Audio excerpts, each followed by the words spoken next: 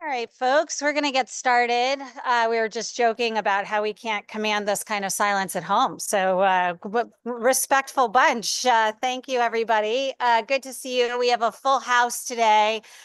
So I'm just going to lay some groundwork.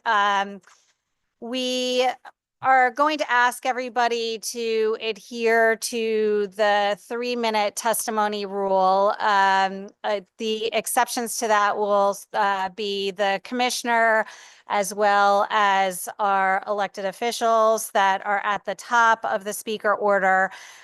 We also have a couple of panels coming up, and I'll just offer this out to folks in the room. If you know somebody, they're further down on the list, you're up, you're testifying on the same thing, and you want to come up together, we will give you 5 minutes instead of the 3 minutes. I know we have a couple of panels coming up that are about 5 people large, and so they will be given more time, but I do want to just throw that out there. We have a lot of folks to get to today, and I'm happy to combine testimony if that works for you. And I would also similarly ask our committee members to be cognizant of all we have to get through today, and members wanting to ask their own questions. So if everybody could stick to a 2-question limit. Certainly, if you need to ask more, if something else comes up, you can raise your hand for the second time, and we will be more than happy to circle back to you. With that, does my co-chair have any opening remarks?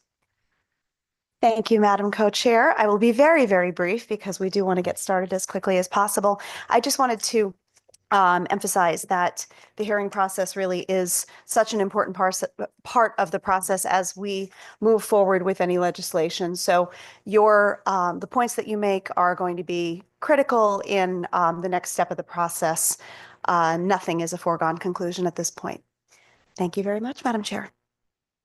And our ranking member from the Senate.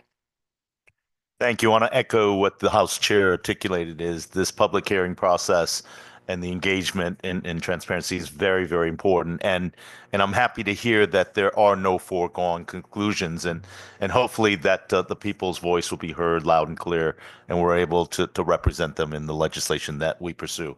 So thank you, Madam Chair. Looking forward to the meeting. Thank you. And we've got our good ranking member from the House online.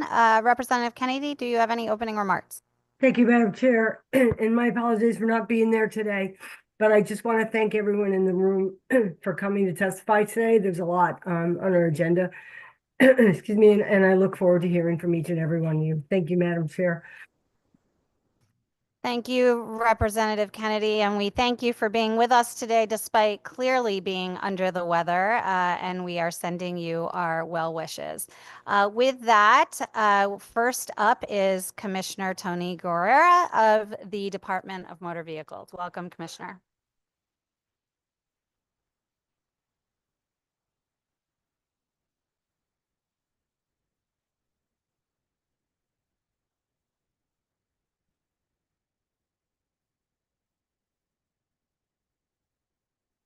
Good morning, everyone. Nice to see everyone this morning. Let me just start off by thanking everyone here for having me in front of this great committee. As you know, I was once the chair here, and I has some very fond memories of this transportation committee. So let me just say first that I continue to be proud of the DMV and its employees. It has been great work that has taken place with the DMV every day. And I want to thank the governor and this committee and all legislators for supporting us in our endeavors.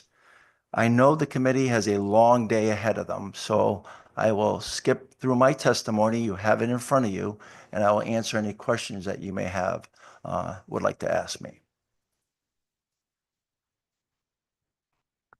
Commissioner, we do not yet have your testimony, but we would love, I would love if you would perhaps just give us some highlights of towing, Sure. as well as operating a vessel under the influence and other key measures we have in here pertaining to the department.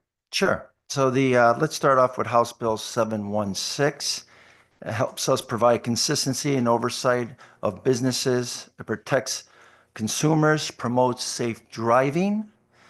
The agency also supports House Bill 7162. That is the non-consensual towing. This proposal builds on the administrative changes already in process at the agency. The bill adds consumer measures like taking non-cash payments to get their vehicles back, and also further clarifies the abandonment process that is going on right now with towed vehicles. The agency is also in support of Senate Bill 1449 on medium heavy-duty towing. The bill includes a process of a periodic review that's allowable rates and charges.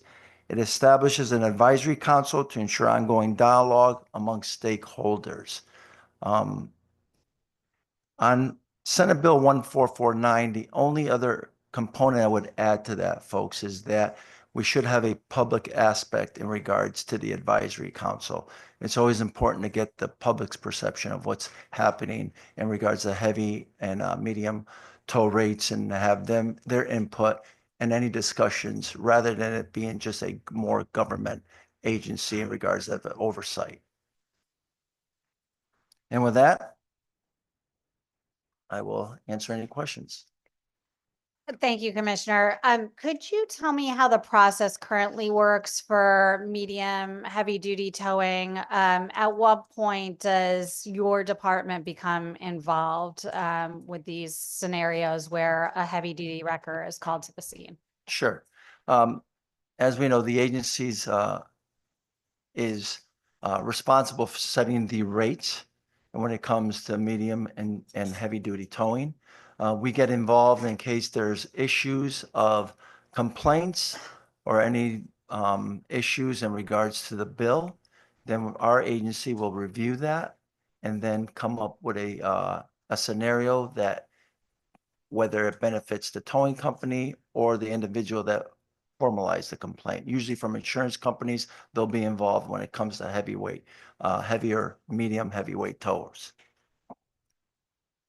And is there coordination between the department and, say, the DOT or DESP in terms of who called the wrecker out there, why that equipment was chosen, that sort of thing? Or is it purely, do you have to rely on what the wrecking company is telling you, as well as perhaps the driver or the insurance company? Thank you, Senator Coleman. That is absolutely correct. It usually goes to the latter part. It's usually the state police or some traffic authority that's out there that wants to clean up the highways, and they coordinate with the towing companies. There's a list of towing companies that they use. They'll call them and determine, what types of maybe equipment is needed to clear the area. And therefore, they will send those pieces of equipment out there to make sure that they can clear that area as fast and as safe as possible. Okay, that's helpful. I also wanted to ask you about a coordination in terms of license suspension.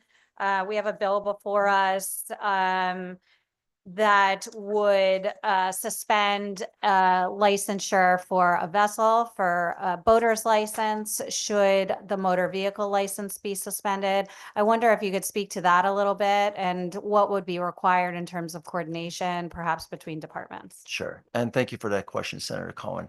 I think we all know where this is arising from, the horrific accident that happened in Old Saybrook. And I think that part of this legislation would enable the DMV and DEEP try to work together, whether it was a DUI on a motor vehicle or a DUI on a vessel, to coordinate with each other in regards to suspensions. Right now, we just handle motor vehicles. DEEP handles vessels.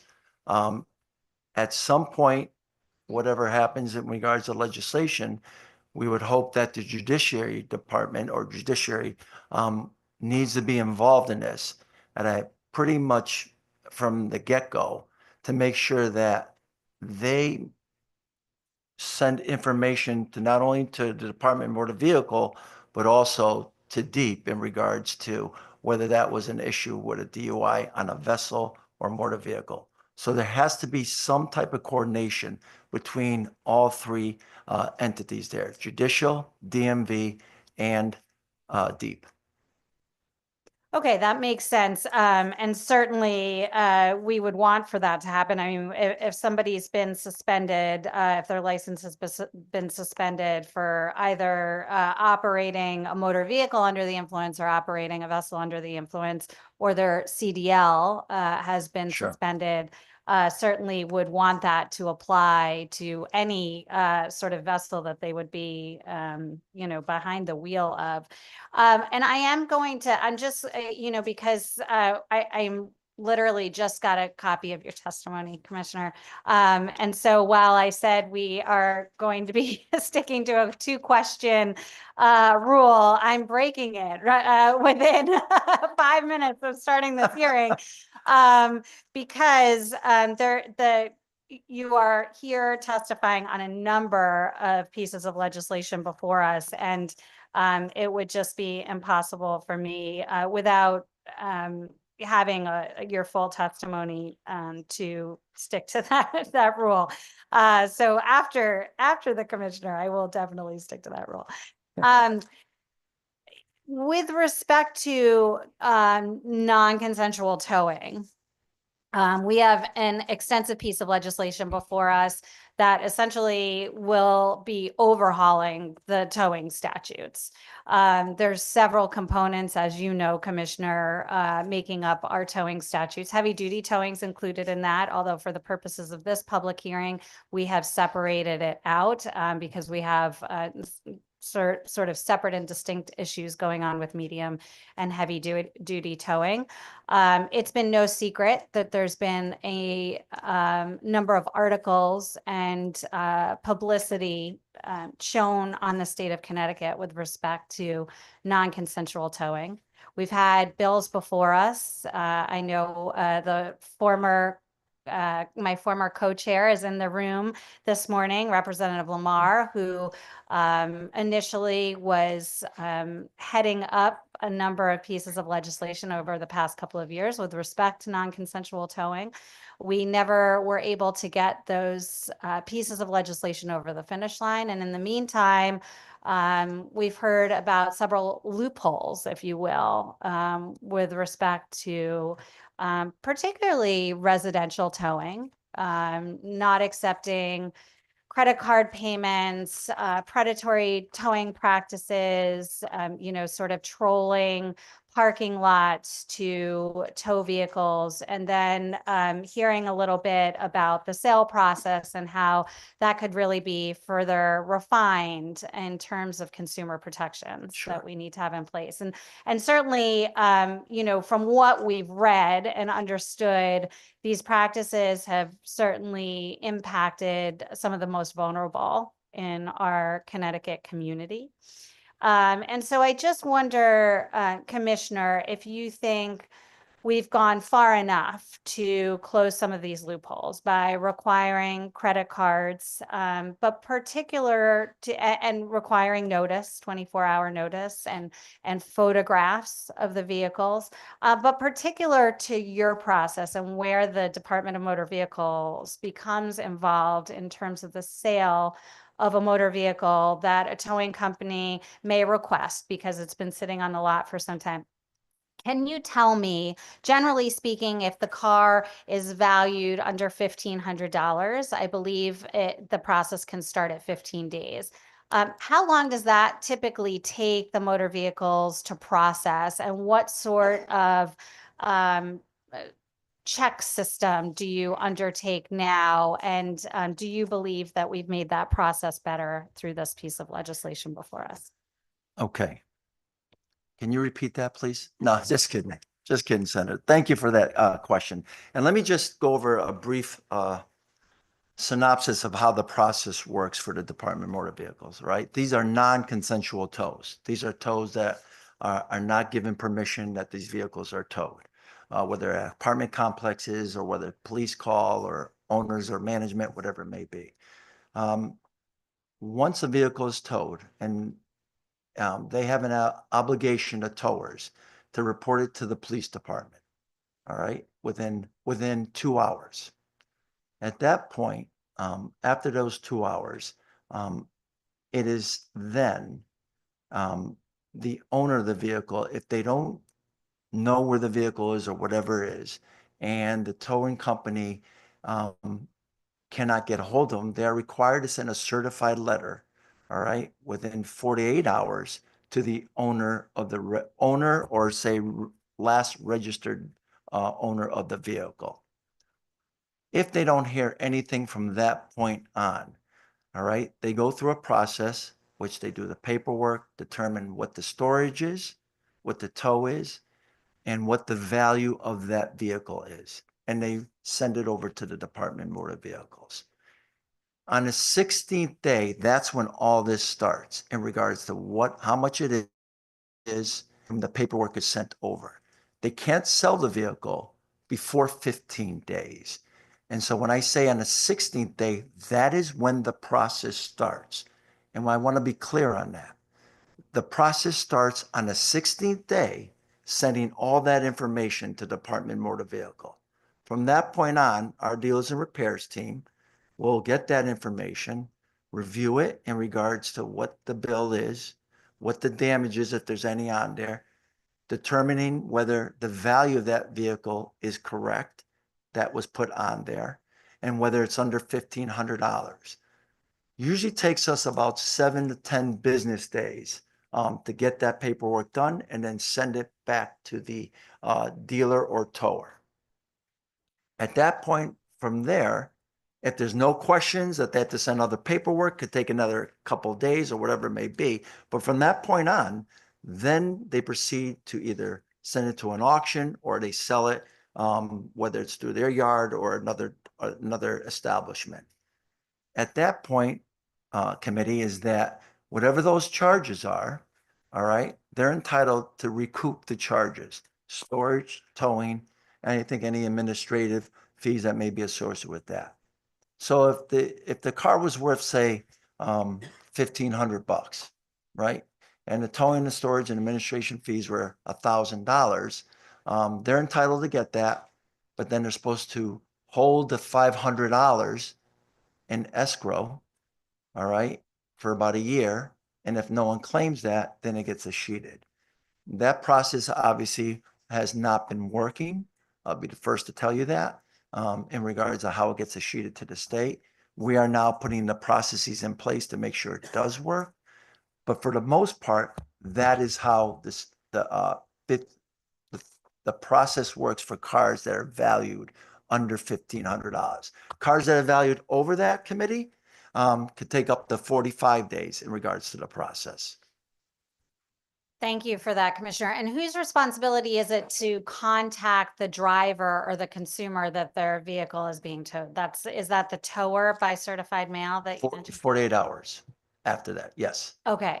And in that messaging, is the commissioner aware of what is detailed to the driver or consumer in terms of the sale and what their rights are in terms of recovery of the vehicle at that point?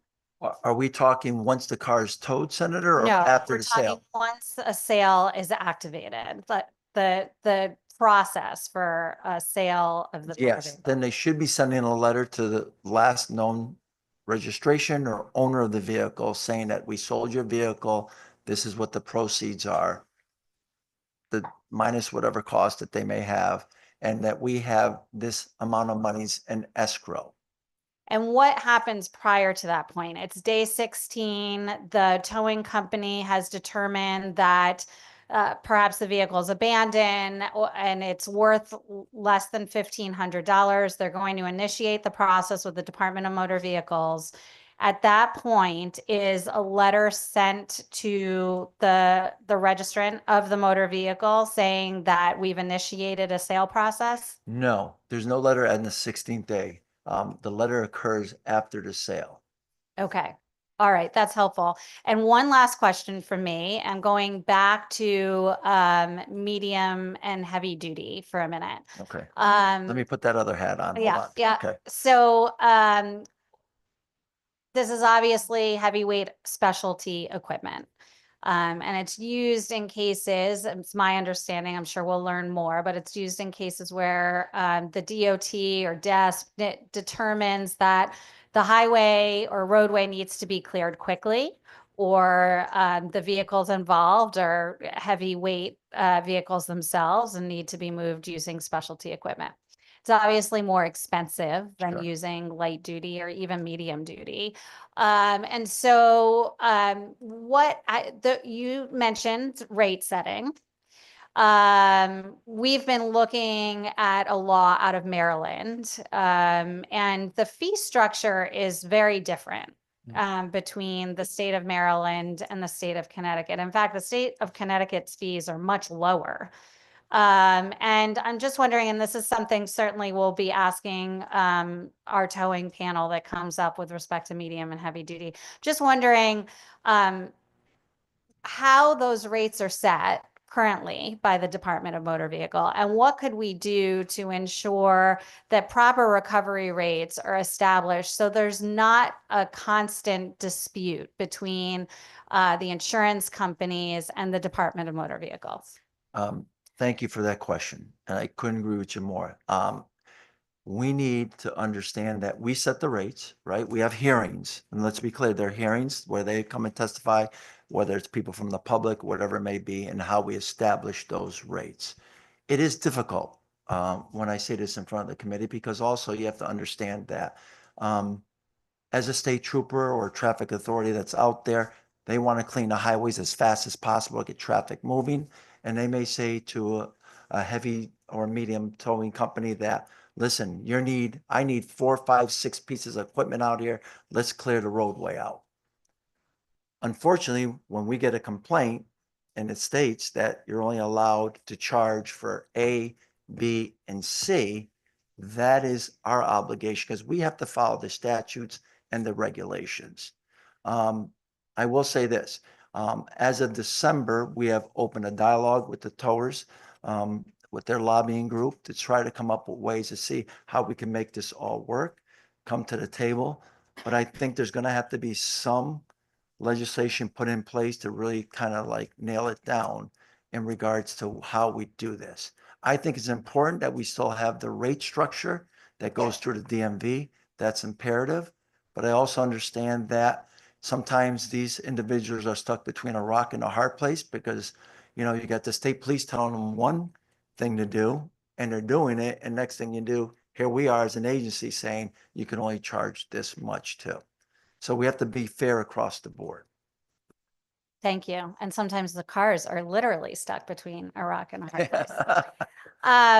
Thank you for that. I appreciate, we've got a lot here, a lot to unpack. I suspect we're going to have a lot of questions for you today. I do want to make it clear that we have 2 separate pieces of legislation on towing before us today.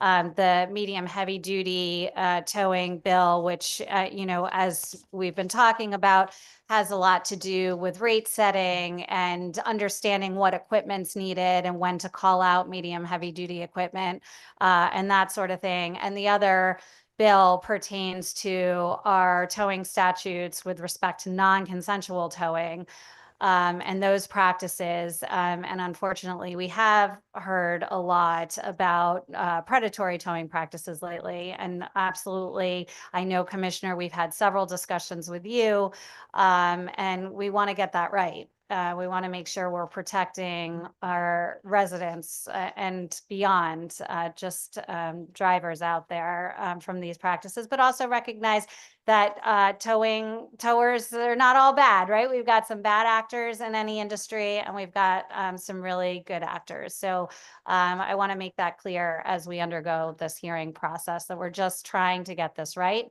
and wanting to work with everybody, as my co-chair mentioned earlier. And with that, I will turn it over to her for further questions. Thank you, Madam Chair. Okay, I'll start with one of 40. Just kidding. My co-chair actually asked most of the questions that I wanted to ask, so I'm going to keep this nice and tight here. One is a very technical question. In your testimony, you mentioned that you are currently updating the intake forms and all of the guidance to ensure that reporting is accurate. Do you see any conflict with anything that we're proposing with what you're already working on right now? or will it all jibe? Thank you for that question, Representative. I think before we see anything coming out of this committee, I would hope that we can have some conversations with the agency to make sure that we're not doing something already that's in the process and not duplicating efforts, Representative. But I think that we're trying to make it clear, more concise, that there's no loopholes in there in regards to how it gets done, whether it's a sheeting, whether the values and so forth, extra pictures. All right, we're even talking about, is there a program out there like insurance appraisers use for vehicles? Maybe there's some way we can tie a system together. So we're looking at all that right now to make sure that whatever number comes up on that vehicle is a fair and accurate number. Which brings me to my next question.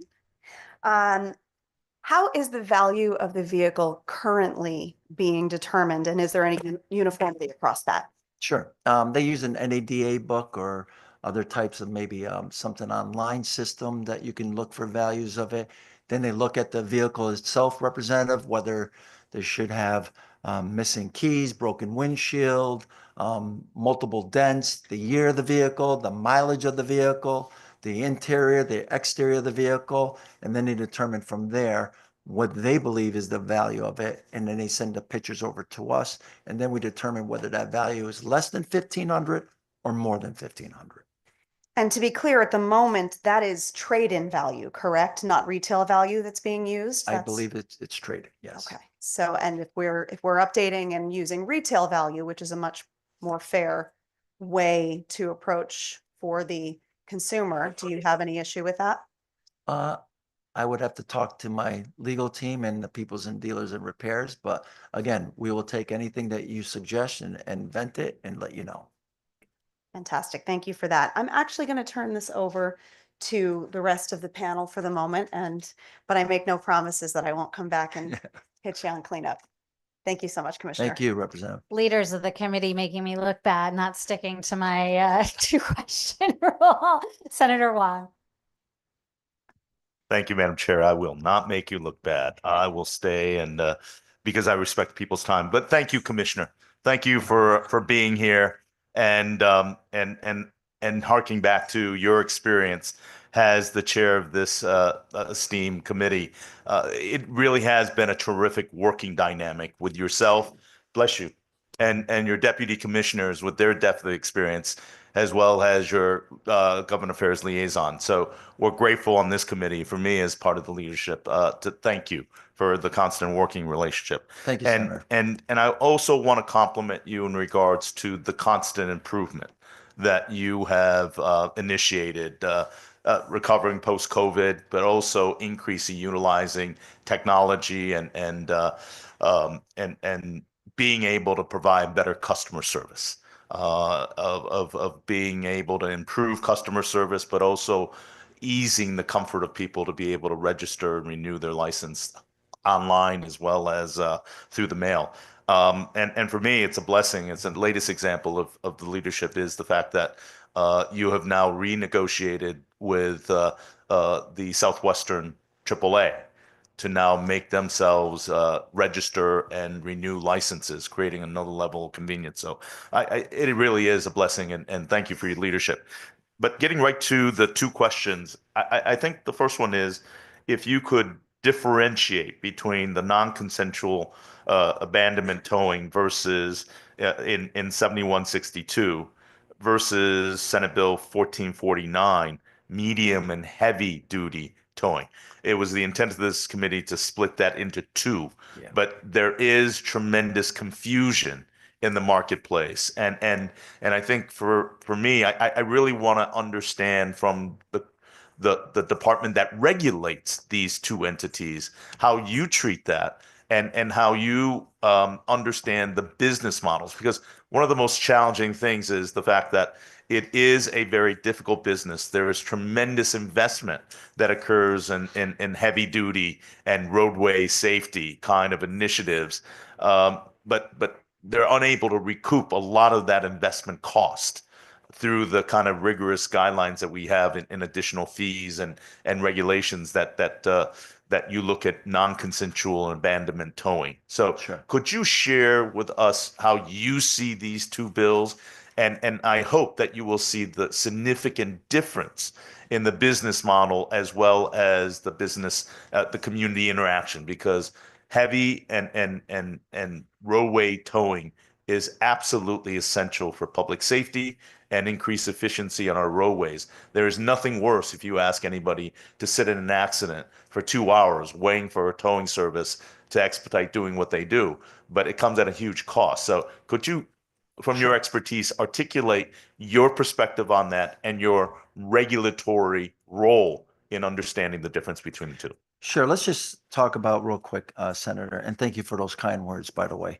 The non-consensual tows. Non-consensual meaning it's a no agreement between the owner of the vehicle and the towing company. All right, I want to be clear about that. Non-consensual, meaning that, say you're in an apartment complex and someone is parking in your spot, Senator. All right, you have a right to call maybe that towing company and have that car removed because it's taking your spot, or the management company, or the owner of the apartment complex. That is non-consensual tows.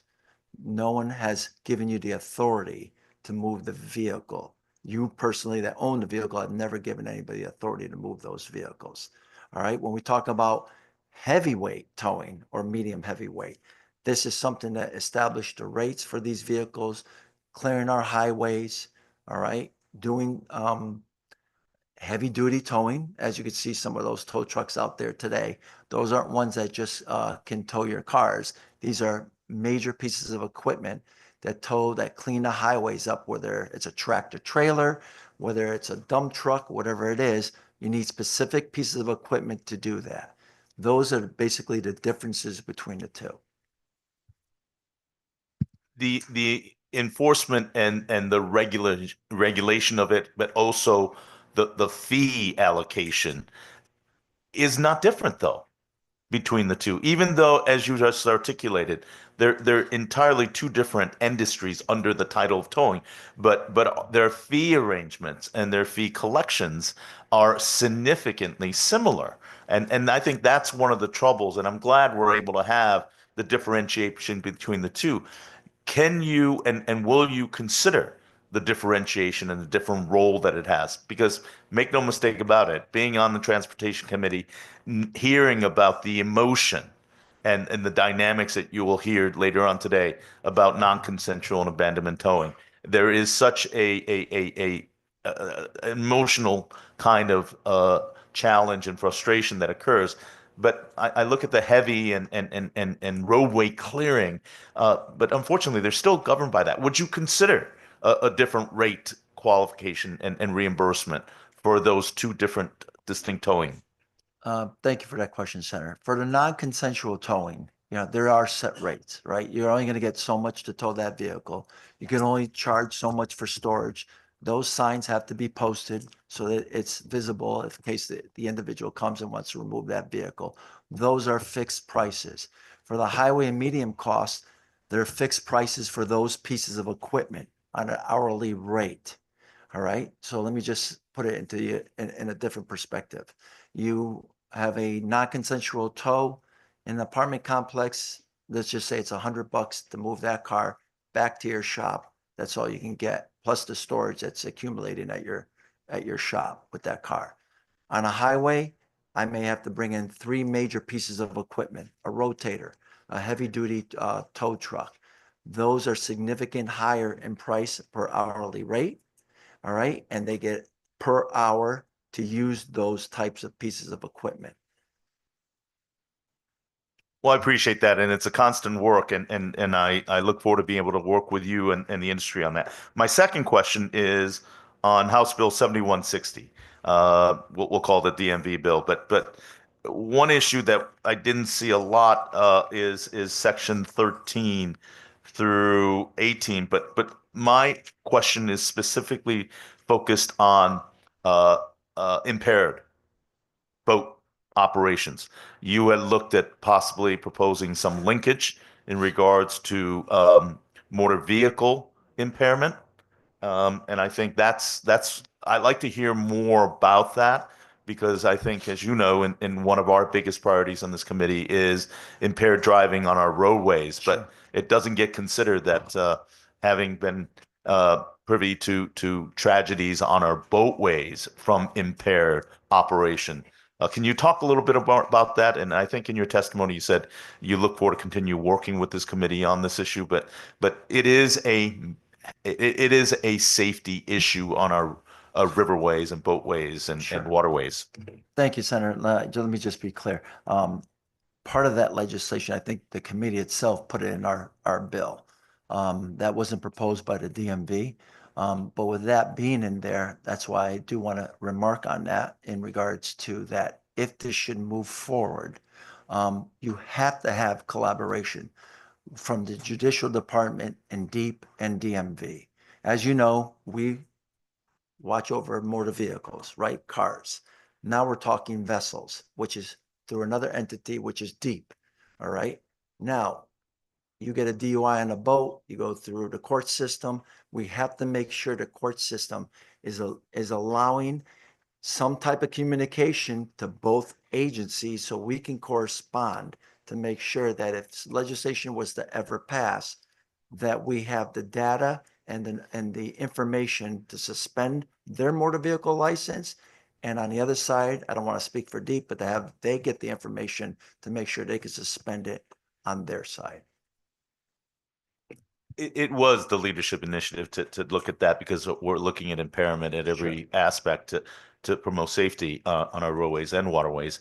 Would you support that if somebody was convicted of a DUI on our waterways, that would extend and apply to their motor vehicle registration? I'm always in favor of safety, Senator. What we have to understand is how do we do that, though, in regards to the vessels and waterways?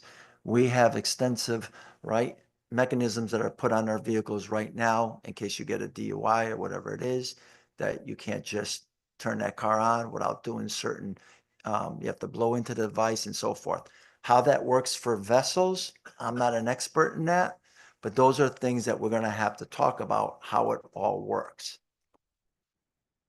Thank you very much for my two questions. And I think as we have more conversations learned and gleaned from the public input and engaged shareholders on the towing issue, I hope you and your office will consider additional follow-up and better understanding of the industry. And I thank you very much for your time and thank you for your service. Thank you, Madam Chair.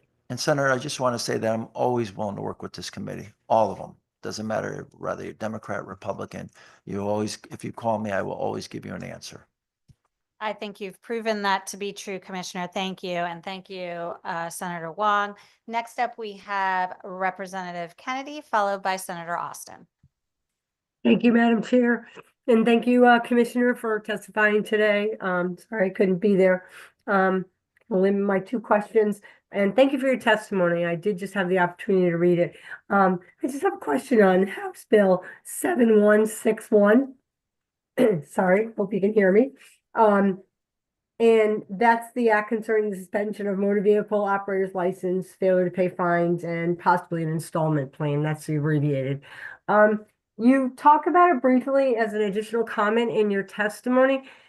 If this bill were to pass, how do you see that working in your office as far as having some kind of a payment plan? I'm trying to understand how that would work through your office. Thank you for that question. Are you, Representative, you talking about Senate? I'm sorry. House Bill 7161? Yes, House Bill 7161. Okay. In regards to the pay fines and the fees? Yeah, and the payment installment plan. Again, I think those installment plans usually would have to go through the Judiciary Department, because those are the fines that are accrued there. But again, we accept any type of credit card payments right now, as you know. So I think in regards to how those individuals would have a payment plan, I think they would have to go through the Judiciary Department, because those where those fees are levied. Thank you, Commissioner. And just for my second question, I noticed in your testimony, sir, that House Bill 7159, an act creating yellow envelopes to promote accommodations. Now, currently, there's the blue envelope law. I noticed that you didn't provide any testimony. Can you just talk about that briefly? I'm sorry, I couldn't hear you very well. I'm sorry. So currently, there's the blue envelope folder, and then House Bill 7159 is an act creating the yellow envelope. You didn't talk about that in your testimony. Could you address that? Sure. Thank you, sir. That again, that is so that individuals who may have those issues, that the police departments or whatever get pulled over sees that envelope and it alerts them that that individual may have some type of impairment in regards to why they're driving or how they interact with that individual. I think it's very important. As you know, whether it's autism or the hearing impaired, it's very important that we allow these types of devices to occur, whether it's a different color envelope, so they can see it right off the top there. I appreciate that, Commissioner. I have no other questions right now. And again, thank you so much for all you do and for all your employees do. Thank you, Madam Chair. Thank you, Representative. Senator Austin, followed by Representative O'Day. Thank you, Madam Chair. I appreciate it. So Commissioner, I have a couple questions. One, when we're talking about rates that tow operators get to charge, so I'm going to take into account some of the work that has happened under the workers' compensation statutes. And the workers' compensation for this particular job classification is very high. It's considered one of the most at-risk jobs that you can have is to be a tow truck operator. And I'm curious, are we incorporating the costs of this job classification's workers' compensation costs for their rates? Is that a consideration that happens relative to a job that is, quite frankly, a very dangerous job to do? Thank you for that question, Senator Austin. And let me just tell you, it is a dangerous job. There's no doubt about it. These individuals are on our highways. They're using heavy equipment. They're trying to get the highway as cleaned up as fast as possible. And you have to be very cautious and you have to have the expertise of how you use that. Now, when it comes to how we do the rates and how we establish that, during that process, Senator Austin, we would welcome anybody to come and testify to say that this should be incorporated with this and so forth. But I can't say off the top of my head whether workman's comp rates are involved in regards to the rates that we have right now. So I think that we should start, if we're going to come up with a standard fee, that we have to understand the costs associated with the workers' compensation laws that we have in for tow truck operators. Having talked to a number of people about this issue over the last few years to say, hey, listen, we're finding that it's becoming increasingly impossible to make money when our expenses are far outweighing our costs. And I just want to make sure that we're looking at this sort of broadly and not thinking that there's a simple linear way of looking at the costs of a tow truck operator, the business itself, and the individual people who are getting these licenses and other things. So I would like to make sure before we come up with anything that we're incorporating this into an expense analysis of what it actually costs. My other question is something you and I have talked about and I'm going to squeeze in something that doesn't probably have anything to do with today's agenda, but we're talking about an act concerning the 7161 or any other statutes that's related to concerning the suspension of motor vehicle operators' licenses for failure to pay fines. And I'm looking at an individual who is participating in an ignition inhibitor and gets an ignition inhibitor, and it ends up being so cost prohibitive that their choice is, and this happens very much with low income people or people who work a low wage job of one sort or another, where they're not able to keep that inhibitor working for the entire time frame that they have to have it in their car. And so every time they let it lapse, it extends the length of time, even though they're participating, they're not drinking, they're not being found. That the only reason it's not continuing is because they can't afford it. Their choice is, I have to pay for food this week, I have to pay for rent. You know, I have other normal everyday expenses, and this doesn't fit into it. And, you know, a lot of people will say, if you can't do the time, don't do the crime. But we want people to work, and we want people to do a number of things. And so I'm a little bit concerned that we're outpricing some people who are trying to do the right thing and recovering, you know, from their situation, and then we make it very hard for them to ever get out from underneath. Senator Austin, thank you for that question. I think we talked a little bit about this, and I couldn't agree with you more. I think since our last conversations, that it's tough for people, even though they made a mistake, all right, and they had to have this device attached to their car. That's not only a fee right up front, but it's an ongoing fee. Right. All right. And then sometimes it's not their fault that even if they do blow into it, it's not calibrating right. Right. And then they have to bring it to the dealer, whoever installed that, and recalibrate all that. And there's fees associated with that.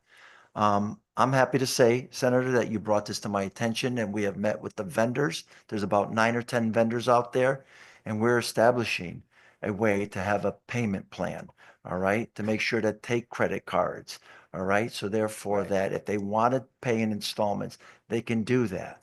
Because maybe you and I, God forbid, if we should run into this circumstance that we may have the money to do it, but there's a lot of people who can't afford to do that. And we have to have options for them to enable for them to pay that so they can get on with their daily lives, to go to work and so forth. Because there's nothing worse now that if they can't use a vehicle, they can't get to their job, then they lose their job. And what we're doing is we're creating a cyclone of effect that these people are going right down the tubes.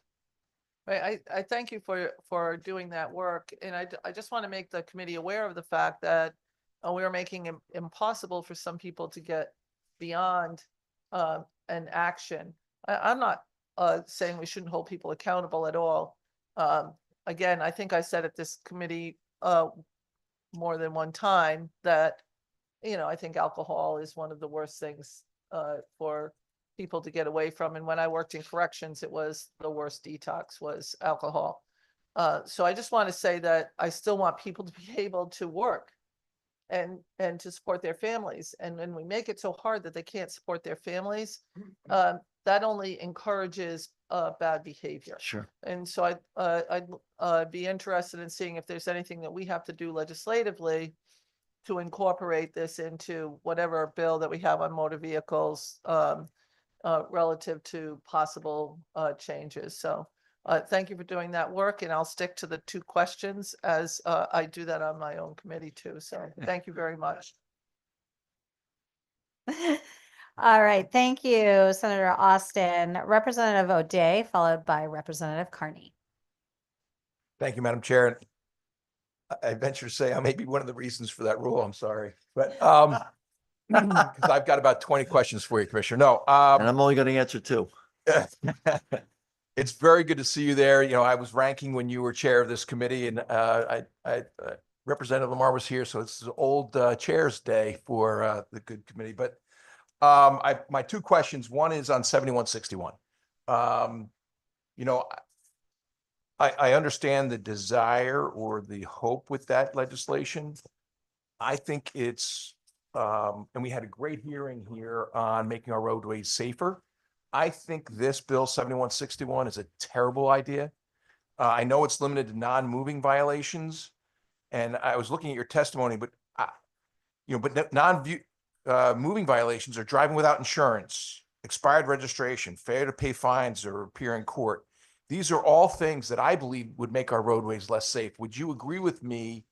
I'm not to put you on the spot on that, but would you agree with me that if we pass this, it would mean you would get less fees and monies to the department? Yes, I would have to agree to that.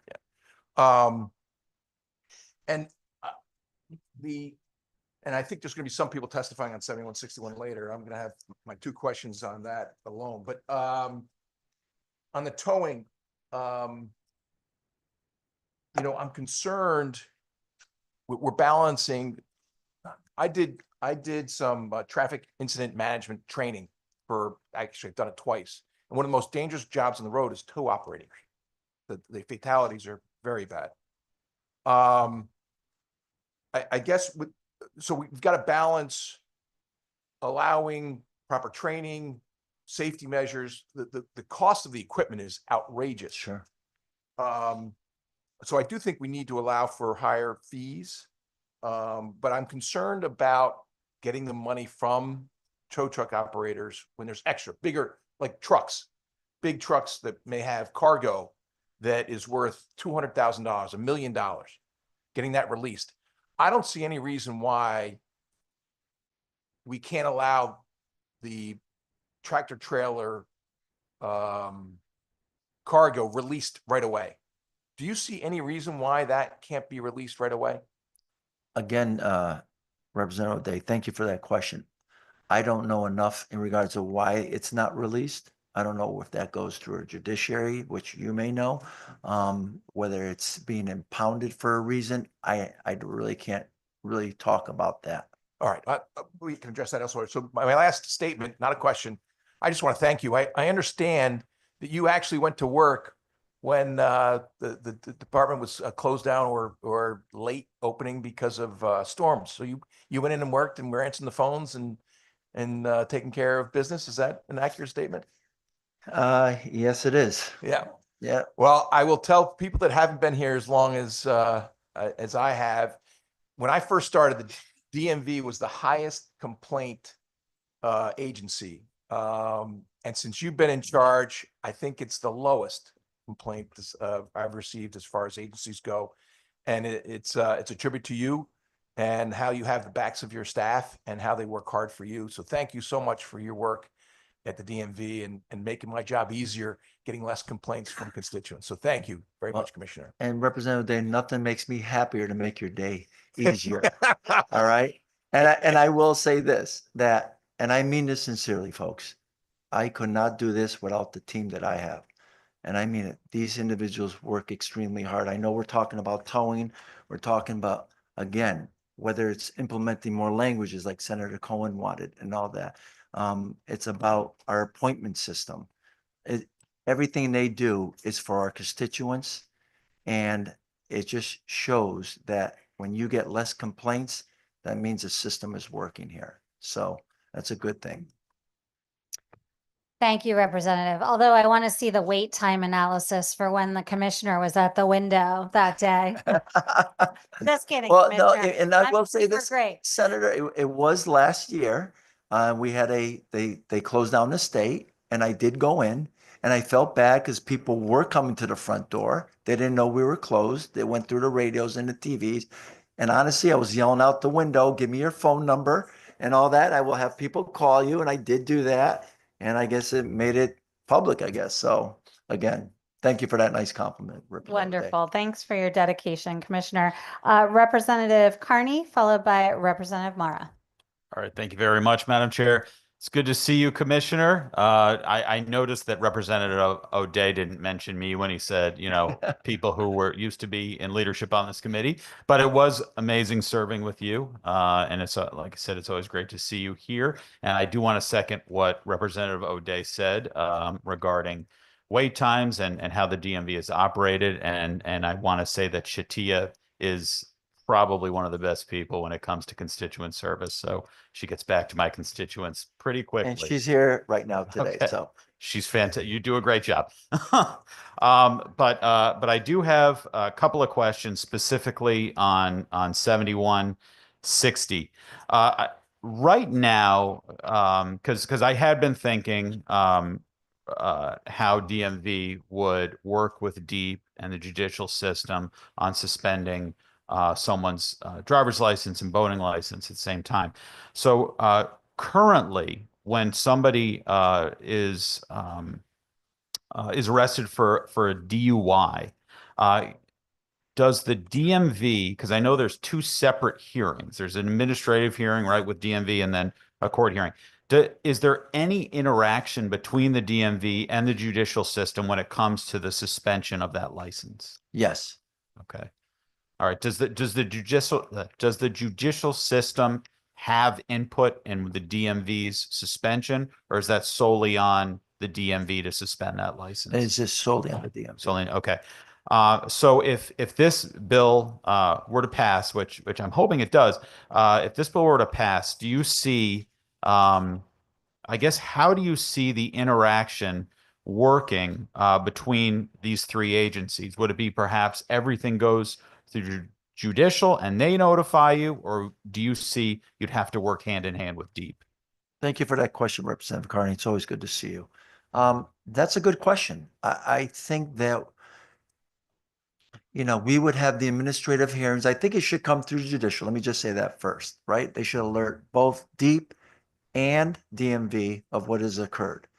If it's a motor vehicle, to me, I think that it should be handled under the administrative per se for the Department of Motor Vehicle, because it's a motor vehicle. If it's a vessel, I would think it would have to go through DEEP, and then DEEP, then we would know at that point, the two agencies, what has occurred through that, notifying each other that the license has been suspended on the vessel, so therefore it has to be suspended also on a motor vehicle, and vice versa. Okay. So I appreciate that. And as you stated in your testimony, you know, I look forward to continuing this conversation. I appreciate the chairs for putting this language in the legislation. And hopefully we can come to some sort of bill that makes sense. I mean, I think this concept certainly makes sense. We want to make our roadways and our waterways as safe as humanly possible. And unfortunately, this legislation did come as a result of a tragedy. And we want to just make sure something like that never happens again. So thank you very much, Mr. Commissioner. Thank you, Representative Day. I'm sorry, Carney. Thank you, Representative Carney. Representative Mara. Thank you so much, Madam Chair. Thank you, Commissioner. I appreciate you coming before us today. And I too want to say, you know, I've had a lot of comments from constituents about the improved aspects of DMV. So thank you for the great strides that you have made. So unfortunately, I did want to bring up maybe an issue and just give you a chance to talk about a little bit. I read an article a few days ago that was talking about towing, and it involved a tow company, it involved a DMV worker, it involves selling of cars from the tow company to a DMV worker, and then the reselling of those cars. And it looks like maybe things weren't all on the up and up. I just would like to hear if you have any comments on it and whether you think maybe this bill is going to address some of those issues, or if not, if you think that there's anything that we need to do to further address those issues. I just wanted to give you a chance to comment. No, and thank you for that question, Representative. What I can say, I take it very seriously, what happens at that agency. Although I was a deputy at the time, I am the commissioner now, and we have done everything in our power to make sure that these situations don't occur again, and to make sure that what did happen, that the proper internal agencies have been alerted to this. And that's all I can really say in regards to that. Okay, thank you so much. Appreciate it. Thank you. Madam Chair. Thank you, Representative. I do not see any. Oh, Representative O'Day for the second time. As I said, we will come back around if anybody has further questions. Sorry, I know, but we went around once, just real quick, Commissioner, on towers of choice. I know it's you know, I do represent some trucking companies on occasion, and they have agreements with towers of or some towing companies. And so apparently there's a Maryland law that has tower of choice in their bill, in their legislation, and release of cargo is specifically in the legislation. So I'm Okay. wondering, does the agency have a position on what impact, if any, towers of choice would have going forward? Like, I heard you talking in your opening testimony how a lot of times, balancing the state police clearing the road, getting towers out quick enough, and having it on the rotation is quicker. But has the agency looked into towers of choice legislation and whether or not it could be supportive? We have not. Okay. We have not. But again, if it's something that this committee would like us to look into, please let us know, and we'll go from there. All right. Thank you. Thank you, Madam Chair. Thank you, Representative Turco. Thank you, Madam Chair. Good to see you today, Mr. Commissioner. Quick question regarding House Bill 7162, the towing regulations. I have a constituent that's going to be testifying in a little bit regarding support for provision in this bill that says that tow truck companies cannot tow for unregistered vehicles, being that the only reason. And my constituent from Newington, will tell us a little bit later, says that, they own this condo in Newington. They have their car parked in their assigned spot. Everything was totally fine in that regards, except that it was unregistered. And then the car was towed. And I'm just wondering, how does the tow truck company get that information that this car is unregistered when they're making their rounds to know to tow this car? Thank you for that question, Representative Turco. Good to see you. Well, there might be a few areas that we may need to look at, right? One is they could have plate readers.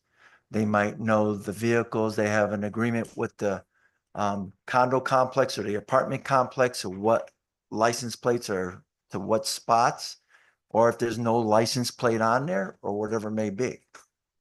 Okay, thank you, Commissioner. Well, when they come later today, we'll find out more about that specific case, and then maybe we can see if this legislation will address the problem, Sure. or if there's something else we need to work on. So appreciate it, Commissioner. Thank you. Thank you, Madam Chair. Thank you, Representative. Seeing no other questions, thank you so much for your time today, Commissioner. We will be in touch, that's for sure. Oh, I'm sure. Thank you, everyone. Good to see everyone. Next, we have Representative Lori Sweet. Welcome, Representative. Good morning. It's not still morning. Good afternoon, Chairpersons Cohen and Berger Gervalo, Vice Chair Brown, ranking members, and esteemed members of the Transportation Committee. My name is Lori Sweet, State Representative for Hamden, and I'm here to testify in strong support of Bill 7162. First, a huge thank you to the committee for taking this up again. It's clear by the 62-page document that you are committed to protecting car owners from predatory towing practices in a comprehensive, thorough, and well thought out manner. What I briefly want to tell you about is my experience as a Hamden Town Council person. As electeds, sometimes we literally meet people where they are to address their issues. One visit has stayed with me for years, and I think back to it every time I return to this complex. I visited one constituent regarding their housing concerns, but this was right after a series of cars had been towed from the property, including this particular constituent's. I can tell you that I probably looked out the window at least every 5 to 10 minutes, worried that my own car would be towed during my short 60-minute visit. There was no visitor parking at the complex. The tenants told me that the rules for towing were intense. You had to back in only, you couldn't cross the parking lines. There was no signage about what happened or who to call if your car got towed. And then, to add insult to injury, tenants were fined $75 for even approaching the leasing office to ask a question about their towed vehicle.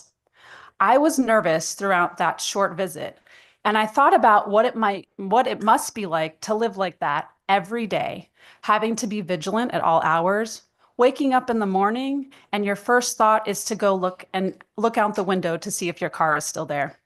If your car's towed, how will you get to work, pick up the kids from school, visit a sick parent? One single tow can have a profound snowball effect, forcing tenants to choose between paying for towing and paying their rent. I recall contributing to someone's GoFundMe whose car was towed the week before Christmas. The fee was over $600. The tow company only took cash and was located 30 miles away. Let me be clear. These predatory towing practices are a direct attack on poor people and people who rent, and this bill seeks to address that in a holistic way. 7162 would address many aspects of the experience of my constituents, but also so many other renters across Connecticut who all deserve peace. I want to highlight a few aspects of this bill that will make a large and positive impact. Requiring photos to show the reason for the tow, a 24-hour hold for residential parking facilities prior to towing, restricting towing to a 10-mile radius, accepting multiple forms of payment, the Consumer Bill of Rights for towing, creating a local hearing officer, and extending hours for people to claim their cars. I'm feeling optimistic that these consumer protections will soon become law, and I thank you for your time today. Thank you so much, Representative, for being with us today and for speaking on behalf of your constituents and your experience, particularly as a town council member in the city of Hamden. Do you recall there being many complaints when you were seated on the town council? And also, was there any recourse under municipal law for you as a town council member to take, sort of having discussions perhaps with the apartment complex owner, trying to work something out? If you could elaborate on that, that would be terrific. Absolutely. I worked with the constituents at one complex to file complaints. And, it was things like we didn't get a receipt, which I know is part of this bill, and receipts were made. And so the complaints didn't really go anywhere. But I do thank the DMV for taking all of those complaints seriously. We tried to pass a towing law locally. It was beautifully drafted by the Yale Law Clinic, and we don't have the power as a local municipality to pass something like this. And I think you heard it maybe last year or the year before. So really locally, there really wasn't much we could do. I worked with tenant leaders to have conversations with leasing agents, and they ended up cutting the contract with that particular towing company. But I really believe that a lot of the protections that are in here are going to be really helpful, not just for Hamden, but for everybody across Connecticut. So we reached our limit of what we could do locally. Appreciate that. Thanks so much. Representative Berger Javallo. Thank you, Representative. Good to see you. I actually you answered the question I was about to ask when we made eye contact, which was, do you feel that basically the bullet point list of what is in there would cover Yes. each of the issues that your Yes. constituents experience? Absolutely. The 24-hour hold, I remember hearing from someone who had their car towed during a snowstorm because you couldn't read the permit sticker on there. It was gone. So having just that quick pause, I've been towed. I went to Ohio State and I got towed during a game because I was away for the weekend. So having just that pause for people to come and move their car, stuff happens. And I think that's a really humane approach. Yeah. Thank you so much. I Yep. appreciate it. Appreciate you. Thank you. Representative O'Day. Thank you very much. Thank you for your testimony. We're trying to figure out a balance. When I used to live in a one-bedroom apartment, and unexpectedly, my wife and I ended up having a baby, and so we only had one parking spot. Ooh, that's rough. Yes, and so I would park on the street to allow her to park in this parking spot. Well, somebody kept taking up our spot, and particularly when she was pregnant and with an infant, it was really frustrating. Yes. So the 24-hour pause is upsetting because, or concerning to me. I shouldn't say upsetting, but concerning to me because in certain circumstances, if somebody's always parking in your spot and they know they have 24 hours, I'm concerned that an habitual person parking in somebody else's spot can do it every other day and not have any ramifications. Is there some way you can think of a compromise that we could address that scenario? Sure. So I think in my experience, it's parking facilities where there's no assigned parking. So I think you could make an exception if you have a numbered spot that things go a little faster. And, certainly we we can't dictate emergency vehicles, handicap spots. Yes, those should be available. And if you're parked in them, and it's in the bill, you don't get Yeah. to wait the 24 hours. So yes. So that makes sense to me. If it's an Yes. assigned spot, you wouldn't have a problem with less than 24-hour notice. You No. can pull it right away. Okay. Yeah. Thank you very much. Thank you, Madam Chair.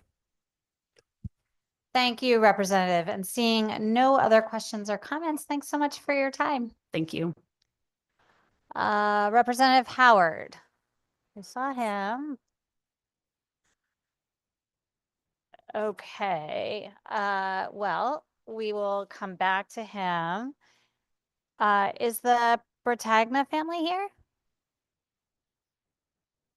Do you want to come up and testify?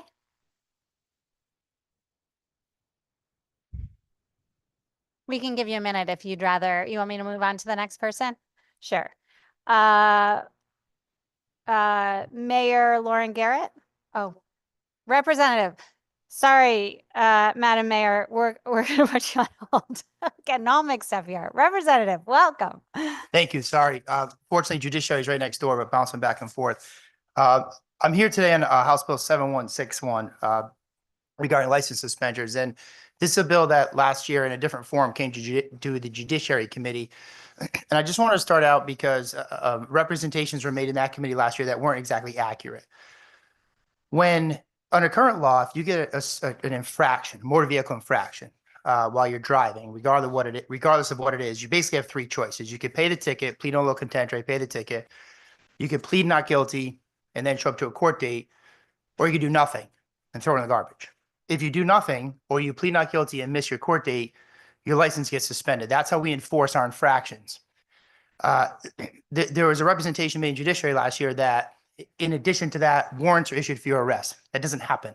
The only time we issue warrants for failure to respond to an infraction is for example, our deep statutes that are not related to motor vehicle. So I just want to set that straight. The bill that you have before you, Section 1 creates a new definition in statute for for moving violations, which doesn't exist anywhere else. I have concerns about that for a couple of reasons. One is there's been a consistent bill in judiciary since I've been here to tell police officers what they can and cannot pull people over for, regardless of the laws. And I'm afraid that creating that new definition will advance that in a roundabout way. So I have my concern there. Moreover, the definition of moving violations only includes certain things. So I'm going to give you a couple of quick examples. It doesn't include 14283B of our statutes, which is the motor vehicle operator's requirement to move over or reduce speed when approaching emergency vehicles that is stationary, traveling significantly below speed limit, and non-emergency vehicle that is stationary and located on the shoulder. I don't think I need to tell members of this committee of what the tragedies that have happened on our highways with DOT worker and a state trooper this past year. And the idea that 14283B is not a moving violation, I think there are families in this state that would vehemently disagree. The other things left out, use of a sign without a permit, failure to stop for a school crossing guard, failure to exercise due care to avoid colliding with a pedestrian or person propelling a human-powered vehicle. Again, I don't think I need to remind the members of this committee the tragic pedestrian deaths that we've had on our roads. The next thing that the bill does in Section 2 is it creates an opportunity for an installment plan, but it doesn't say what happens if people continue to rack these up. So if I can make a case that I can't afford my ticket, I can continue to get tickets and just keep racking them up. I think that perhaps, and I understand the impetus of the bill, right? Just because somebody has money doesn't mean they should be able to go and violate the laws as much as they want, pay their tickets and beyond. And our infraction schedule doesn't account for people's income. I get that. But I also think there should be a safeguard in the backside. And then in line 309 of the bill in Section 3, the way that it reads, but not a moving violation, it seems to suggest that failing to appear for non-moving violations can result in suspension. And for moving violations, it somewhat seems duplicative, but the way it's written, it appears to me, and in my read of it, that if you don't appear for non-moving violations, the commissioner can't suspend your license. I don't think that was the intent. So I'm just asking you to take a look at that again.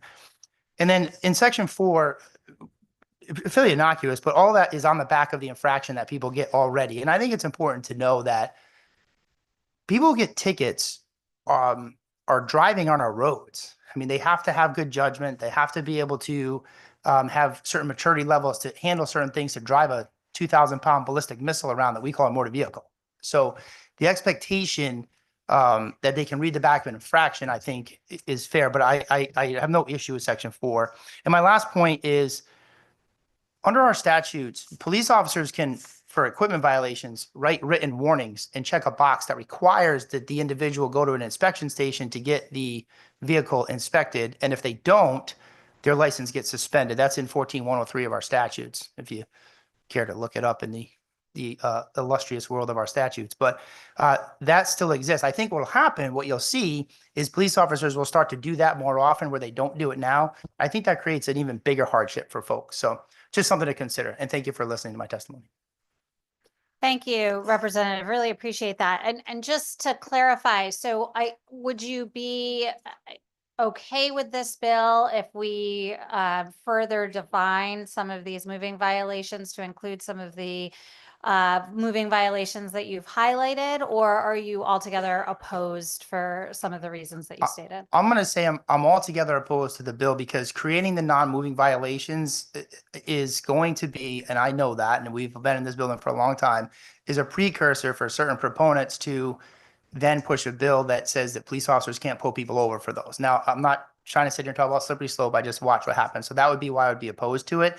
The other thing is, I think that we can do a better job, because I totally agree conceptually that if Representative O'Day has millions of dollars and I'm just a poor guy from Stonington who's a police officer, he shouldn't be able to just drive around as fast as he wants, talking on his phone, and just continue to write checks because he can pay for the high insurance and everything else.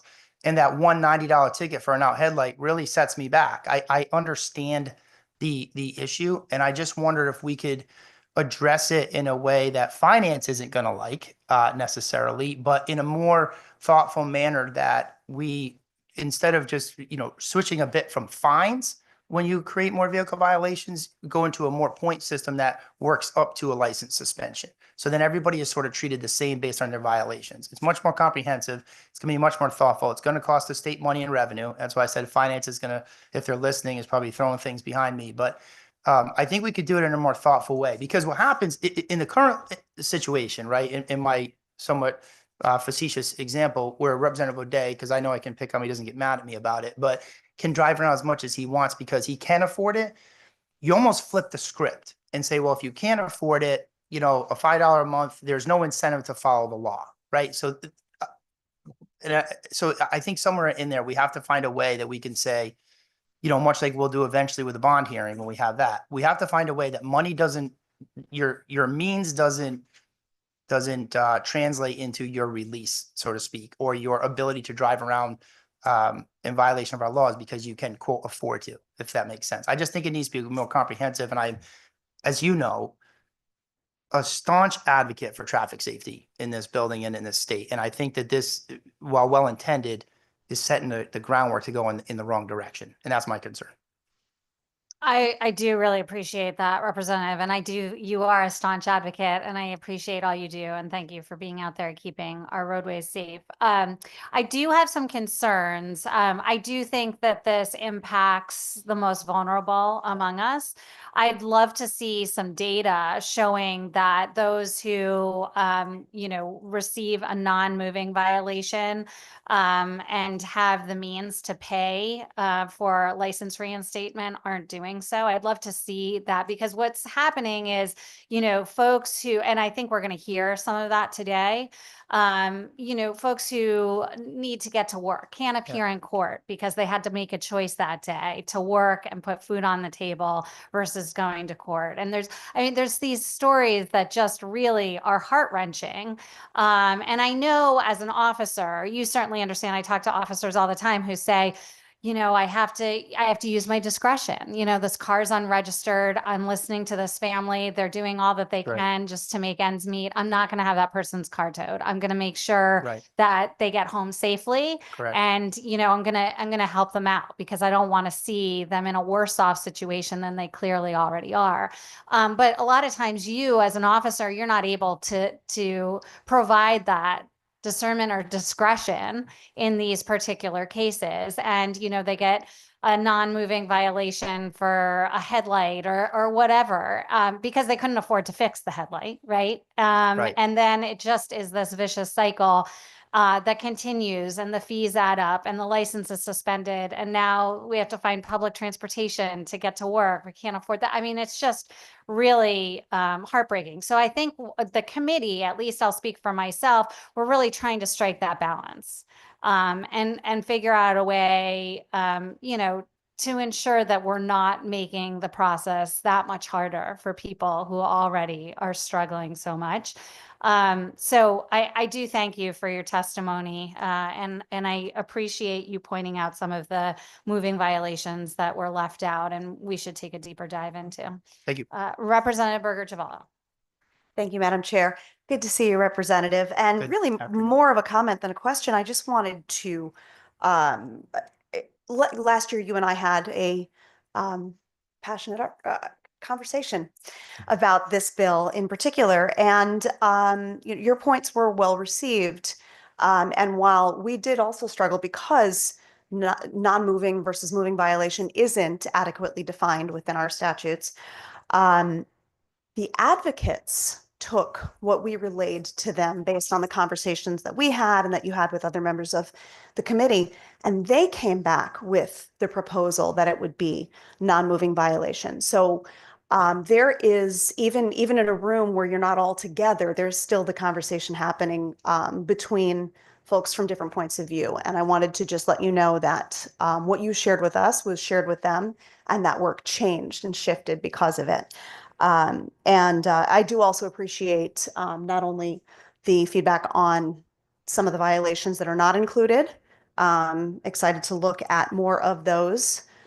So definitely send us that list. And then also talking about racking it up with more than one penalty at a time that is unpaid. I think that that's an important distinction to make. So I appreciate what you had to give to us today. And I hope you have a wonderful day. Thank you. Back to you. Thank you, Madam Co-Chair. Representative O'Day. Thank you very much, Madam Chair. Thank you for your testimony, Representative. Just for the record, I do not make the amount of money you've quoted me as making. So, but I do strongly believe that this bill, if passed as is, will make our roadways less safe because of the ramifications or lack of ramifications for driving, or taking away the ability to suspend a license for lack of payment. And my question to you is, I would just point out, driving without insurance now allows, currently you can suspend a license if you don't have insurance or expired registration or failure to pay fines, appear in court, failure to pay child support. Now, while failure to pay child support is not a moving violation, I just think the collection rates would be down. Would you agree with me that if something like this bill passes, it will make our roadways less safe? Yes, I definitely do. And I'll say about liability insurance, motorcycle liability insurance under 14289F of our general statutes is an infraction. And again, was also left out of the non or the moving violation, however it was worded here in the bill. I do think it of course it will. But the flip side is, as I said, and as the Senate chair said, we do have to decide to strike a balance, because we don't, I'd be interested, and I'm embarrassed to tell you I didn't get these numbers before I got here, but I can get them, is the number of infractions that are written for equipment violations, right? Because equipment violations, I think, is pretty clear what those are. So 1496 statutes mostly, and 99 and in there. Because I don't know that police officers in large numbers are writing those tickets anyway. But because I think they generally try to give people warning, and there may be an opportunity, Representative, to address the concern that you and I share, as well as the concern of the proponents and the advocates of the bill that, it's unjust or unequal, or there's a lack of equity because it's based upon people's money. Our friends over in Rhode Island, to the east of us, they have a good driving statute, and I would welcome a conversation that a first-time offender for really anything gets sort of a free pass. It's we do that in our criminal courts with accelerated rehabilitation in large part. and, gets a free pass or maybe 2 free passes on an equipment or something like that, to try to hone that in without creating a scenario where folks feel they can just do things. 1436A is another statute. It's operating without a license. If you operate without a license today and get a ticket for it and don't show up to court, they suspend your privilege, even though you don't have a driver's license. That wouldn't be able to happen anymore. So driving around without a driver's license is, my opinion, unsafe, right? We have our process for a reason. And we have these laws that now that we're trying to carve out that if you violate them, there's no ramifications. And my concern is clearly having 2 headlights is safer than 1. Would you agree with me on your car operating? Yes, of course. All right. So that law was put in place to make our roadways safer, correct? One would think, yes. So we're going to have people testifying about towing. It's one of the most dangerous jobs on the roadway. Mhm. And having working lights, insurance, registration, driver's license, it all makes the roadways safer. Is that fair to say? It is, but we should also be clear that at least not in this bill.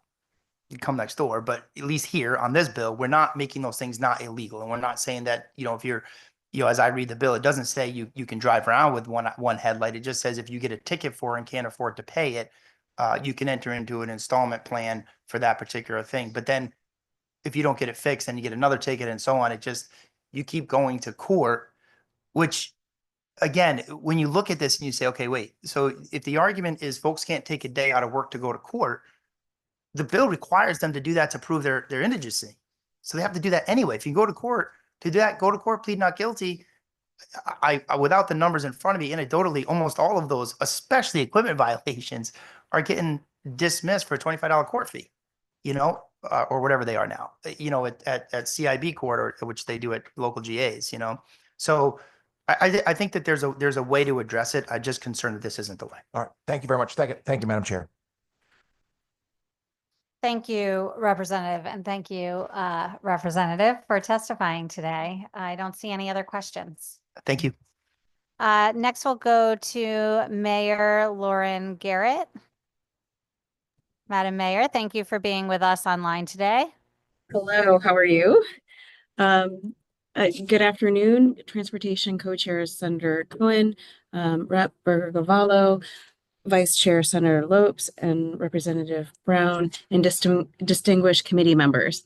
My name is Lauren Garrett, and I'm the Mayor of Hamden, and I am testifying today in support of HB 7162, an act reforming the motor vehicle towing statutes. This critical legislation introduces much-needed protections for Connecticut residents by requiring notice for residential tows, closing the 15-day car theft loophole, banning retaliatory towing, and capping excessive fees. While most towing companies operate ethically, a few do not, and we must ensure our laws protect vulnerable citizens from unfair and predatory practices.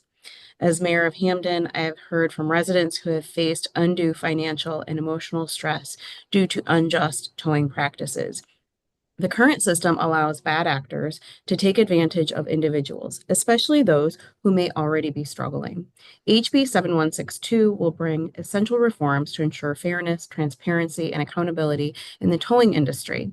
This bill also aligns with our broader commitment to consumer protection and public safety.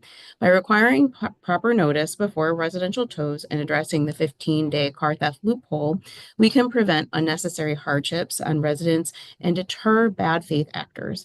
Additionally, prohibiting retaliatory towing and capping excessive fees will provide peace of mind to vehicle owners while ensuring ethical business practices remain standard.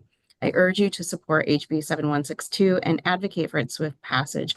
Connecticut residents deserve fair and just treatment when it comes to vehicle towing.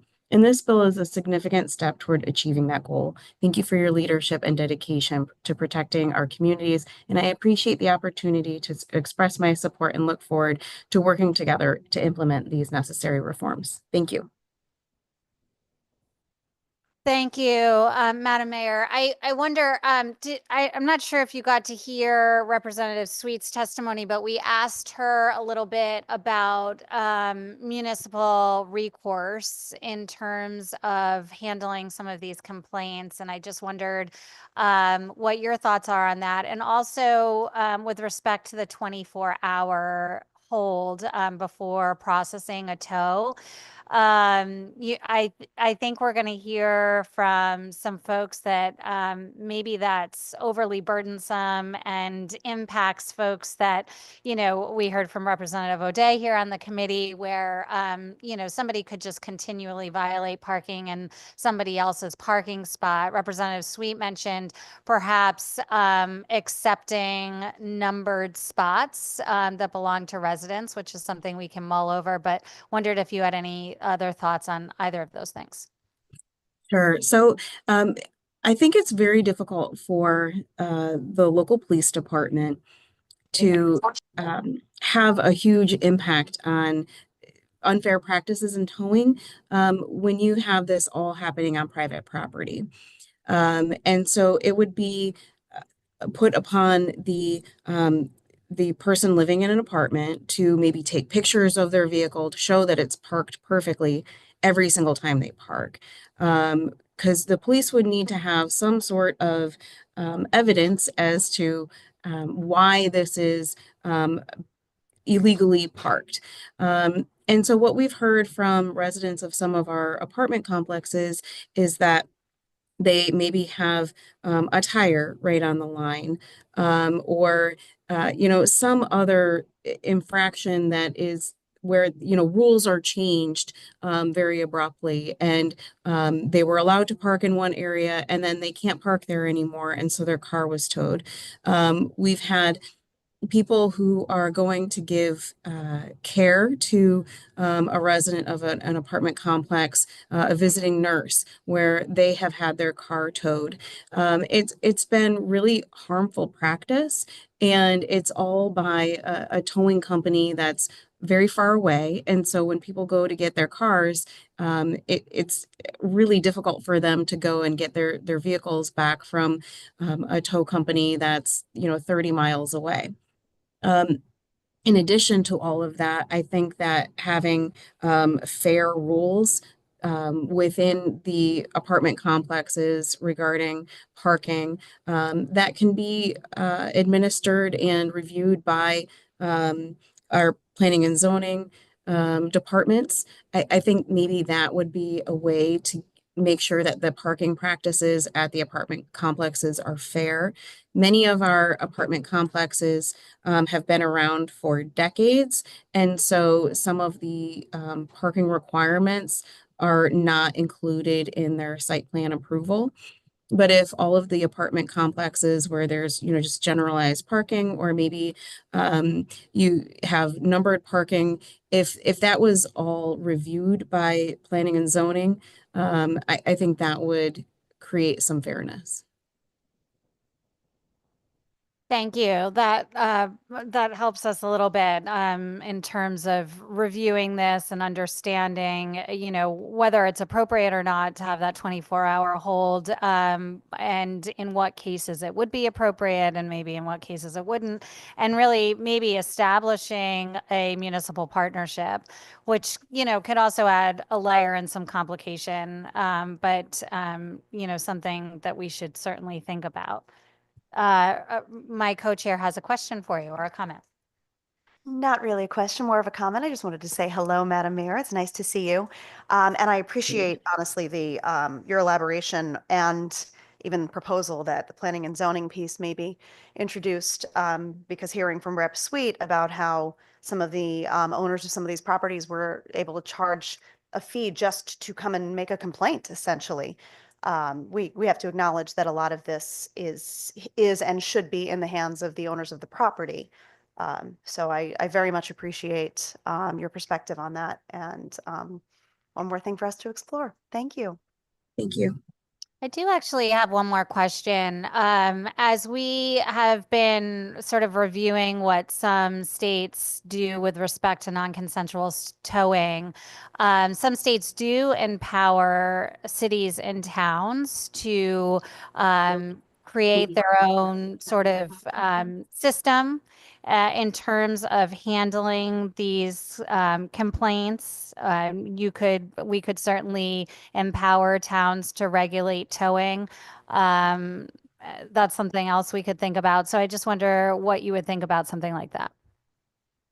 I think it's good to have the state regulating towing and giving municipalities a way to keep track of what the different rules of parking are at the different apartment complexes. You'll see that some apartment complexes don't have any problems at all. And we're grateful for those. And then you see other apartment complexes where there is just a litany of complaints that come through because of retaliatory practices. And so I want to make sure that the process for how any of the apartment complexes need to submit plans and show how they enforce parking. It should be a very simple process that doesn't punish any good landlords. But there are some landlords that are making parking and living in the apartment complexes very challenging. And I just want to make sure that we're looking out for those instances. I appreciate that, Madam Mayor. I do not see any other questions, so I thank you for your time. And I know you said this at the beginning of your testimony, and I've said it, but sitting in a room full of towers, I think it's really important that, to reiterate that most towing practices are happening on the up and up. These are good companies doing the right thing, helping folks out. And what we're trying to get out here is some consumer protections for the bad actors. And I think that's really important to keep reiterating as we go through this hearing today. With that, we have Michael Scalise and Jessica Bertagna.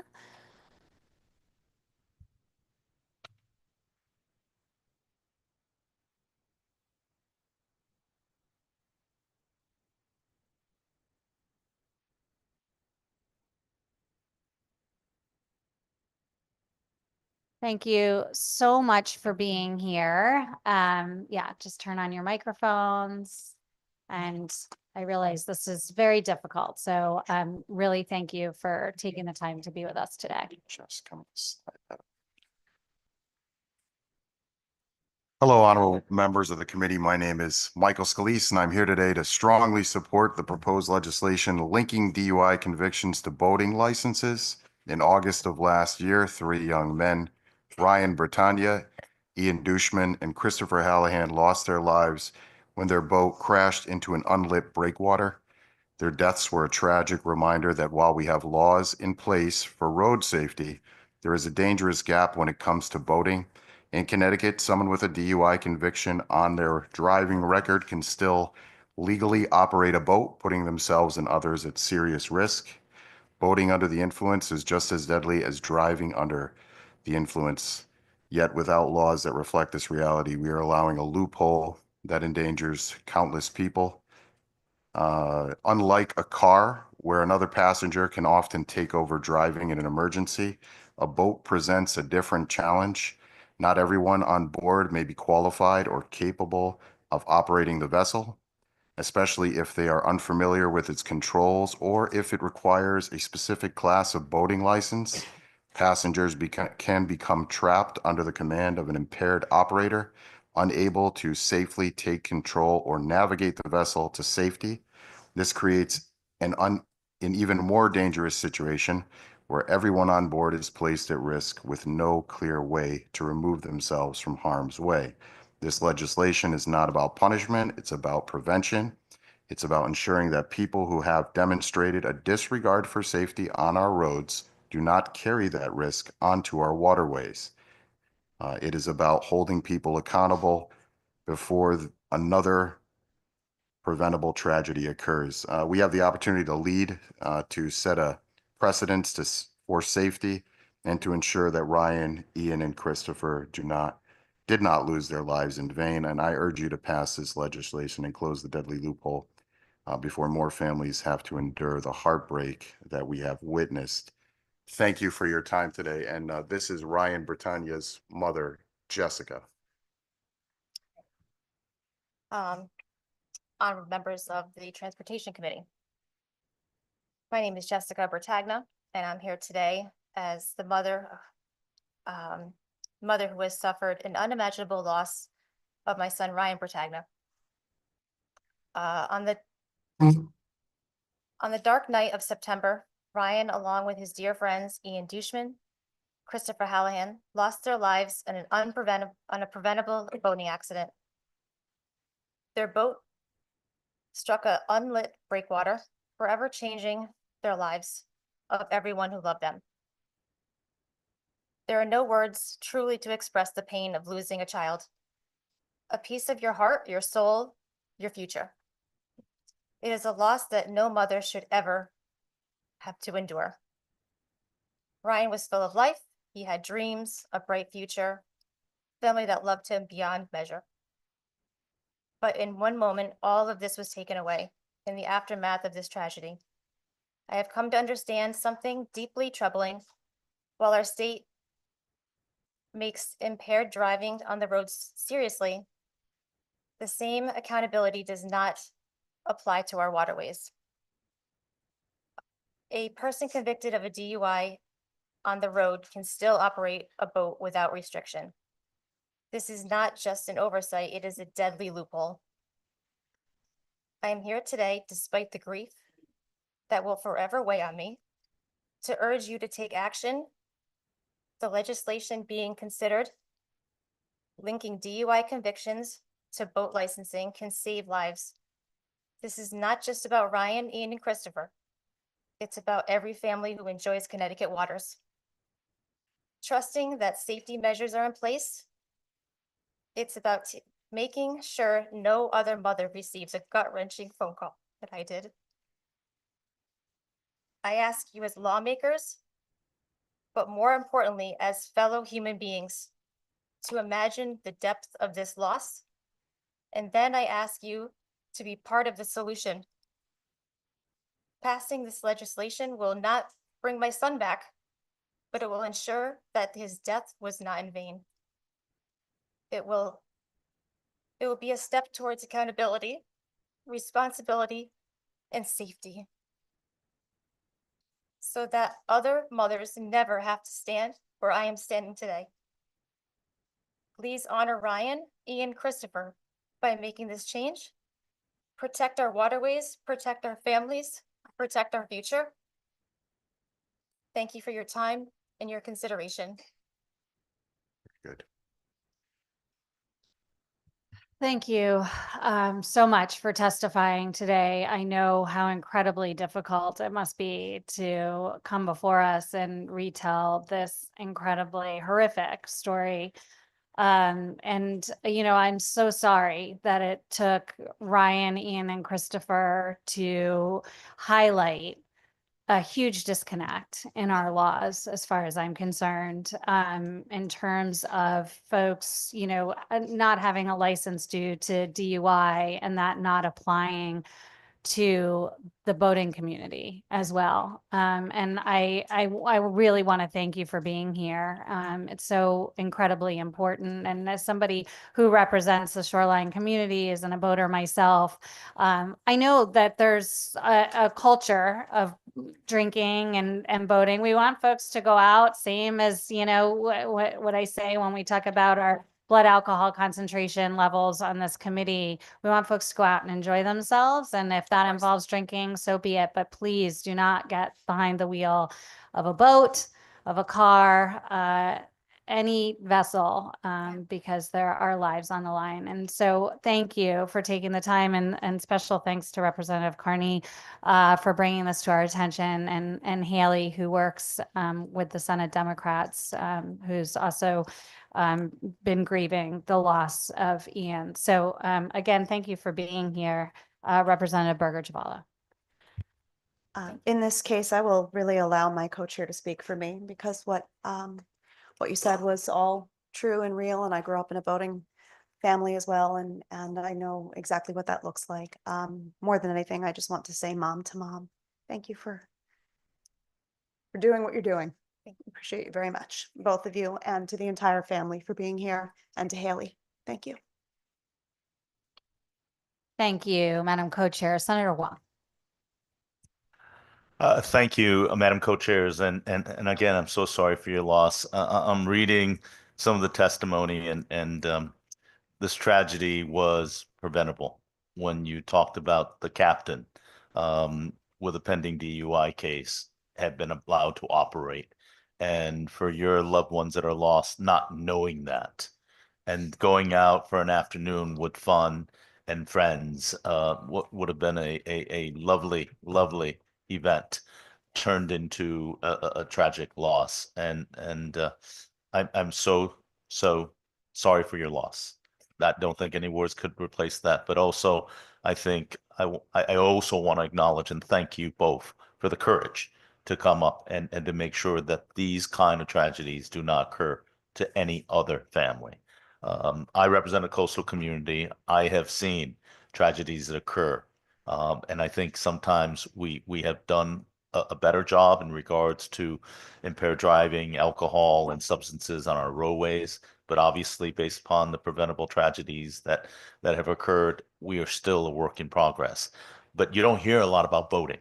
Right. And it goes out to be a wonderful, fun day out on a boat, which is a treat for many, many people. The beauty of our coastline, the beauty of our waterways is one of the magic of being a Connecticut resident. But having a tragedy like this strike is just so unconscionable. And I want to applaud again your leadership in taking past your pain to make sure this doesn't ever happen. You heard the commissioner talk about a work in progress. And I think I mentioned tying it to have those records if somebody has a pending DUI that is corresponded to boat operation and responsible on the waterways. What would you say to the commissioner in saying what would be the pathway? What would be the best way to ensure that constant communications are done so that somebody who is a habitual offender of operating vehicles or boats under impairment, that they don't get in front of it? Do you want to answer this or do you want me to try? Well, you have to create a mechanism for the departments to communicate so that someone who does get a DUI doesn't take, I mean, you're basically, you don't want it to transfer to the water. There is something I think that everybody should consider on the committee deeply is that when you're driving a car, if you were driving with me and I had too many drinks, you or any of you could take the wheel over and safely drive us home if you were sober than I was.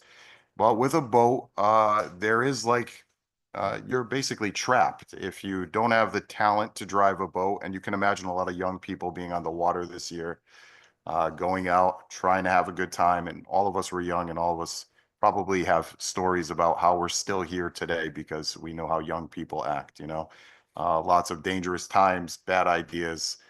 But, you know, you're trapped on that boat. You can't drive it. Maybe you drive a different class of boat, but you can't operate that vessel. And when you're in the middle of the ocean and there's nowhere for you to go and you can't identify things, then it's even more dangerous than being in a vehicle with people. And I think that has to be really taken in because, yeah, I thought about it last night and I imagined a bunch of young people on a boat this summer and with one captain and no one else skilled, and what would happen in that case. So I think it's far greater a risk to passengers than it is just to common motorists. So once you figure out a mechanism where they can communicate with one another, and I would imagine as soon as you get a DUI, your boater's license is automatically suspended. And then once your DUI is processed and then they find something that makes sense, that again, connects to the boating license. So something of that nature. Well, I think you bring up a very interesting point that anyone who has a DUI conviction operating a motor vehicle, I think that information should be translated not only to boats, but to planes, Yeah, to any aspect of their employment. If there is a public safety consideration, operating our rail lines and conductors. So I think you raise a very interesting point, and obviously we want to protect against encroachments on civil liberties and freedoms. But when you violate the law and you are convicted, and that's a key point, right? Convicted of a DUI, yeah, you lose that privilege and right. sure. And I think you then impact other people in other venues. In this case, it's a boat, but it could be on a conductor basis, on a train, or you're flying small planes. The reality is passengers and people who are dependent on you with a prior conviction should be made aware, and you shouldn't be operating that. I know it may seem draconian, but nevertheless, I think when you are convicted of driving under impairment, that you lose the right that's been afforded to you because you're impacting other people. So it's just a thought, and I appreciate that insight. Thank you. Thank you, Madam Chair. Representative Carney.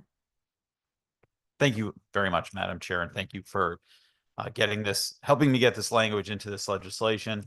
Jessica and Michael, thank you for your testimony and all your strength, and Gary, LJ, and Haley for all of their strength and coming before here today and advocating for this and really speaking for probably thousands of people that were affected by this tragedy. I'm not sure for those who don't represent the shore or an area near Old Saybrook, how much this did impact the community and how much the community rallied in support of Ian, Chris, and Ryan's families in trying to improve safety in that area and on the water in general.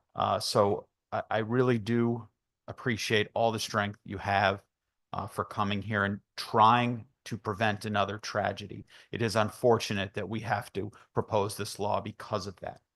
But if this can save even one person's life as a result, it's certainly worth it, and it's certainly worth it to the families. I do have one question because I know we've had conversations about this and some other things. So if you could just possibly tell the committee what other measures you think the state could look at in terms of boater safety that could prevent a tragedy like this. There's been some communication with that I had with Gary too earlier with insurance policies and things like that. But I think that the most important thing now is that we figure out how to move this forward, because the season's starting to change now and people are going to be back on their boats, and we'll be happy to communicate any thoughts that we have about anything else. But I think this bill is about judging a person's character, and if someone is unfit to operate a vehicle, then they clearly put a lot of other people at risk operating other vehicles, as we communicated about before. So I think that's the key thing, is to focus right now on the DUI connection, and then after that we'd be happy to communicate anything else that pops up or comes out of conversations with other people, and maybe help add to this. And thank you, Representative Carney, too. You're very helpful to us and for meeting with us, and we greatly appreciate you. So thank you. Oh, absolutely. Anything I can do. And again, I do want to thank you all for coming here and doing everything you can possibly do to prevent something like this from happening again. And I'm sorry for your loss. And I know that the chairs of this committee, and we heard it from the DMV commissioner, want to have conversations and try to move something forward to make our roadways and our waterways safer. So thanks. Thank you. Thank you, Representative. Representative Callahan. Thank you, Madam Chair. I'm sorry I walked in the middle. I'm in several committees today, and the committees I'm on, Environment, Transportation, seem to be all have a cognizance on what you're talking about today. In addition, I had a 30-year career in law enforcement, and one thing you see when you've got behavior that involves alcohol, it tends to be consistent behavior.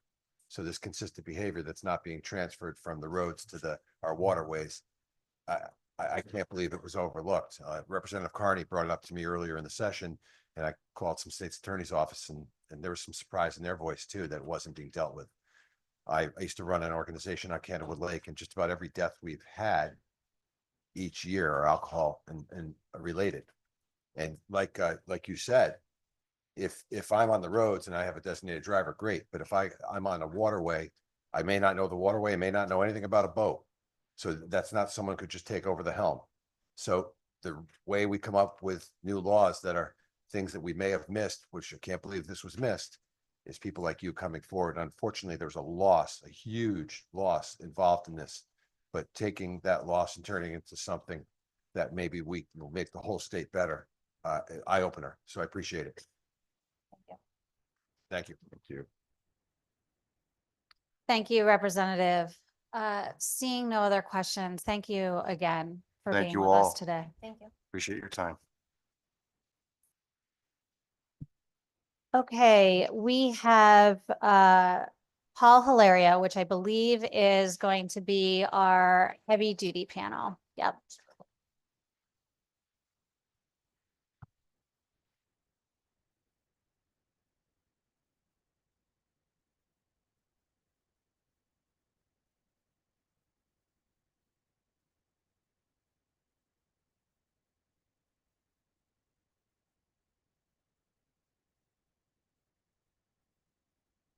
Thanks for being with us, and thanks for the show and tell today out there. Appreciated seeing some of the equipment on my ride into the LOB. Thank you, Madam Chairwoman. I'm going to start with just some brief comments, and we do appreciate outside is several trucks, and I think some examples of what these gentlemen do and ladies do on a regular basis. So, my name is Peter Bowman. I'm representing the what we're calling the Highway Emergency Response Team. It's a group of almost all of the heavy duty recovery and towing companies. With dozens of the small business owners are here today. We really appreciate the time of the chairs as well as the ranking members in taking this issue seriously and spending time to create comprehensive reform of the heavy, medium duty and highway clearance towing operations. So we thank you so much for your time.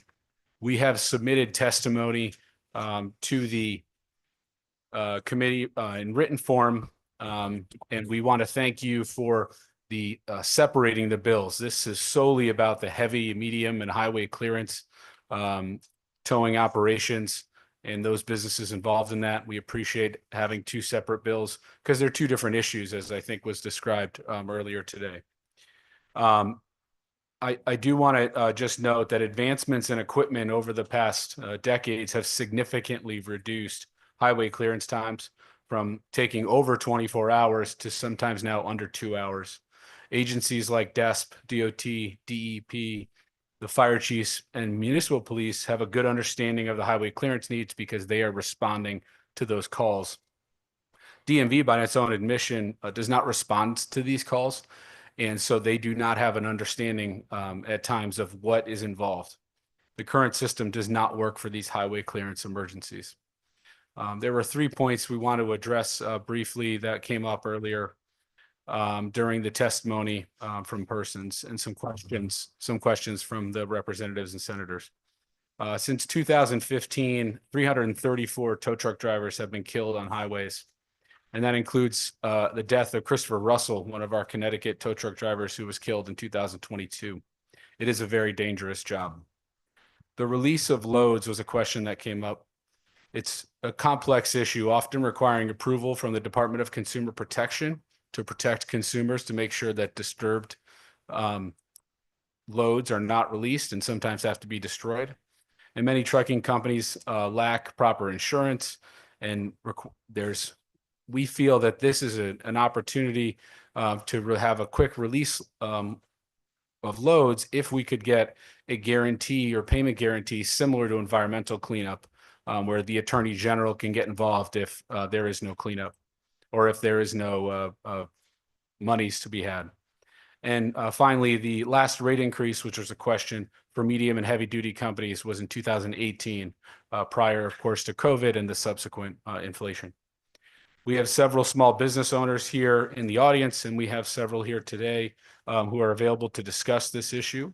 I will have them introduce themselves individually, and we are all 5 of us are available to any questions that you or anyone in the committee may have.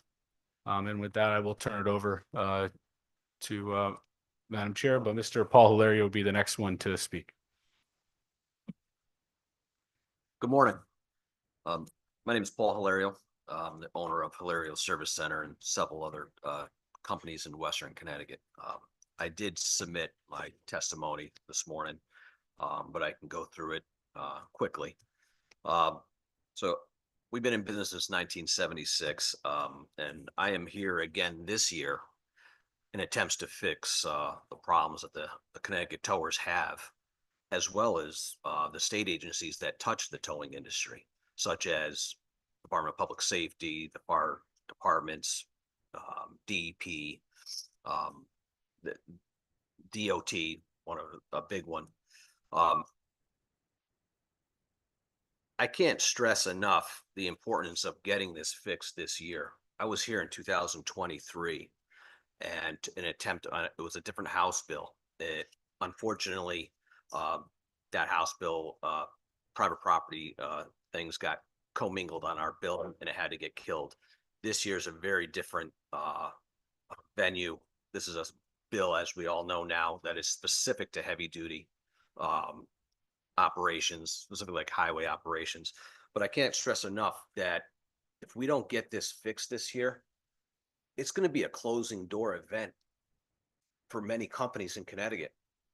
And I'm not sure if any of you saw, there's a 75-year-old company, Connecticut company, that is selling one of their trucks today.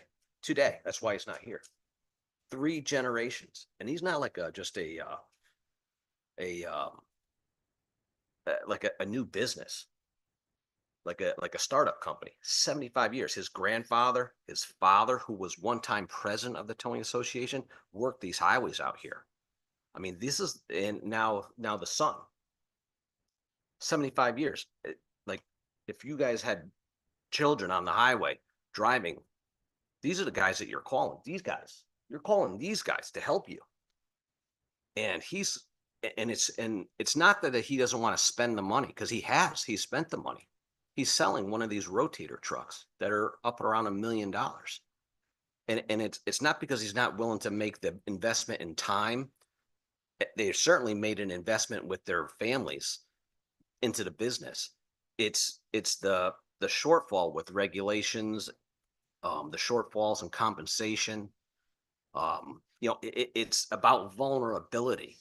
He doesn't want to become, I use the word, an administrative persecution, where he does a big job and then a week later, or how about this, 7 years later, you get a knock on the door, you're going to the electric chair. It's crazy what's going on. So that's why I'm saying I can't stress enough that everybody on this panel takes a look at everything, a deep look at it, and we need rate reform. We need regulation reform. Senator Austin, she made a great point.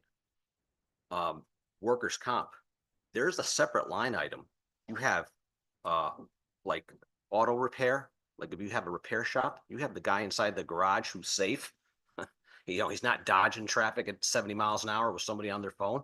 And then you also have clerical, like the administrative support. And then, yes, you have towing. There's a separate line item for towing. The insurance industry does their numbers on risk. Well, Maryland did that. So, and I've put this in here. You know, Maryland did a deep dive into the rates, the structures, the platform. They considered that. You know, what she pointed out was the risk. Those numbers that you're seeing, that involves the risk that's involved. Not to mention that the expenditures, the cost of entry into the business. So unfortunately, in 2023, we failed Strolos because he's selling a truck today. That's why he's not here. So I can't stress that, you know, let's not have a repeat. Let's get this right. Let's get this fixed. You know, we're all here to do this. Some of the key problems that I think that need to get fixed. What the first one, gotta have it. You can't charge for it. This again goes back to 23. So you guys understand, there's the towing industry here is governed by two state agencies, two regulatory authorities. You have the Department of Public Safety, the police. They enforce performance standards and equipment standards. That's it. Okay. They expect you to operate at a very high level. When you have a tractor trailer cross the highway here on 84 in Hartford, it's all hands on deck. You got to get that highway open. They expect you to perform at a very high level. In order to do that, you got to have the latest and best equipment. You got to have a big commitment from personnel. This all comes with a cost. There's no way around it. The second state agency that regulates us is motor vehicle. They enforce policy and they regulate the rates. So you have one state agency that says, okay, you need to have all this equipment. And there's a list. I included it in my submittal. There's a list right here that the state of Connecticut state police says you must own this in order to do this work. If we call you at 2 a.m, you can't be calling a rental company. You need to own this stuff. And it's some of the stuff has nothing to do with towing. This is like construction equipment, but you got to be able to handle anything that goes out there. What happens is motor vehicle says now, sometime after 2022, you can't charge for this. So all these people here, all these people have made this investment and the rug got pulled out from underneath them by way of an administrative persecution. We're not talking like a $5,000 fine. I'm talking like tens and thousands of dollars fines for charging this equipment. I know it sounds crazy, but that's the reality. Okay. If it's all right with you, Madam Chair, Mr. Wade would like to speak. Thank you. Just to add to what Paul was talking about, we were tasked with the cleanup in Norwalk, which I'm sure you all saw the tanker burn. So once we were called, we didn't get a lot of information from the state police, but we called somebody on scene who we knew was there, and he told us what we needed to bring, which was, besides the wreckers, we needed trailers to put the wreckage on. We needed a bobcat. We needed dumpsters. So we knew what to bring, and we brought it all, and we got the job done. But according to DMV, they're saying we can't charge for any of that stuff. So, I mean, it just doesn't make sense of why are we investing all this time and equipment and then being told months later we can't charge for what we've been doing. And like I said, you got some of the best guys in the state sitting here, and we've all invested a lot of money and time. And these guys don't go on vacation. They don't go to stuff with their kids, and because they want to make sure somebody's around to cover the highways. You know, even the state troopers, they punch out and go home. They're not worried about an accident. We have to be ready 24 hours a day, and it's a big commitment. But we need to have, you know, be compensated for what we're doing, or in the long run, it's not worth it. Could you just state your name for the record? I'm sorry, Charles Wade. I'm the owner of Bud's Truck and Diesel in Bridgeport. Okay, thank you. Did you guys have anything to add? Just put your microphone on and state your There you name go. for the record. Good afternoon, ladies and gentlemen. I'm here today to talk on behalf of my fellow tow partners across the state. I operate a 105-year-old family business here in Hartford. And they're here today to ask for not only approval to reform House Bill 1449, but also a temporary increase on existing rates in place due to no increase prior to COVID, during COVID, or after COVID.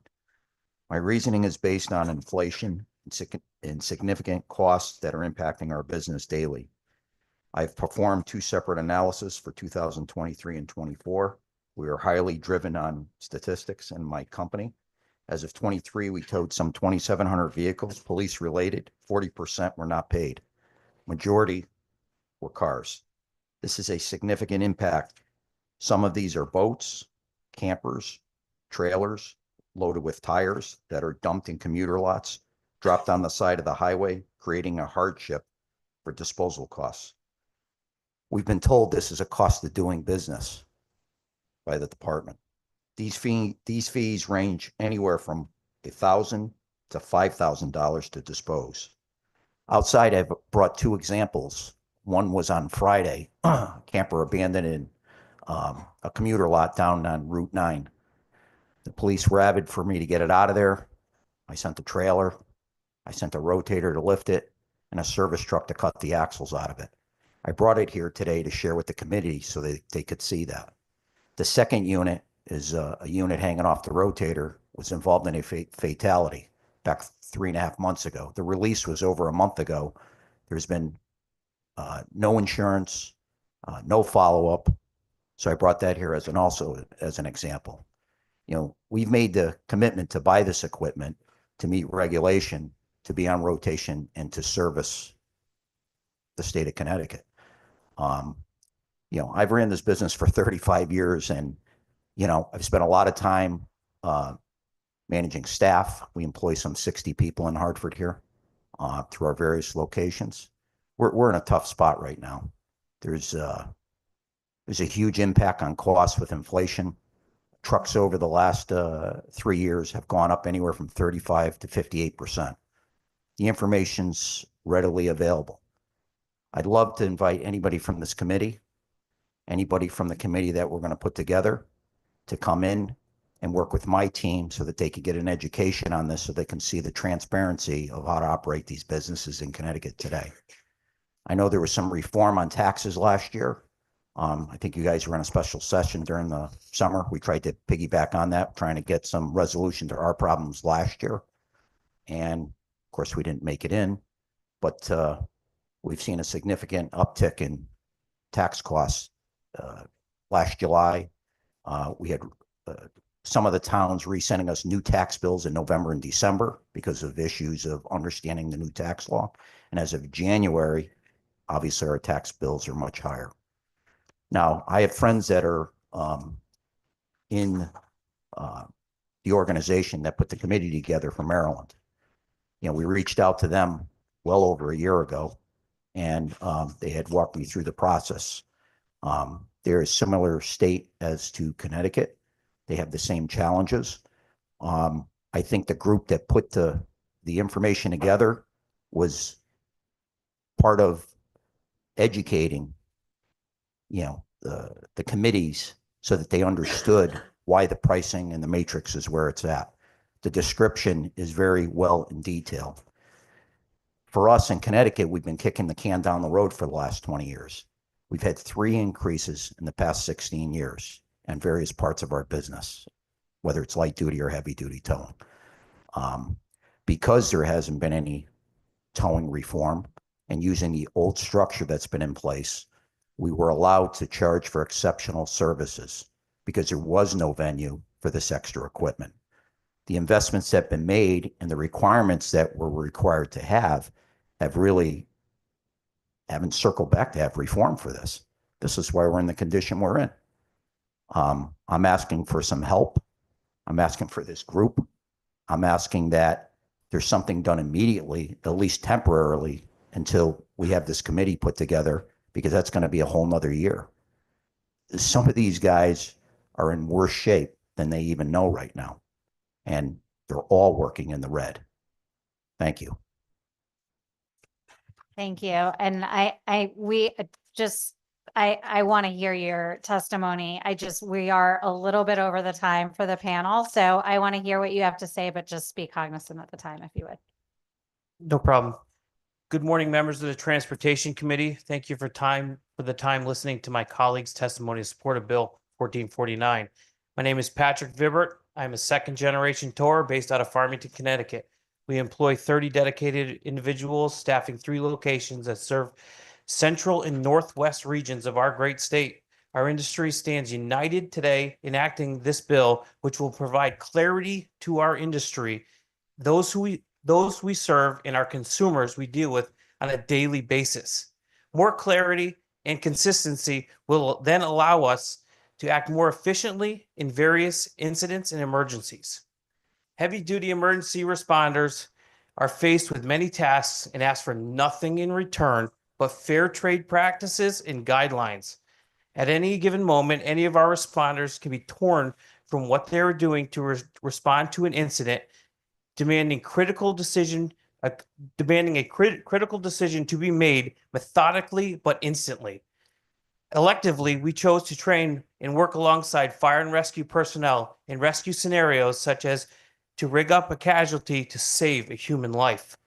On June 25th, 2024, the Plainville Fire Company and trained recovery professionals from Farmington Motorsports of Plainville did exactly that and utilized heavy-duty rotators to lift a rolled over, fully loaded triaxle off a driver who was trapped beneath the wreckage, pinning his arm against the asphalt in 20 minutes. Our services are paramount to keeping goods and commerce moving throughout our great state. We are constantly faced with harsh work environments, unsafe traffic zones, grueling weather conditions, and consistent lack of compensation. We consider ourselves privately funded entities that save the state and its taxpayers millions of dollars each year. We are an industry that are first to run out the door when the time of need, but last to be considered when compensated. Our industry is constantly playing defense due to the lack of regulatory structure and poor trade practices. We invest millions in equipment, training, personnel, and to be considered your top providers to your highways. We pay high tax dollars to own such equipment, and we employ the best employees to provide great service to our state at the ring of the phone, 24 hours a day, 365 days a year. All this falls on the back of the towers. I asked the Transportation Committee to stress an importance to all parties of Bill 1449, a working group, including members of our industry, is paramount to a fair outcome of 1449. This will ensure industry standards are current and will keep all involved educated on our industry and the ever-evolving arrival and implementation of new technology and equipment to best serve everybody. In closing, I ask members of the Transportation Committee to support 1449 to better our industry, provide protection to the men and women who help keep our roads safe and flowing freely, as well as setting the bar for generations to come. We are an industry that this transportation cannot live without. Thank you very much, all. Thank you, Mr. Vibert. And sir, could you just give your name for the record? Robert Greco, Thank Central you. Groups. Thank you, Mr. Greco. So I appreciate all of your testimony, and I know that we've been in conversation because we want to get this right, and we know that it's been cause of a lot of dispute. I don't know many business models that work where, you know, the service charges, the service equipment needed, it all seems a little gray, and then you provide this tremendous service and then later told you're not going to get paid.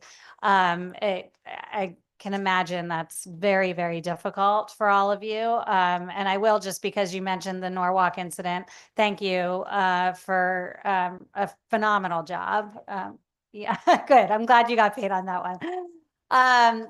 So I think what we've set out to do here is make sure that there's a council of the folks who are involved in the decision making of what equipment to be sent out in these situations, sometimes horrific situations, sometimes it's just a big piece of equipment on the side of the road, requiring different types of equipment, as you mentioned.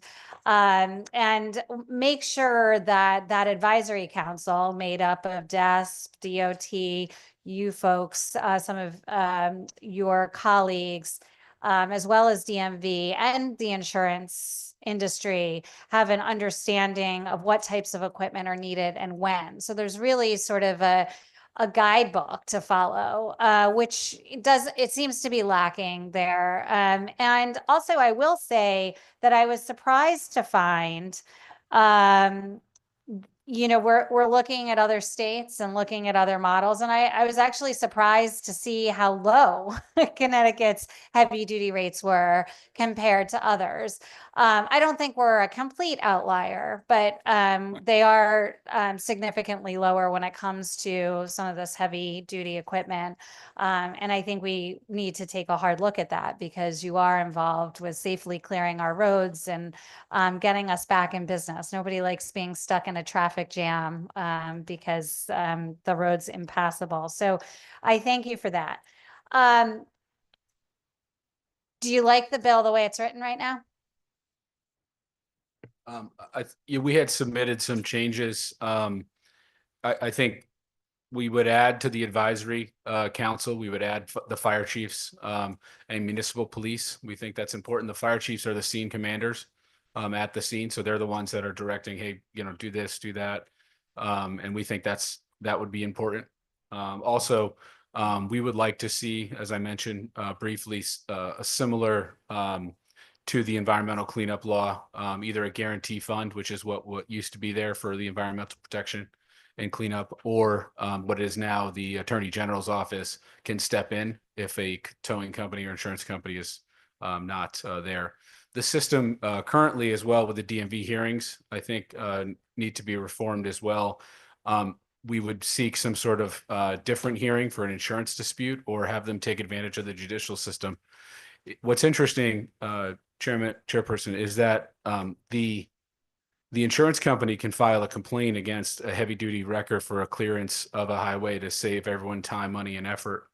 However, if these gentlemen and these businesses cannot get paid, they have no similar recourse. They can't bring a complaint against an insurance company for not paying. There's many times where there is insurance, but insurance says, we're not paying that, we're not paying this. So it's a different kind of insurance. There's only insurance on the trailer. There's not insurance on the tractor. And so there's no recourse that they have. Yet the insurance companies, which is almost all of the DMV complaints, not people, it's almost always an insurance company. They have the recourse to use the DMV as what is essentially a bill collector for them. They can go out and use the DMV to get refunds on the bills in a completely, retroactive Monday morning quarterbacking. And so we don't have that. So if the system is going to maintain, we would seek some sort of similar system where we could get a hearing against an insurance company for failing to pay a bill when it's appropriate. There are other aspects that we detail in our testimony about changes that we are looking for that I have to go into. I just being aware of time.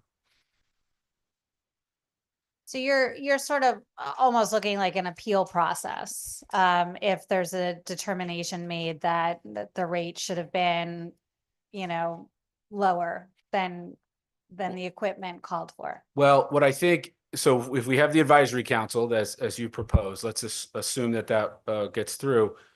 I think there will be less complaints because there'll be more clarity. We would look for details specific, and that's one of the things we're looking for would be statute specific rates or reference to something, the exhibit that happens, workers' comp. There's specific numbers for the court system. There are specific numbers within statutes. Those are things that come up. There's dollar amounts legislated.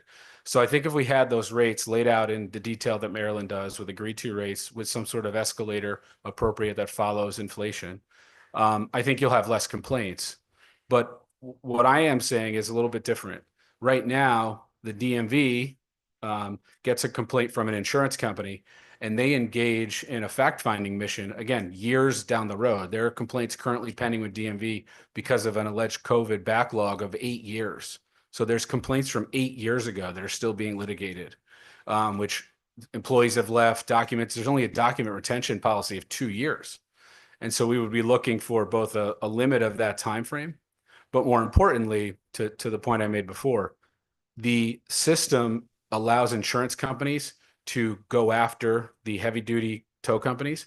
There is no system to imbalance. What's good for the goose is good for the gander. There's no way for the heavy duty companies to ask for a hearing if an insurance company or a tractor trailer company refuses to pay.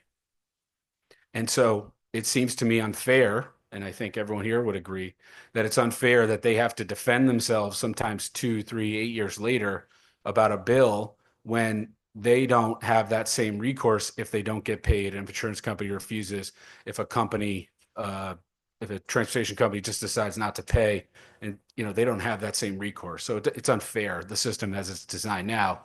On top of all that, DMV not being involved in any of the response to the scene.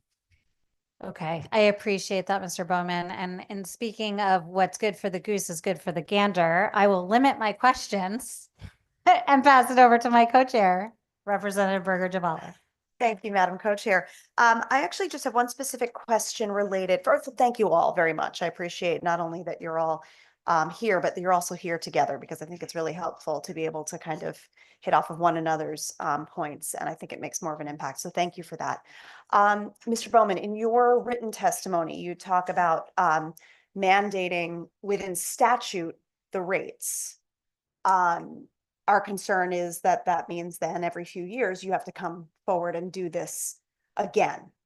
So do you have any sort of amendment to that recommendation, something else that you would rather see, obviously with the formation of the advisory council in mind? So the thought process would be that the Maryland rate sheet, Maryland is a very similar economic system to ours, very similar cost of living. We feel that those rates are fair and just, and that detail would be appropriate. The advisory council could then do one of two things. First, they could add or change equipment. If there is brand new, let's say drones that could lift up cars, which don't exist right now, but in 10 years come to fruition, you could add that as a rate. Also, the advisory council could then do within that 1 or 2 year time frame of looking at the rates and doing their own recommendations, was there increases or potentially decreases for things. And then finally, the other option you could do, which is often commonly done in statutes, is you could peg it to the producer price index, which is the commercial, essentially the commercial inflation gauge. So that business to business inflation gauge. So you could have rates established that then increase, and you could eliminate a lot of the, right now the system to the point there hasn't been an increase in 2018 because it's very burdensome. It's actually the DMV has to hold a hearing often in this building and determine what the rates are. It's fact finding. It's almost like a trial, and it just is inefficient and doesn't make sense. That's why it doesn't happen. And again, why the system's broken. And that's exactly what I was hoping you were going to say. So thank you for that. And I actually lied. I have one more question. I apologize. It's a quick one though. You talked a lot about replacement of the equipment. This is big stuff as we all drove past today and got into the parking lot we saw. How frequently would you say you are having to upgrade or replace some of these really big pieces?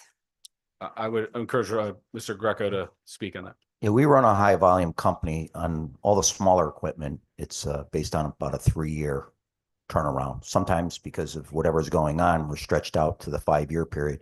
On the bigger trucks, Connecticut allows you to have a tax exemption on the heavier trucks.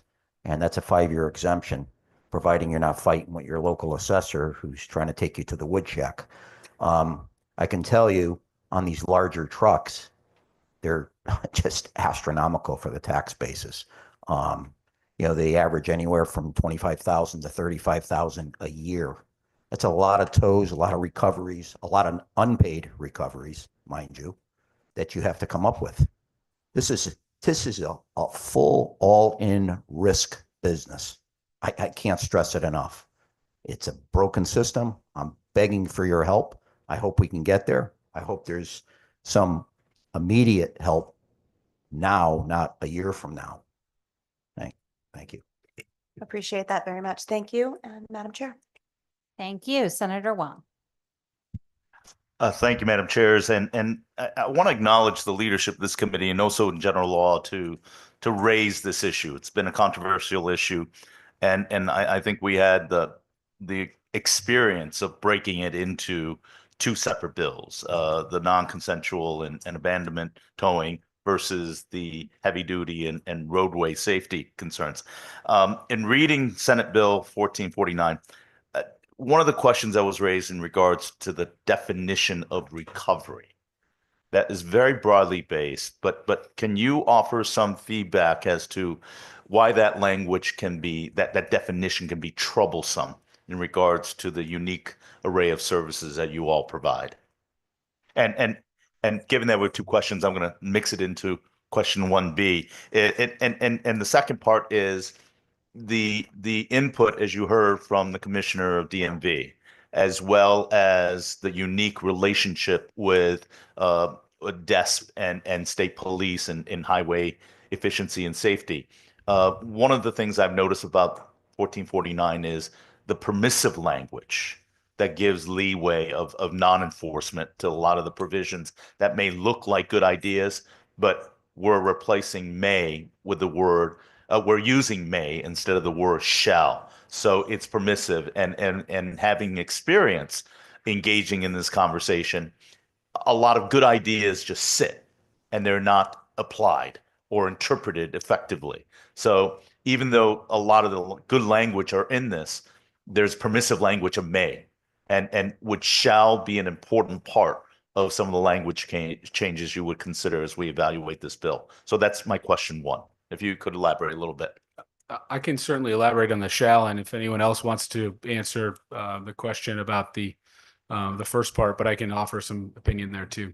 And Senator, thank you for the question. The shall is very important because I think that's become the problem, is that there is too much leeway. There's too much going on where it raises too many issues, and it's not as clear as it should be in these. Again, you have in this situation multiple state actors, DOT, DESP, DEP, Consumer Protection in terms of destroying loads, others directing these businesses to do something, saying, do this, please. And then you have DMV not involved at the scene, then saying, well, maybe you didn't need to do that, maybe you didn't need this. And so it's a huge problem. So the shall language would help to make sure that this is what has to happen. And then in terms of the definition of recovery, I think the challenges that we have are that there is equipment charges for bringing the equipment out to the scene and using that equipment. There's equipment that is not, you can't use again. There are certain things that can't be repeatedly used because of the weight. Again, these aren't little small tows. These are, tons upon tons upon tons that are being moved. And so you can't use equipment twice. And then there's also the man hours that are regulated by OSHA and other regulations that required for safety. So I think when you have a situation where the emergency response requires certain aspects combined with the safety of the workers, there should be absolutely unequivocally, they should be able and permitted to use that. The problem with the statute as written now is that recovery and tow is not clearly differentiated, and recovery being the uprighting of the vehicles to put it into a position to get it onto a tow truck. And that's not always the case here. And so I think some work within the statutes currently as drafted would be helpful, and we can offer more feedback or work with the committee to encourage those. Anyone else want to speak on that? Anybody want to offer on the first question in regards to recovery, but also the permissive language of may instead of shall? Senator Wong, I could comment on that as well as Park. Yes, the word shall and may is extremely, extremely important, because shall will essentially force the agencies to deal with a certain problem versus may, it's just like it sounds. They may use it, they may not. So it's basically enforces policy and ensures change, and like every 2 years or whatever that particular word's pertaining to. So that is a very, very important aspect. Along the same first question, it's you're mentioning that the heavy equipment that we saw, it's incredibly impressive. but it's a list that's provided to you as a requirement by DESP and the state police for you to do the work in order to effectively and timely deliver the efficiency that's necessary. Okay. So this is a list that's provided, and these machineries, I guess, if you need to, can you share with this, beyond the size impressiveness and the mechanical heft, how much money each of these equipment, the one that you just saw outside LOB, just give an estimate how much of a money outlay that your companies need to lay out. I've heard totals of $1 million for some of these unique machinery. Now, if that is indeed the case, I ask the question that other companies that make capital equipment investments, they make the money back by creating greater volume, greater productivity. But in this case, you're buying this machine to deliver greater efficiency for the public good, because no one wants to sit in traffic for 2 hours for a machine that's incapable of moving a tractor trailer or some whatever means of accident that's heavy duty. So I think one of the critical points in question one is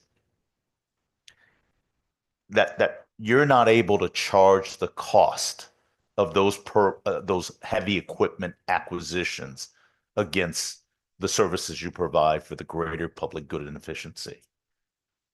That's one of the biggest problems in this, isn't it?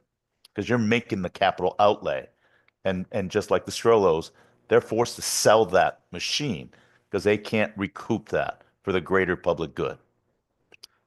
And I'll let the others speak to the cost, but I just want to identify, and I agree, Senator, and thank you for that question. Generally speaking, over the years, since cars were invented about 125 years ago, in that time frame, we have become more efficient in removing loads. There used to be, if you remember, highways were shut down for 24 hours, 48 hours. You'd have one lane of traffic get by. Now, with the equipment that has been purchased and available, you are reducing that time. Instead of 24 hours, it's an hour.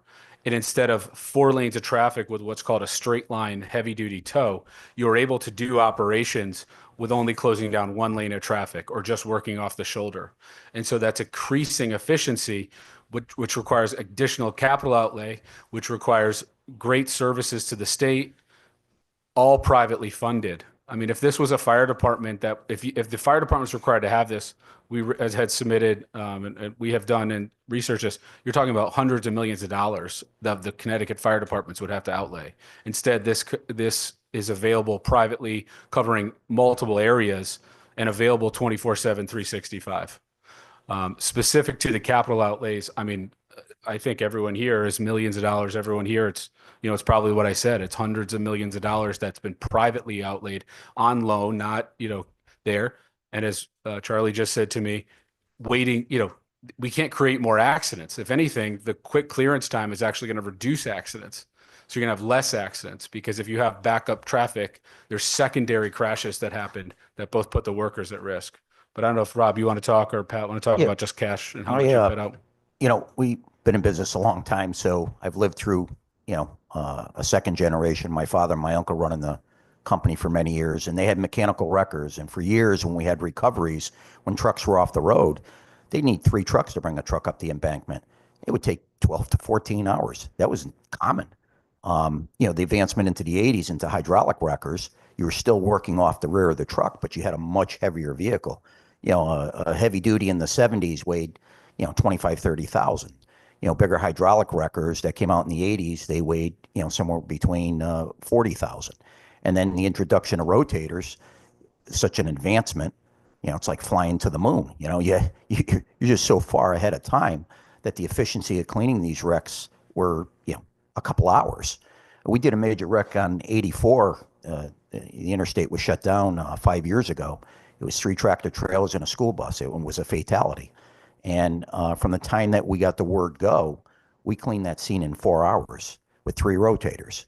And with that, there was 23 guys working there. We had the highway open before rush hour, which is unheard of. And that was all caused from overnight work for construction in a traffic zone. They came up over the hill. They didn't see the stop traffic. One hit the next one hit the next one. The guy in the middle got pinned in and everything caught fire. 2 or 3 of them burned up. Without the advancement of this type of equipment, that's on a will call, per se, and you don't know when it's going out. Like these guys have said, we don't have common wrecks. I mean, back 30 years ago, 40 years ago, we used to do 28 wrecks a year. Now we're down to probably 3 or 4, depending on your area. I mean, the advancements in time and monitoring work hours for truck drivers and everything else has really tightened things up over the past, 15, 20 years. Hours of service and those certain things have really brought a lot of safety on. The clearinghouse now with drivers and cleaning them up in the field so that you don't have drivers hopscotching from company to company, and making sure that you have clean operators is a big part of federal motor carrier. So there's advancements all the way around, but owning this equipment and having it available is, it's intense. That's all I can tell you. No, I mean, we take it for granted that the work that you did in Norwalk Bridge and the example you just brought up, you're doing a public good. We're grateful that we don't have to spend a whole 2 days waiting for the roads to clear. And I think you brought up an example that if it was a fire truck to be bought or greater public service, it'd be paid for. In this case, you're making an investment and you're not getting paid for it. And in fact, one of the challenges you have is you have not only DMV, you have the AG coming after you for these extra charges in order for you to do business. All the platitudes about our quality of life because you cleared a road in 3 hours doesn't pay the bills. Okay, and I think that's the other big part of it is the fact that many of you, and this is the experience of having gone through these testimonies, you know there are sometimes unwarranted reputation about the trade, right? And you we're going to hear testimony about some bad actors as well as behavior and the emotion of non consensual and the towing that occurs on abandonment. So there's a lot of motion in that. But what we're separating out is the heavy duty work that you do for the greater public good, and I think that's important. But I think that the second question, Madam Chair, is the point of these are family-owned businesses. You talked about the Strollos and 75 years. You talk about the business that's been handed down and the investment that's been made. These are Connecticut-based companies, Connecticut-based residents. The idea that Strollo, after 75 years, is selling one of their machines because they're doing a greater public good, but not getting reimbursed for it, they're going to be out of business soon. And most of the heavy towing companies have gotten out of mostly the non-consensual towing, right? But I think the other part that needs to be noted, and I want to hear from all of you as a Connecticut-owned, community-based family business, most of you, is how this is impacting your ability to continue handing this business down to the next generation. We want to talk about being pro-business. We're not doing the right things in my mind, right? The second part is it's not a fashion statement that all of the men and women here are wearing neon. It's not a fashion statement, but it's also important for people to note. One of the things that we looked at, roadway safety and work zone safety. Well, every time your men and women go out there, you're in a work zone and you don't have the luxury of a speed camera. You don't have sometimes the luxury of barriers and signage to say slow down. And unfortunately, there has been loss of life in this business. So could you elaborate from your experience from the family-owned business dynamic, how it's so important if we're going to be supporting Connecticut locally owned family businesses, but two, the danger of this business for many of you that go out on the road every day and knock on wood, hope to get back home to your loved ones. So, ma'am, thank you for the indulgence of the second question. I would certainly pass it off. I know, all of our members are family-owned Connecticut small businesses. There's no larger corporations or anything. So I think Charlie was just telling me, he's been in the business, but I think these gentlemen are all more hoping to pass down generation in terms of Mr. Vibert. He's now second generation taking over. Senator, that's a great question. It's very tough for me to think that I have two little boys at home that are in love with this industry. It's very hard to know the troubles that we deal with on a day-to-day basis, that they're going to have to deal with this. I wasn't forced to be in this industry. My dad didn't ask me to. It's a passion. It's a lifestyle. Nobody hold a gun to our head to drive a tow truck. We can't get enough of it. I'm sorry. I can't speak for all you guys. I can't get enough of it. I mean, I just driving my tow truck down the road, working on our streets. It's a passion. It's a love. My boys already love it. They're 5 years old. I can see it. They're taking us over. We need reform. We need safety for them. The streets are getting more unsafe as the day goes on, with driving while impaired. I've seen since COVID, the uptick in accidents and almost getting hit on the side of our 84. It's skyrocketed. I'm scared every day, but we do it. This is our passion, and it's an adrenaline rush for us. Everybody can attest to that, and we need to reform and get this fixed and get it right. I know in my case, I grew up on the floor of a tow truck. My grandfather came over from Italy, came in through Ellis Island, came to Hartford in 1921. He had a small garage down in front in Morgan Street. He worked on the regional market trucks. He took care of about 25 trucks. When the area was sold, he moved to the south end of Hartford, put in at a small two-bay garage, and worked for White Truck at night. He had two jobs. Raised my father, my uncle, and two sisters. My father and uncle still work for the company. My father turned 84 about 6 weeks ago, and my uncle's 81, and the two of them still work there. The commitment to this industry is, it's just, I just can't even explain it. Now, I have four sons. They've all come through the business. The oldest one's getting his PhD down at Clemson. He's an associate professor right now, and he's in evolutionary biology. Now, he worked through the business years ago. He thinks I'm out of my mind for the energy and the effort that I have to put into this company, because there's no space for you to really have a normal lifestyle. There just isn't. He tends to use his head a little more than I do, I think. And, I hope he finds his way to where he's going. But he dispatched at the company. He worked in the field at the company. He was a service writer at the company. My second son, he worked for me for, 5-6 years. He passed away a few years ago. Tough thing to talk about. I don't want to really go over too much of it, but he was more like me. My third one, he worked a little bit in one part of our business. He's got his associate degree. And the third one, or the fourth one, he's off to college next year, so he's my last one. He got a ride to Stone Hill. He's plays a lot of sports. He's working at the company. He's off for the month because he goes to a private school. But I can tell you this industry is really tough. It's tough on owners. It's tough on family. The commitment is just endless. And that's about as much as I can say. I think a lot of these guys got their own stories that they can profess to.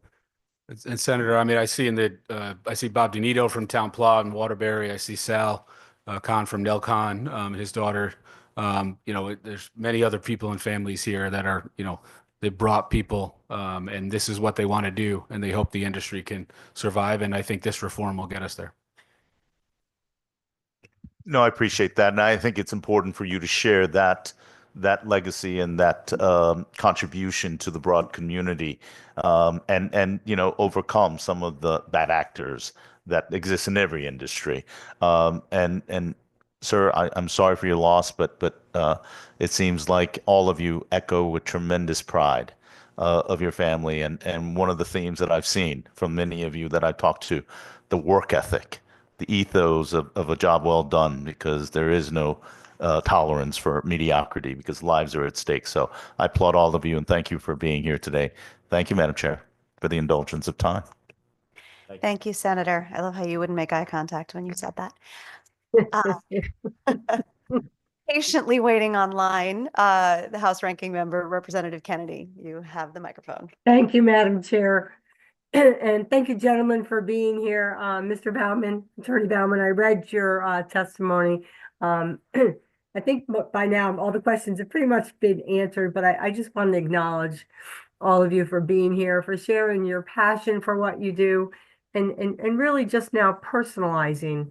And so people can really have such a great respect for what you do. But Mr. Bauman, I just wanted to thank you for adding the fire chiefs and municipal police to your thoughts on the council. And if you could just answer one question, who's your first point of contact when you guys are called to excuse me, to a scene on the highway? Typically, the contact would be the police, state police would dispatch. And at the same time, the fire department would be dispatched. And then the fire department, the chief or officer from the fire department would take control of the scene and give direction, with then DOT, DEP, and DCP following suit at the scene. I appreciate that. Thank you. And I think you said it on a call that you said you were talking about up on I-84, and I think you said Waterbury.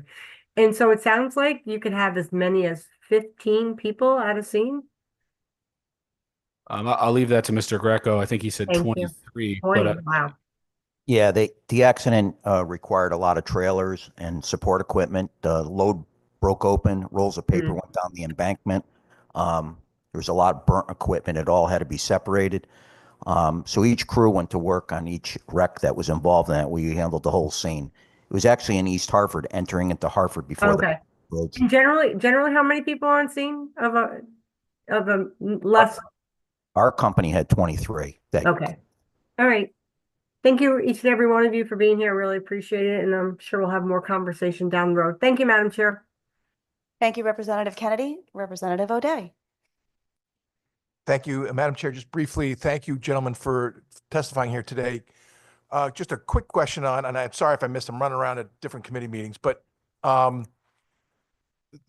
new legislation that you're proposing, and there's some discussions on the other legislation piece where the trucker's load is released before necessarily the truck is, so it can continue on.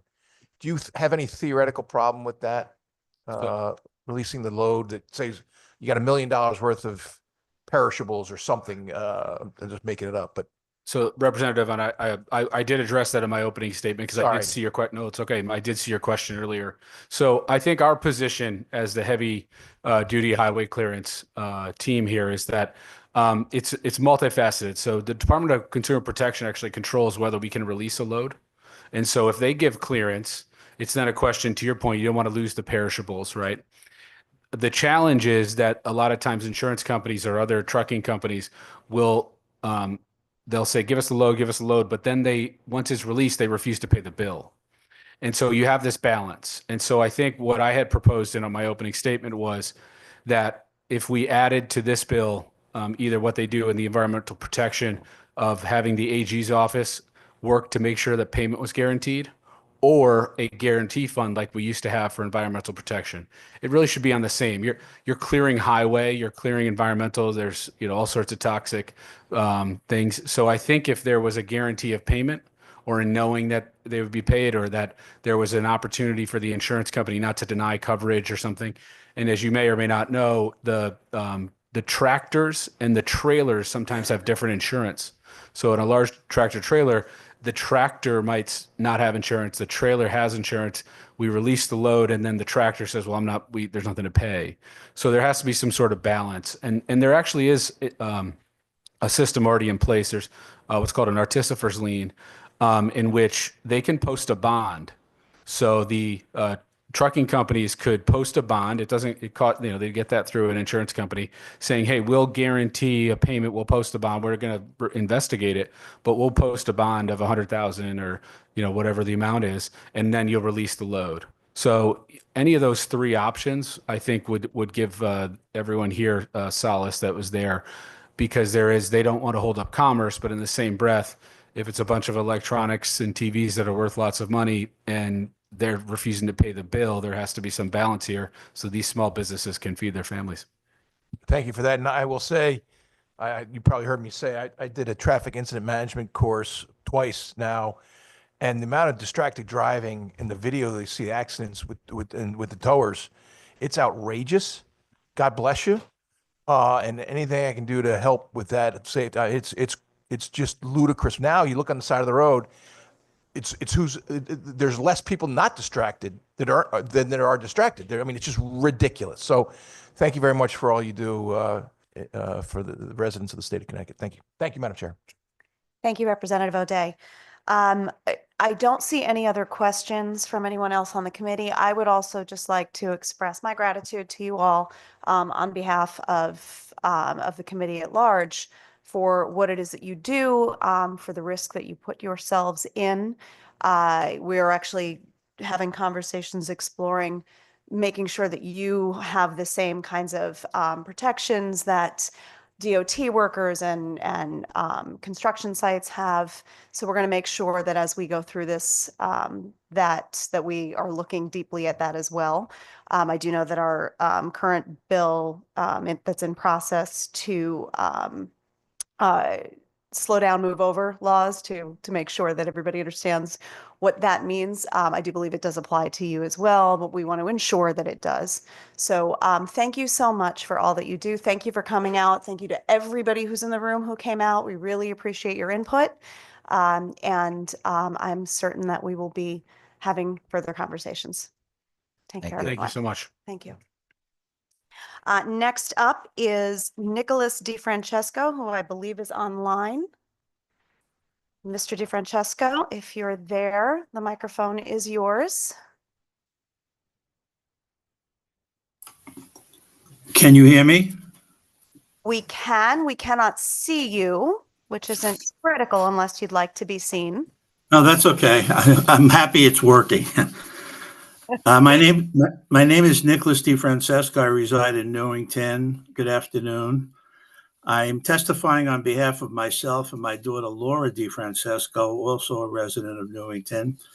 And the incident I'm about to describe happened to her on Saturday, December 23rd, 2023, Christmas weekend. Before I get into the incident, I just wanted to say, in reading over this proposed 7162, one specific section on page 4, item 4, indicates that one cannot be Mr. told. DeFrancesco, would you mind just holding for one moment? The room is clearing out and it's a little loud in here. So I want to ensure that everybody can hear you. Just give me another probably 10 seconds. Okay. Looks like we only needed 5. You are all set. You may continue.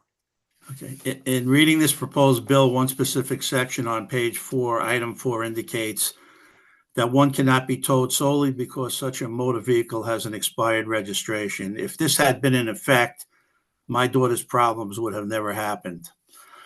Now to the incident. My daughter called me on the afternoon of December 23rd, 2023, to tell me she looked out the window of her condo and a car was missing from her assigned spot, which she has been using for the past 20 years. It was her assigned spot. I told her to call the police.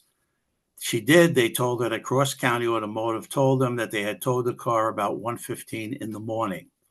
She then called the towing company, who told her that her car was unregistered and that's why they towed the vehicle. To get her car, they said she would have to pay $250 in cash.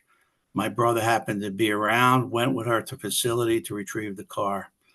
She paid the bill, which was not $250 but $315, and came home visibly shaken from the experience. I reviewed the bill and had a number of questions regarding the incident and pricing. We sent a letter on December 28, 2023. On the pricing side, there was a second tow charge of $125 and a $50 charge of some sort, which appeared as maybe after hours. We asked how you can remove a vehicle of an individual who lives in this complex, has parked in the assigned space forever, just because she did not renew her registration.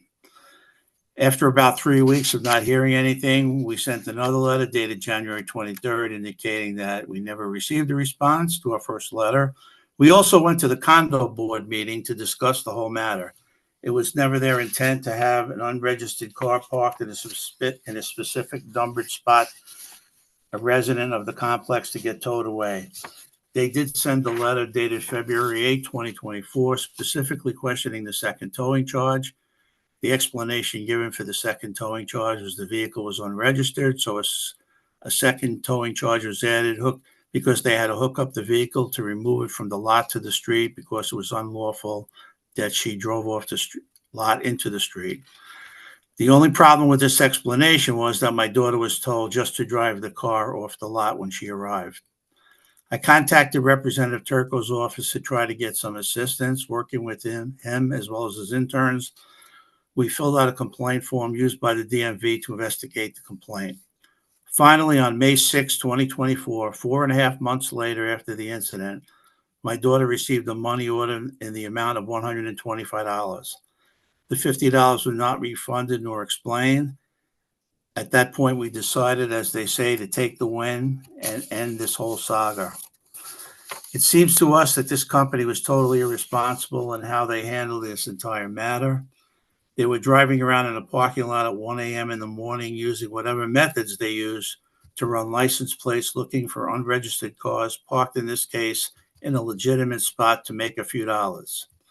After the fact, they did not respond to our letters, the management company's letters, and only when the DMV got involved did we get our money back for the second tow. Your new bill also introduced, I believe, the fact that a person can use a credit card, which to me is an absolute necessity for obvious reasons. Accountability needs to be defined and tightened up. I get the feeling that some towing companies do not feel they will suffer any adverse actions for the behavior.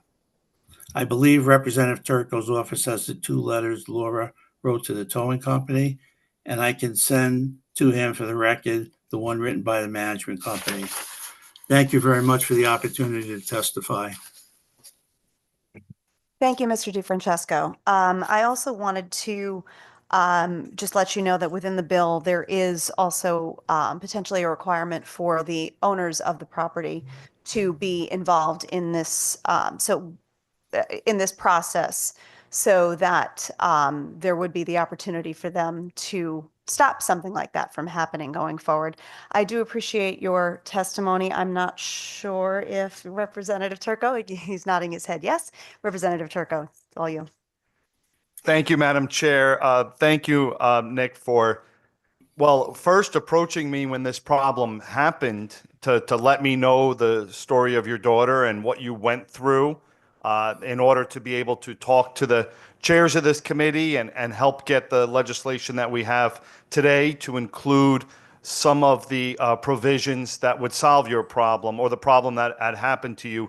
One, with your daughter's car being towed when it was unregistered. And then if you can clarify for us, Nick, when you went to pick up the car with your daughter, did they give you the option to pay in any other method besides cash, or was she forced to bring cash with her? I was not with her. My brother was, but they definitely told her over the phone and in person that you could only pay cash. And he happened to have cash with him, so that solved the problem. Otherwise, you have to look for an ATM and all that good stuff. Thank you for that. And you mentioned, which is really concerning, this second towing charge. Because the car being unregistered, the tow truck company said that they needed to tow the car from the tow lot to the street because it's unregistered. So they would charge her an additional tow. But then when you got there, they made her drive it off the lot anyway. Is that correct? Yeah, when she got there, after she paid, they said, here's your keys, you can drive it off the lot. And just one So qualifying. they never did tow it out of their lot into the street for her to drive. They just told her you can drive it right off the lot. Okay, they charged you for it, but ended up not doing that anyway. Was the car registered by the time she did pick it up, or was it still unregistered at that time? Well, when she got the renewal in the mail, she put it aside and to pay it, didn't pay it. Once she was notified of all of this, I told her to immediately go online and register the car. Now, whether that happened before or after she picked up the car, I can't tell you for sure.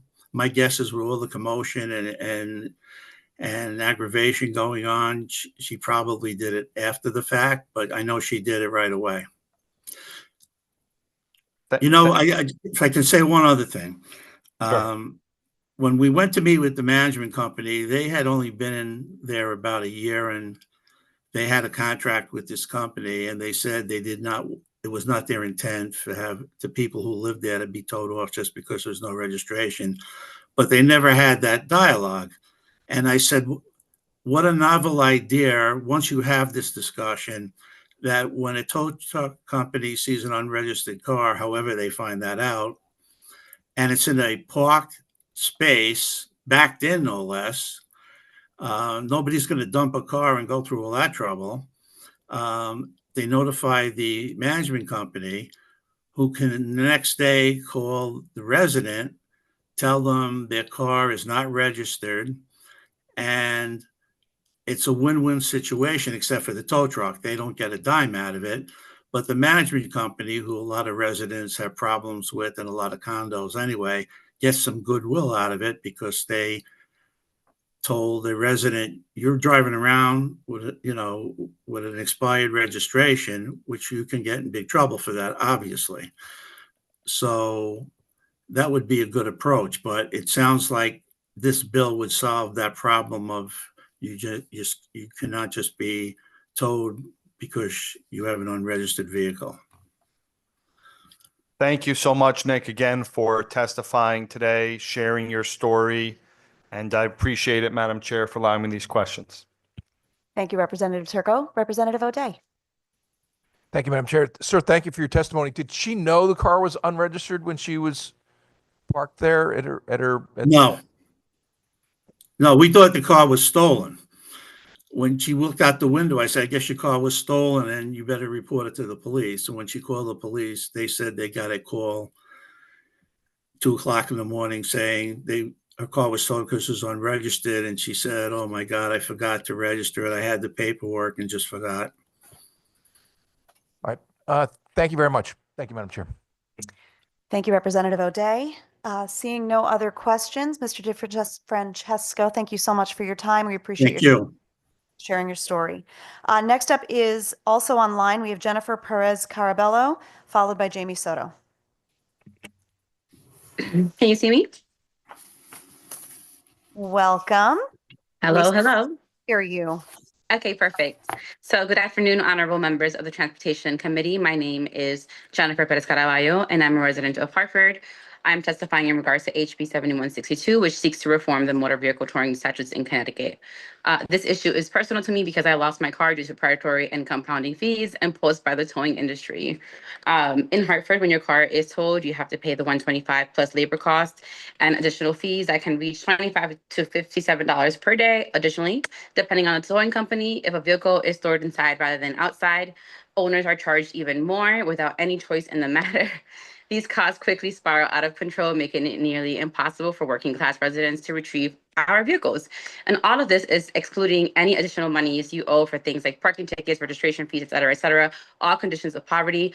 Everyone makes bad choices, but we tend to be okay with creating systems that punish poor and working class people for silly mistakes like forgetting to pay the parking meter. A reminder that when we talk about parking properly, we are talking predominantly about renters, AKA people who can't afford to buy a home, another highlight of who this disproportionately affects. And so why are we okay with people without means being a money generator for others? Why does my financial insecurity make everyone else money but myself? So 6 years ago, snowplows buried my vehicle under 2 feet of snow and ice in the parking lot of my apartment complex. This was a shared parking lot, and so one of the businesses called a towing company without my consent. And because my car had to be dug out of the snow, the removal cost doubled, and they were asking over $250, closer to the $300 mark, in cash to get my car back. And because they weren't open on that Sunday, they had already tagged a daily fee of $50 on it. a reminder that I didn't ask for their help in recovering my vehicle from all the snow that was for some reason or another dumped on my car. At the time, I was working at a part-time job in an effort to juggle motherhood while my then husband was finishing his degree. We simply couldn't afford the inflated costs to retrieve our car. Adding to the pain was that we were planning to sell the car to help recover for living expenses, but within days, the fees increased so dramatically that the car was no longer ours. We were hoping to sell it for $1,500 if we got lucky. And so it soon became easier to just let it go because we were losing money every single day. After, mind you, we didn't have a way to get to the place to actually pay for this. After some weeks, the towing company sold it, effectively taking our property to cover their own outrageous fees. I still had to pay property taxes, by the way, for a car I no longer possessed.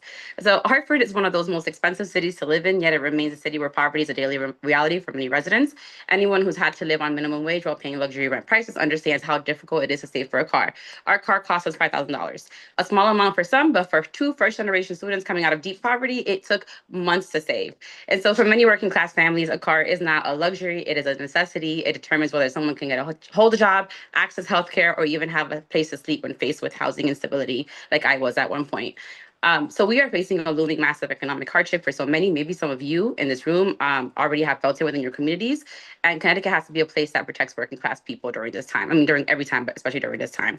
So let's stop predatory towing practices that strip people of their livelihoods, that strip us of our property that is so hard for us to come by already. We need reforms that prevent excessive fees, ensure transparency, and give car owners more rights in the towing process, so that no one has to go through this again, because no one should lose their vehicle because they couldn't afford an arbitrary and inflated price tag.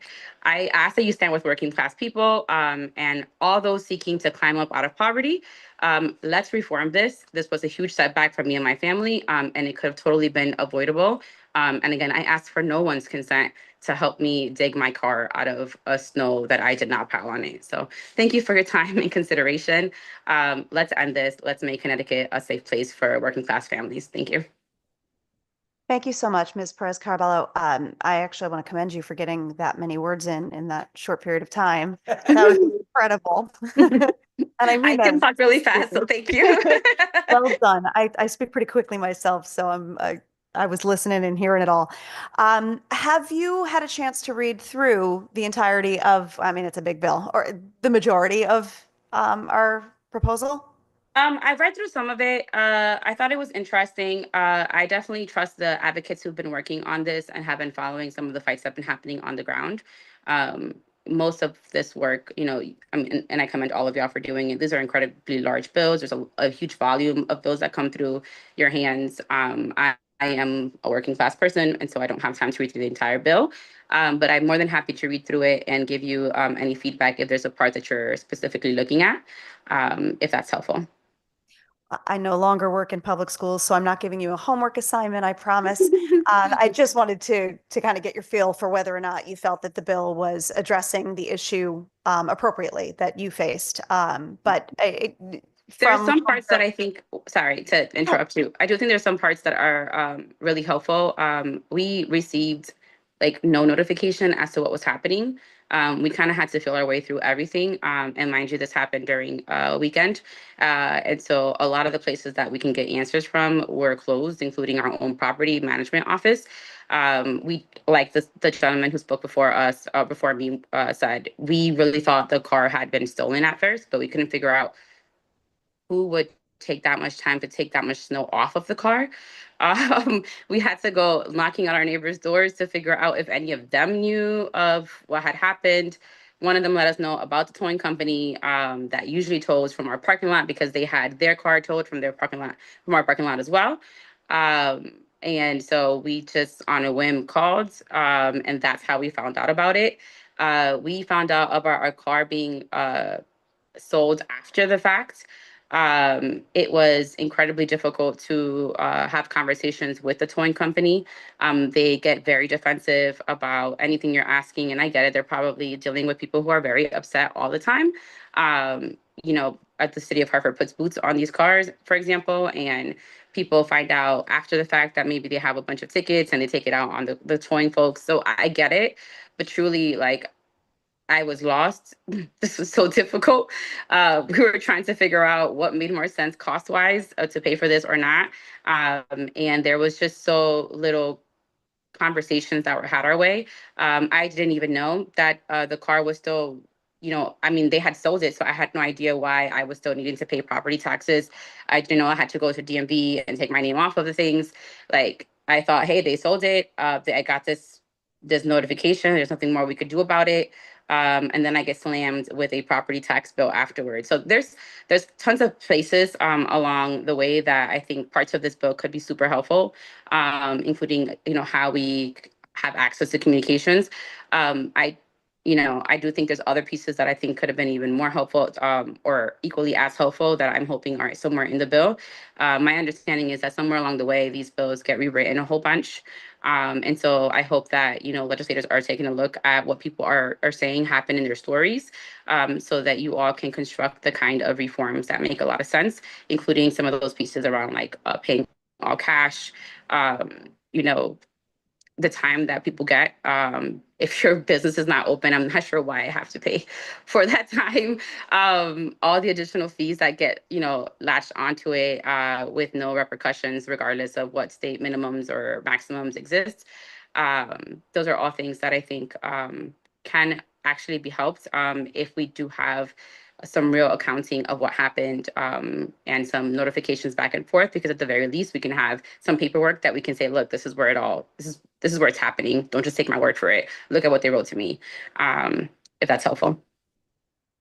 Extremely helpful. Thank you so much. And what you said about how legislation changes from beginning to end, from proposal to passage. I mean, part of what occurs to make those changes is hearing from folks like you and hearing from the others who are going to be presenting on the same bill today. With that, I do believe we have a question from Representative O'Day. Thank you, Madam Chair. Just briefly, why was your car towed in the first place? Do you know? No one gave me a real answer. I don't know. This was a shared parking lot. There were so many businesses who shared this one lot, including, a whole apartment complex. And these were some of the apartment complexes that were built in Hartford to help gentrify my own city.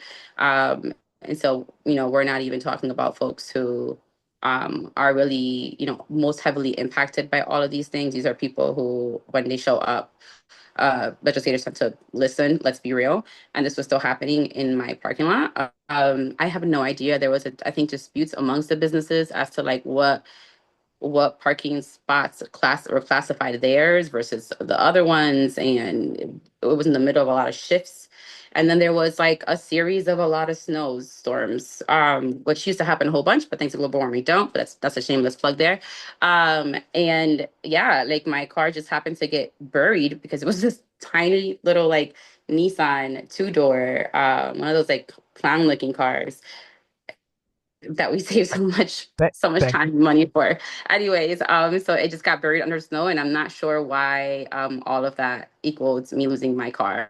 So that's, I think, part of the problem that to this day I honestly can't answer if it had to do with the internal fight that these businesses had over parking spots that had nothing to do with me and my lease. Or if it was because someone said, you know what, there's a car that's clearly been abandoned because it's buried under 2-3 feet of snow. Again, I didn't choose to do that. Or if it was that they said, oh my God, I feel so bad for that person. They clearly need to be towed for whatever reason. Let's help them get their car out of this. I don't know. And that's part of the problem. So here is all this time, energy, effort, money wasted, and I have no answers for you. Okay. Thank you. Thank you, Madam Chair. Thank you, Representative O'Day. Seeing no other questions, Ms. Perez-Carbell, we thank you for your time and for your testimony. Have a lovely day. Thank you all for your work. Thank you, you too. Bye-bye. Up next, I do have on my list Jamie Soto, but I don't see Jamie online. Let me just double check with the clerk here. So we are moving on. Jamie will return. John Souza, who I believe is testifying with a number of members of the group. So if you all want to come up, and just be sure that whoever is testifying at the moment, when you do, please state your name clearly for the record.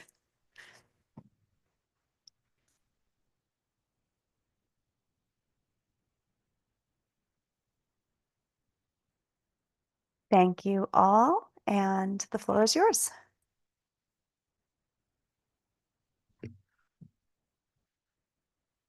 Thank you. I think I'm going to start. Madam Chair, distinguished members of the Transportation Committee, thank you. Could you just state your name, please? Tim Vibert. Thank you, Tim. I'm the president of the Towing and Recovery Professionals of Connecticut. I'm also owner of Farmington Motorsports in Farmington. I had sent my testimony into you regarding House Bill 7162. And to save time, my part of this is to talk about not the wording in the language, but the way it came about. And I represent the towing industry today and about 100 members of the Connecticut Towing Association. One of the concerns that I do have, I oppose 7162, and my biggest reason for opposing it is that the inclusion of the towing industry in drafting this bill. We had no input whatsoever in trying to draft this bill, and it came in two problems. Thursday, we got this 60-page document that we were supposed to mull through, and I appreciate that work on that. What I think the bill misses is the expertise of the towing industry to give the proper information and exactly what's happening out there on a day-to-day basis with the whether it be trespass towing or in this case we split it up, and I do have heavy duty stuff, but to do with the complex issues that go on with the towing industry. And in regards to trespass towing, my colleagues over here are going to talk a little bit more about the inner workings of it. But what it also does is most people don't realize it intertwines with the police towing. Okay, this talks about abandoned motor vehicles. We have an extreme problem with abandoned motor vehicles, and it doesn't come from the trespass towing side, it comes from the police side. And a lot of this draft has to do with abandoned motor vehicles and how we get rid of them. I kind of chuckle about the Bill of Rights about the towing people because we are getting inundated with abandoned motor vehicles of people. Simply, it's not because they don't want to come down and pay for it. They just don't want the car anymore. So they drop the car and we have to continue. So that's one of the reasons why Tony Guerrero talks about putting the thing down to 15 minutes. So just kind of in summary is that we believe the tower should have some input in the bill writing. I appreciate the fact that the Transportation Committee made the effort to write a bill, but we feel that there's information in that bill that got left out.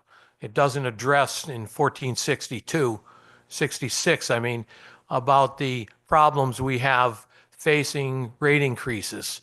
Okay, the senator brought up today about may and shall. We've been trying to change that wording for 5-6 years. We've been trying to change the fact that the commissioner has to use information about our business and set a rate based on the cost of doing business.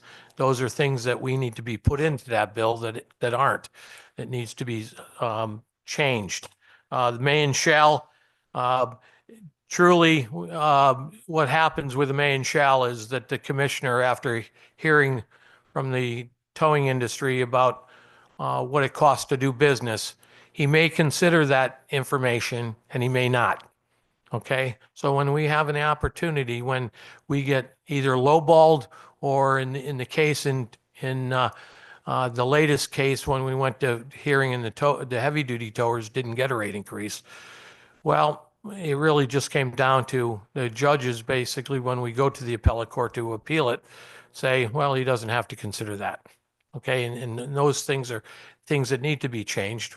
We certainly work hard to try and put together a piece in there to put that together so that he can give us a reasonable rate. So I'm going to try and end it with this, is what we'd like to see is a working group involved in this, with the towers to be involved in it, to change some of the language in 7162 and make it a better bill that represents the towing industry. So thank you. Thank you, Mr. Vibert. You may all, you don't have to wait for me at this point. Let's get, you guys all can testify, and then we will just be sure to say your name before you begin. Thank you. My name is Eileen Vibert Colonies, and I'm just going to read because I'm not a real big public speaker. Madam Chairs, ranking members, and distinguished members of the Transportation Committee, thank you for the opportunity to be here today. My name is Eileen Vibert Colonies, and I am Secretary of the Towing and Recovery Professionals of Connecticut and with Farmington Motorsports. I am here representing the towing industry in our strong opposition to House Bill 7162. While I understand the bill's intent, it fails to represent the towing industry. It fails to protect the tenants who are doing things right.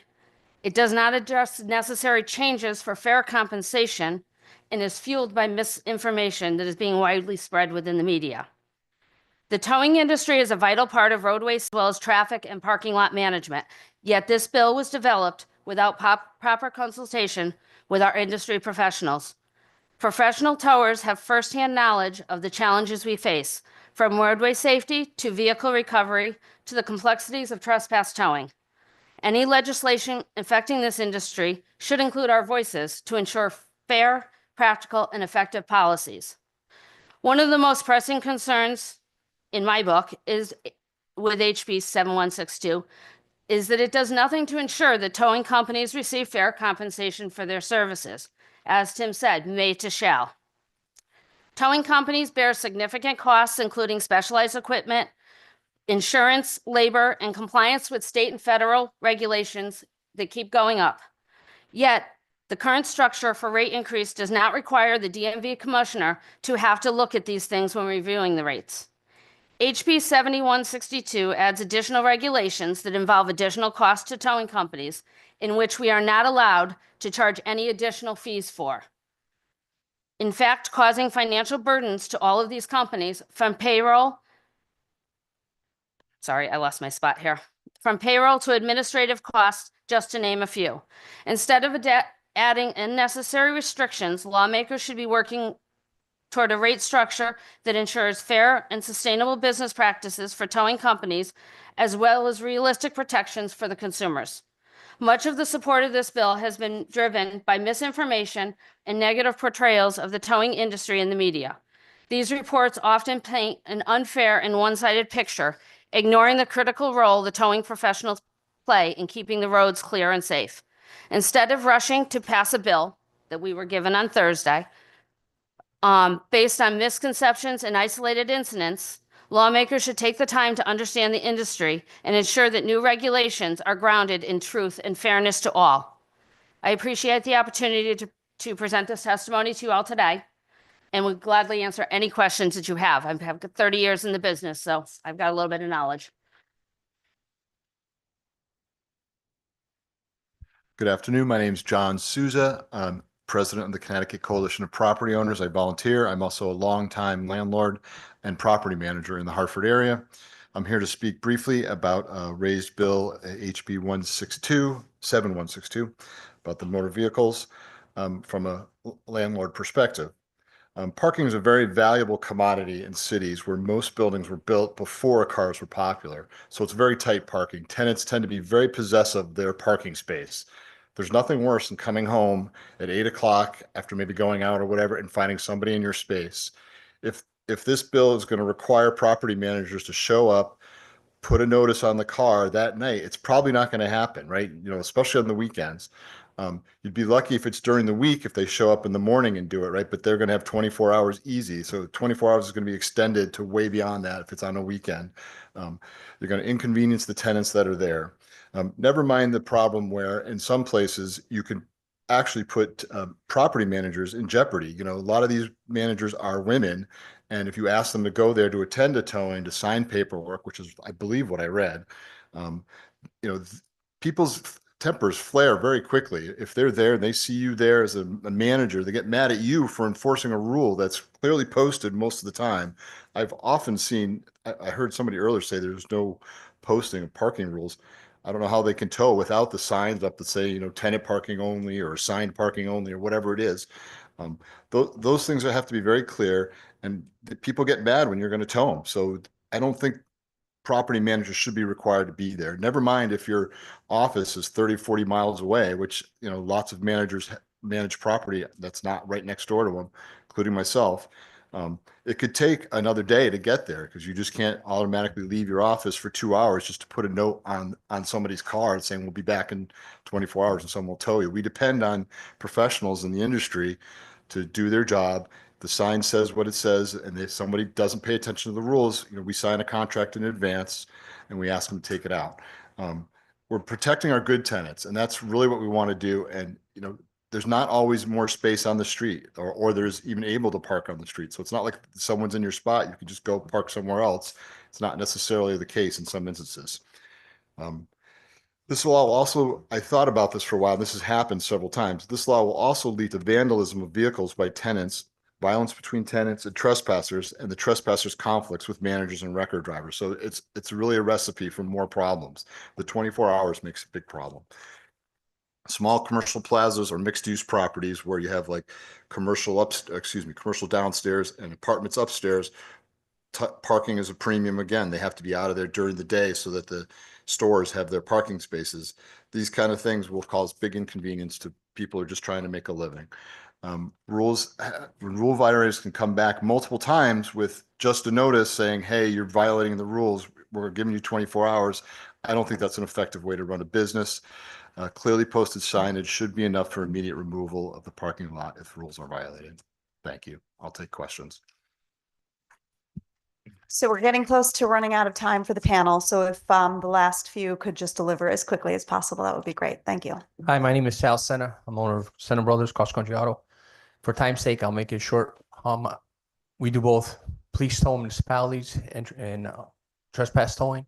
And I'm also a property owner with commercial property. So I've seen all aspects of it. At that time, I'll cut it short and yield it over to my colleague here so we can entertain some questions. Good afternoon. My name is Michael Grant. I'm also a property manager, have been for the last 40 years throughout the state of Connecticut. I'd like to echo what John said in terms of essentially trespass towing. I think, there were some comments earlier. I think most property managers and property owners do give proper notice when they know who owns the vehicle, or makes an attempt to find out who owns the vehicle before they have the vehicle towed. It's trespass towing, and certainly, let's take winter months, for example. There are parking bans throughout the state of Connecticut when we have a storm. People scramble as much as they can to find a space off the street so they don't get towed by the municipality, and they take up spaces for law-abiding residents, tenants that we serve first. Our tenants are our priority. And if we can't respond and act on that particular situation, then that just serves to make more animosity between management and residents, because we're not addressing their concerns, their immediate concerns. And I think that, again, 24-hour notice is typical in our industry. If somebody's got a disabled vehicle or there's no plate on it, we typically carry a list of permit numbers and the license plates that coincide with those permits, and we make attempts to resolve things without bringing in tow trucks and causing problems. So it's really mainly isolated to just trespassers who pull in off the street. We don't know who they are. They could be visiting somebody, but we have no knowledge. And I think that that's what it comes down to. And I thank the committee for their time. Appreciate that. Thank you. And thank you all for wrapping that up so quickly. It was still informative as it needed to be. A couple of things I just want to go through. Number one, I want to assure you that what you're looking at when you see this bill, this is in no way a finished product. I know that there was concern that what you saw you didn't see until Thursday. We're in the process here. This is just one of the many steps toward coming to final legislation. You being here is a huge part and part of how we adapt and change and move as we need to and as is appropriate. So I just don't want anybody operating under the misunderstanding that what you see is a final bill. That is certainly not the case. We did take the input that I know that we met with Mr. Vibbert at the beginning of the session. We did take his experience into account as we crafted some of this, and we will be coming back for more questions. Speaking of, here come the questions. And these can be answered by whomever, whichever one of you may have more of the expertise in the space. So don't feel like you have to wait for everybody on the panel to answer. If it's within your wheelhouse, please feel free. So regarding 24-hour notice, I know that was a concern for you guys. It was also a concern coming from some of the leaders in communities, as we heard from them earlier today.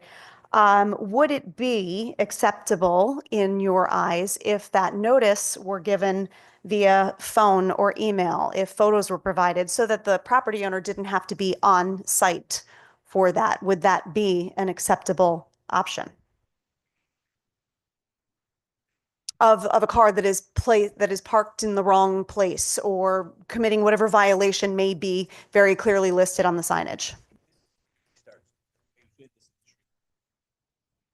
I apologize. It usually starts with a phone call, and it's not from a property manager. It's from the gentleman who, hey, somebody's in my space, been beeping a horn for an hour, they're not coming out. Can you get somebody out here? And it gets put on a list. And it's being part of the city, and I'm sure it's different every town. The phone rings all night long. Somebody's in my space, don't belong here. Somebody's in the fire lane, I can't get out. It's not what we do to protect ourselves and the people is before we even touch the car, we take 3 pictures. The vehicle, it's documented, listen, you're parked there, because the first thing we hear from them the next day is, I wasn't parked there. So we do what we need to do in order to protect the property owner, ourselves, and to clarify why the vehicle was towed.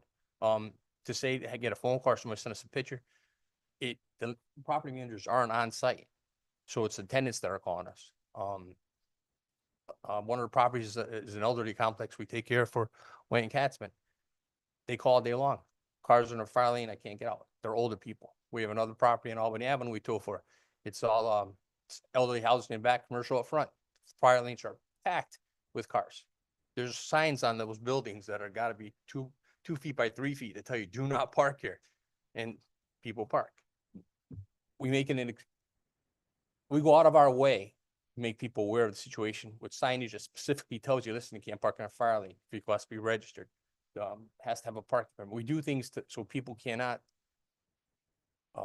feel that they've been slighted or targeted. You do your best to make it so that the facility or the property is taken care of in a professional manner. So that actually brings me to my next question. How are you paid? Are you paid by property owners at all for maintaining the space, or are you paid strictly for the tow by the car, the owner of the car that was towed? Okay, and is that, to your knowledge, is there any company that might be on retainer in other, I'm not looking for names, I'm not looking for anything like that, but is there anyone who might practice that where they pay any towing companies just to be on call for things like this? No, not to my knowledge. Okay. You'd be paying for somebody, you'd be covering the cost of somebody who's be breaking the rules. And to clarify, when I was talking about photos, the request because we are looking to have property owners be engaged in this process more. Because I do believe that many of the complaints that we've received from folks whose cars were towed, a lot of the times the owner of the property just says, I don't know. I didn't know you were towed. I don't know anything about it. There was no call made to me. So in order to get them involved and engaged in this, we need to have them involved at some step here. So if not a tenant sending a photo to the property owner who then forwards it to you and says, this is what's going on, what will we do in place to engage the property owners? In my opinion, for the companies we service, we make sure it is clearly posted everywhere. So this way, the property owner themselves at 2 o'clock in the morning or 5 o'clock in the morning isn't dealt with it, because they literally tell you, if you have a problem with the parking situation, call these guys to get them out. I appreciate that. Thank you. That does make sense. My other question, pardon me. Oh, so we talked about how regarding police towing, they were, I believe the word was inundated with calls. Do we have any idea roughly, I mean, just to speak to your own experience, how many abandoned vehicles you're dealing with on a weekly, monthly, yearly basis? So what I can tell you right now is in abandoned motor vehicles that I have on my lot right now, and I'm a small company in Farmington, so I know he has a lot more than I do, but I'm just talking for myself in police tows. We have right now 20 cars sitting at motor vehicles waiting for approval to get rid of, some of them going back to October of last year. And I have probably another 15 ready to go, just waiting for the timetables to fall into place. And for anybody who thinks we can get rid of a car in 15 days, it is simply not true. We have a process to do. On a car under $1,500, the quickest we're getting rid of that car is day 30. And on a car over 15, the quickest we're getting rid of it is day 60. And I can tell you that I can show you the layout of that. But we're looking, and this is small town Farmington. That's 35 cars. So can you imagine what Hartford, Bridgeport, West Hartford has? A lot. I would like to interject here for a second.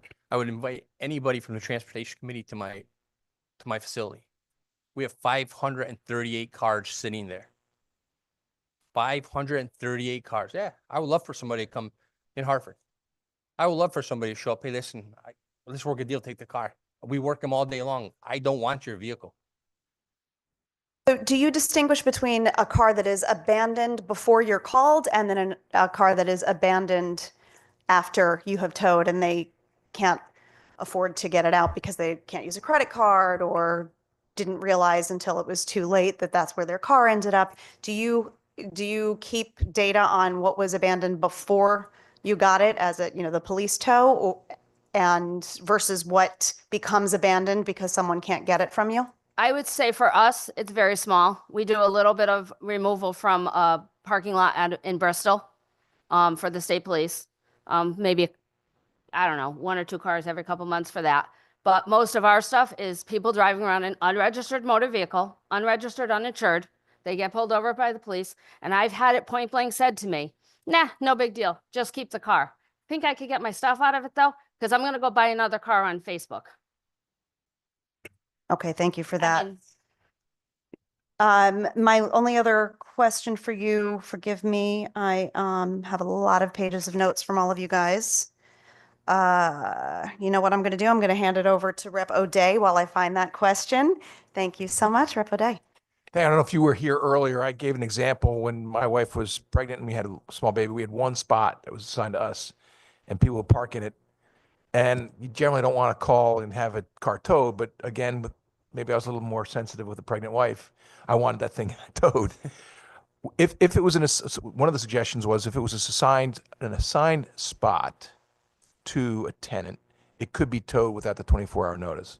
Would that make sense to you? I know, John, you've got property. Sure. I mean, absolutely. That's no brainer, right? If it's a signed spot, the license plate doesn't match, easy to figure out. Most landlords have a hang tag or something like that, so they know it's registered and that they're just going to take random spots in a lot, which is very similar. But I think most of them, well, at least Mike and I, we're more concerned with trespassing towing. I mean, these guys have their own issues, which I understand, but we need to keep control of the parking lots. That's really what it comes down to. And if you want to have a high quality of living, you need to be able to do that in a reasonable manner. That's all I'm asking for. Fair enough. And then just one more point in question. We've had problems. The police have been, out of state tagged vehicles, right? Because they want to avoid property tax. So one of my ideas was, if you're a property owner, you can't give out a parking spot to an out of state tag. So in order to get a parking spot at a Connecticut apartment, you have to have a Connecticut tag. Do you guys have any opinion? I know that's outside this bill, but just real quick, if Yes. would any of you be opposed to that? I think that's a great idea. I think what you should do is when people sell their car, as Tim has said before, they should register the sale to who bought the car. Now we just alleviate us trying to figure out who owns the vehicle. The state's collecting sales tax from the moment the sale went through. It's got all kinds of upswings to make things better for the system. Thank you, Madam Chair. Thank you. Looking forward to working with you as this goes forward. If I could. Let the commissioner know that we've just added to his task list. I did find my other question. Thank you guys for your patience. The value of the vehicle when you do have to sell, what tool do you use to determine the value of the vehicle? A couple of things here, and I know it's a big issue about the value, and yes, as we saw, there was probably some hanky-panky going on with cars and this week that we saw. No, you know what? There's always those bad players, and no doubt about it. One of the issues that we have is, first of all, they're going by a book value for an abandoned motor vehicle. Okay, so think about that. So what they're telling us is the trade-in value at one point was going to be the trade-in value of the car. That's what the abandoned motor vehicle is worth. Well, people are banning all sorts of types of cars, and some of them are late model cars that are smashed to the front seat. They walk away from it because they didn't have insurance on it. That car certainly doesn't have a value for trade-in at all. It simply is a $500 to the junkyard.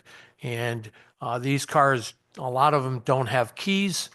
They are just a train wreck.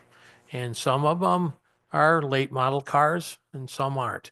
So you get a 2010 Honda that's now got a book value of $4,000 or $3,000.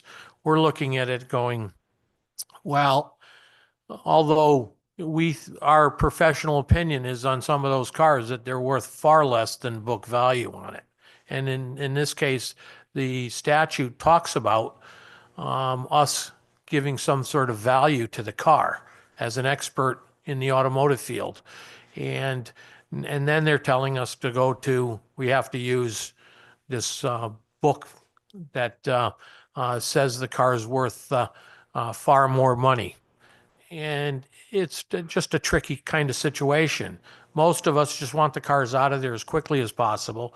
And at this point, with the amount of hoops that we have to go through to sell to the general public, that DMV puts on us, it's not even worth it anymore. So a car that's worth $2,500 may get sold to scrap because the car is tacky. I can't sell it to anybody. What happens when they start the car and the check engine lights on and things of this nature? So, that's a big, huge problem about putting a value on the car. And then you've got the high-end cars, and we saw the news today and last week, and yeah, that's a problem, no doubt about it. But for the most part, the problem we have with it is that these people don't want their car. They've left it. They've abandoned it. In some regards, it gets stuck as a trespass tow, that they've just abandoned it at the apartment complex, and they walk away from the car. We don't know who owns the car.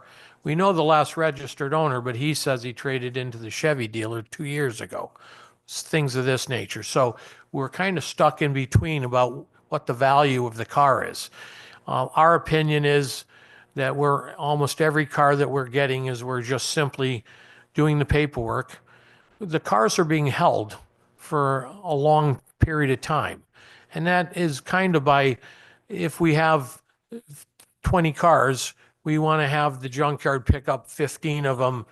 So we kind of set these cars aside. So with the people that say that we're getting rid of their cars without them knowing about it and all of this is just untruthful. The cars are there at the yards. They just have to come down and pick them up if they want them. But get back to the value, and that's one of the problems that we're having is how do you value these cars? And again, I'm going to, let's say the 2010 Honda, my bill comes up to, it's under $2,000 for the length of period I have to carry it to. And I have to have an auction for that car. And now I got to get rid of it. Okay, it's nobody who comes to the auction. Now, what do I do with the car? Car is just sold as junk and it's gone down the road. And that's really some of the issues that we have with it, is that we're just crazy inundated with cars that are abandoned by police-related tows, really. And the other thing, as I've testified before, is that the state of Connecticut, when we go to tow a unregistered motor vehicle, it's usually almost every one of them being towed, not because they're unregistered, because they have no insurance. And the reason they don't have an registration is because the department has suspended it, rightfully so. So what typically happens is the owner of the vehicle or the person driving the car gets a $550 ticket. The reason they can't afford the tow is because they're trying to afford the ticket. Okay, in reality. So the car is left with us longer, and by the longer the car is left with us, the higher the bill goes. And again, some of those people we just never hear from. We never, ever hear from them. We just, we got to get rid of the car, and we get rid of them. And if they called, we'd probably make some sort of deal. I have a question going back to something you said earlier. You mentioned some of these cars have no keys. We hear that a lot.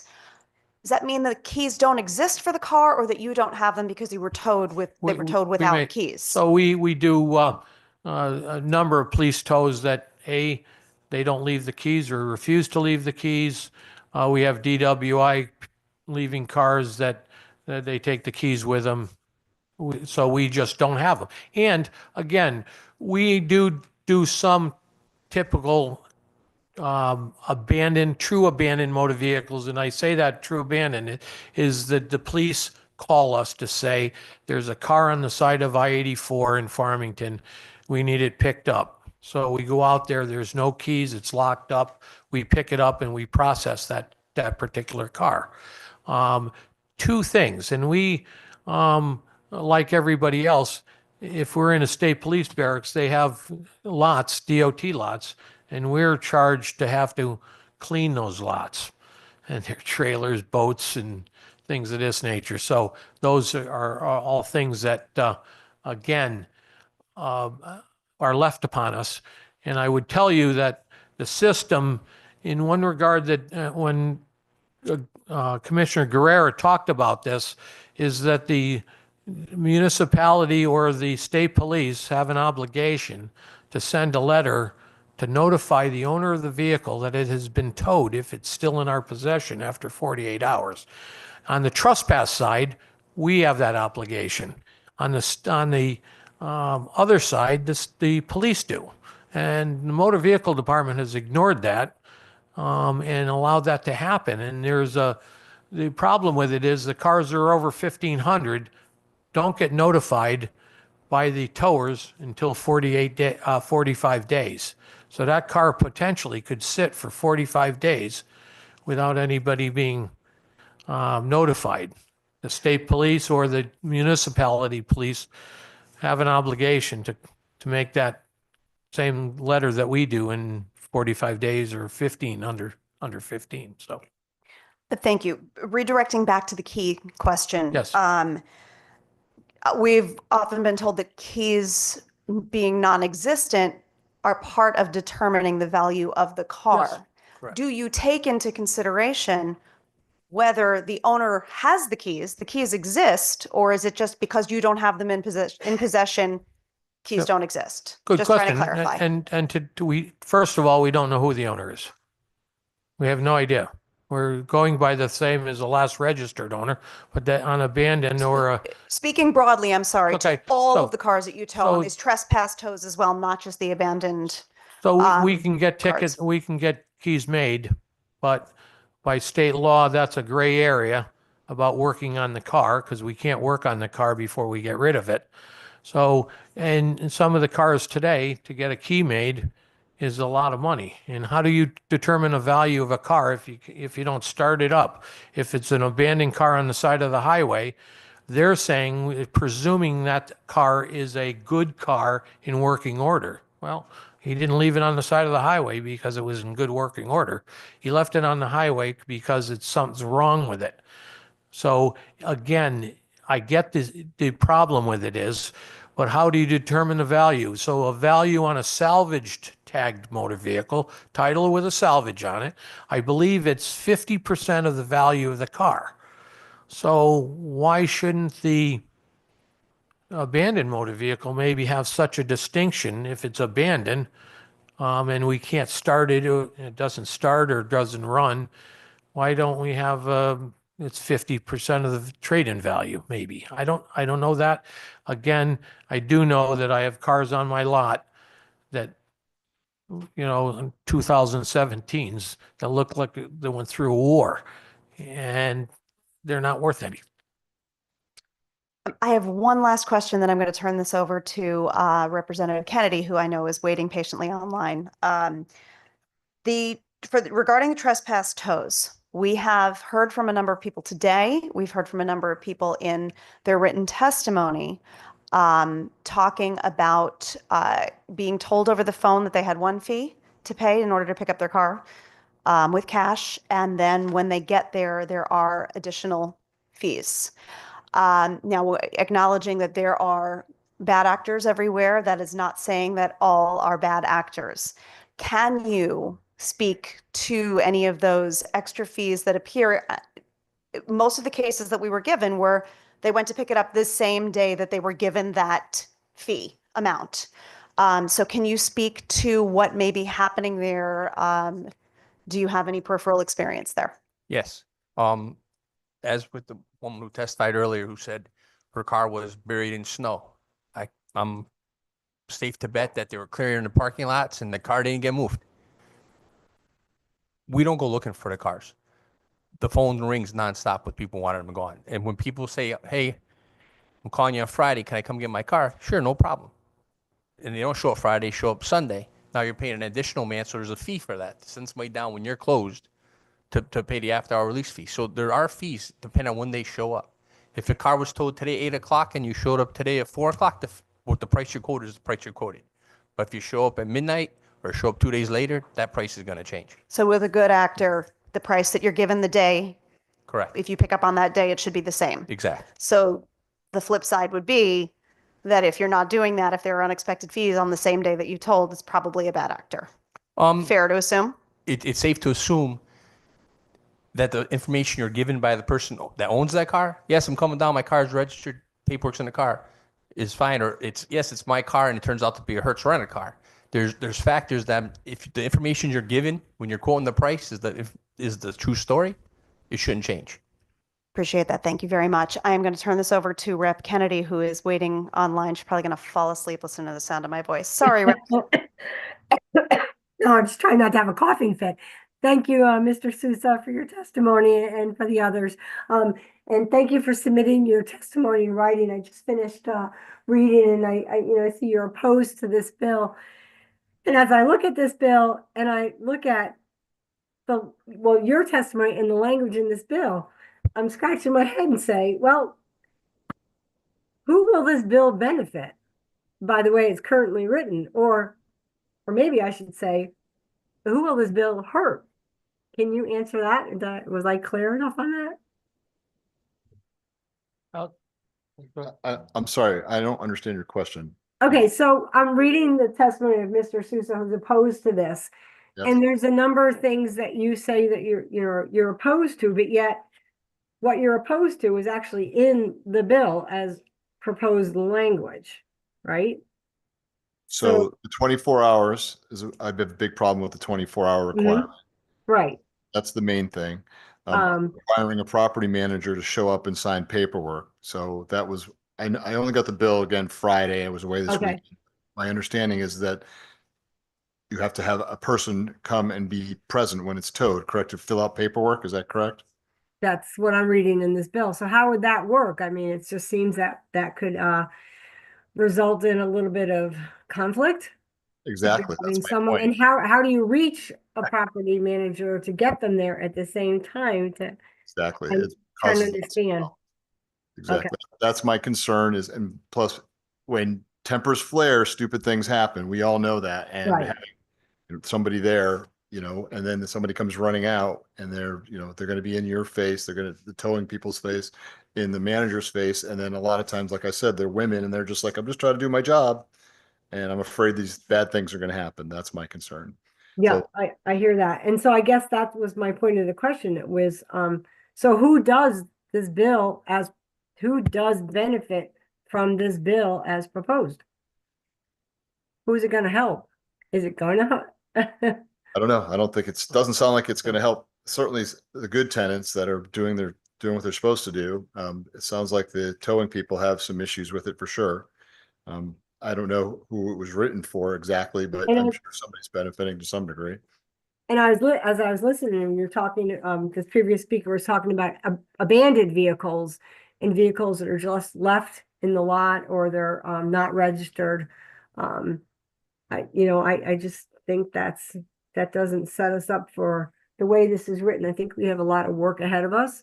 And I understand there are some bad apples out there because bad actors just bugs me.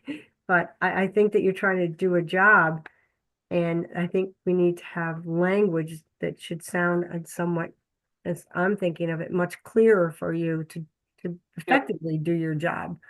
And without any kind of a controversy or adversarial reaction when someone is there. So Thank you. thank you, sir. And thank you, Madam Chair. Thank you, Rep. Kennedy. We are joined by my co-chair, illustrious co-chair, I think was the word that was used earlier, Senator Cohen. Thank you. And thanks, Rep. Kennedy, for the questions. What you didn't see was that the room was falling apart as you were speaking. I wondered why the sky, everyone was looking at the sky. Right, everybody's looking at the ceiling. So thank you all for being here. I was listening in my office, so I'm sorry I wasn't present in the room. I only missed a couple of Representative Kennedy's questions. I wanted to talk to you about the cash versus credit card piece. Is there anybody who could speak to that? We all take credit cards. Every one of us do. But when you have someone walking in the door and telling you where to go, what bus to take, and where to get off, you're not taking a credit card. It's like taking somebody's check. You know they're going to stop payment on it. So you ask for cash. With that being said, I'd much rather take a credit card. It's a lot easier. But when they're telling you they're not going to pay the bill and then they want you to take their credit card, you already know which way you're going to go. So to avoid the situation and just close the door once the car is gone, you ask for cash. So this way the matter's resolved. Because otherwise, you'll take the card, they'll stop payment on it, and then we have to arbitrate for 3 to 4 months going back and forth between the credit card company and them with letters trying to figure out if they're going to pay you or not. So to avoid that situation, we just ask for cash.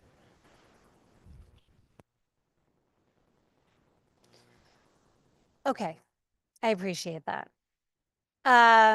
What about dropping a tow? If the person comes out, you've got it connected to the truck, what's the practice right now? If we're hooked up and the person comes outside with the car, says, hey, listen, I'm going to pay you for it right now, we drop it for them. If we're backing up and the car's not even hooked up, just move your car, you're all set. It's just good business. The problem we have is you'll be pulling out of a parking lot, and just last week, the gentleman drove into the truck with another vehicle that was pulling in. Hey, wait, that's my car. Hold on, let me pull over. He smashes into the tow truck. No insurance, no registration, nonstop. Matter of fact, there was another tower that was on her way here today. She got hit in front of your building, pulling into your parking lot. The vehicle that hit her had Texas plates, no registration. Couldn't have a better timing to give you an example of what we deal with. Okay, I appreciate that. So I'm hearing obviously from the towers a lot of opposition to the bill, the way it's written. We also know that, well, you all are not necessarily participating in predatory towing practices. We know they're going on, right? And I know it's unfortunate when, there's so much media attention onto something like that, when there are good actors and, you're just trying to do your job and suddenly you're all under a microscope. You know, do you have suggestions on how we can prevent some of these practices from going on, like trolling parking lots and, you know, towing? I mean, obviously, we're trying to get at some of it with the signage. I would assume you're not opposed to the signage No, not at all. component. So some of it, you know, we can address through signage at these residences. But I'm just trying to wrap my head around. I do think we need to come up with the credit card piece, the cash versus credit card. I'm trying to wrap my head around how do we prevent these predatory practices from taking place? How do we, without, you know, if we didn't have a 24-hour hold, or if we had a 24-hour hold, but didn't have, you know, photographs from you all, which, you know, I really view that as protection for you guys. And we didn't have somebody standing there. I hear the concern about, you know, the property owner or property manager being there. What do we do? What do you think? This bill in its whole isn't all bad. I support the pictures. Perfect, great idea. As far as vehicles that are unregistered, if the guy has a parking sticker and it's unregistered, you have to tag it before you tow it. Give him 48 hours to move the car. Perfect. But the gentleman who lives in an apartment complex, to tell him, listen, you have to wait before I can move, you know, take this car out of your space for you, that just doesn't work. I think all properties should be signed. I think every entrance of a park or an apartment complex should have a sign on it.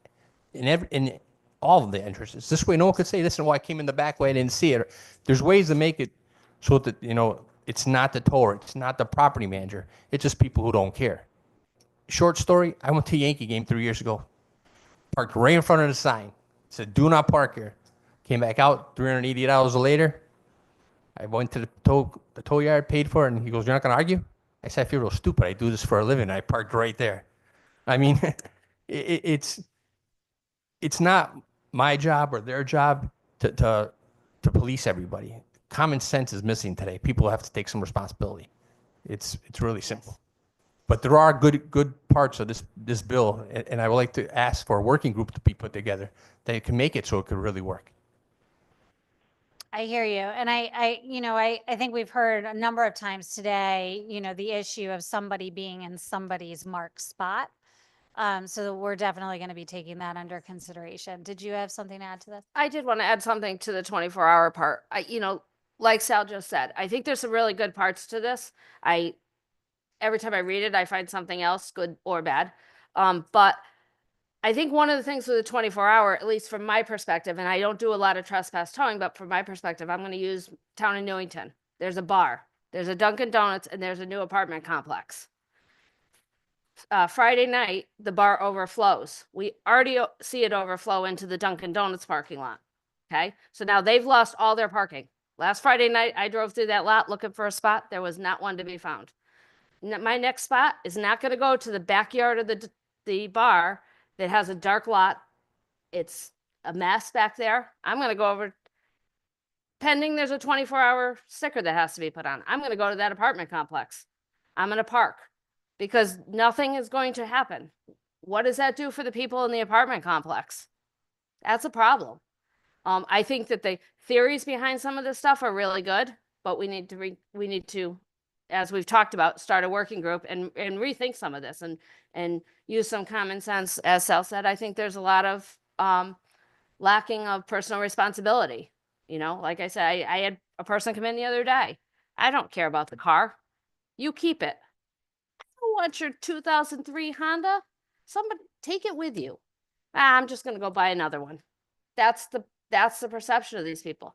Have them register a sale of a car, to hold them responsible for the tow. Don't let them register another car. Don't let them buy another car, whatever. Why is it on the backs of the towers? Why is it my responsibility, Sal's responsibility, to take care of somebody else's problem? I know there's a theory here. I know there's all kinds of problems. There's big issues going on, but doesn't all have to fall on the backs of the towers all the time.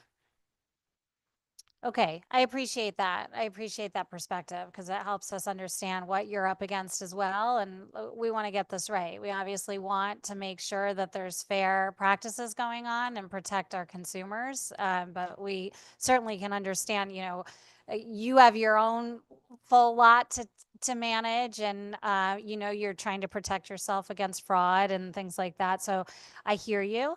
And we want to work together to get this right. So thank you. Thanks for your testimony. Thank you, Madam Chair.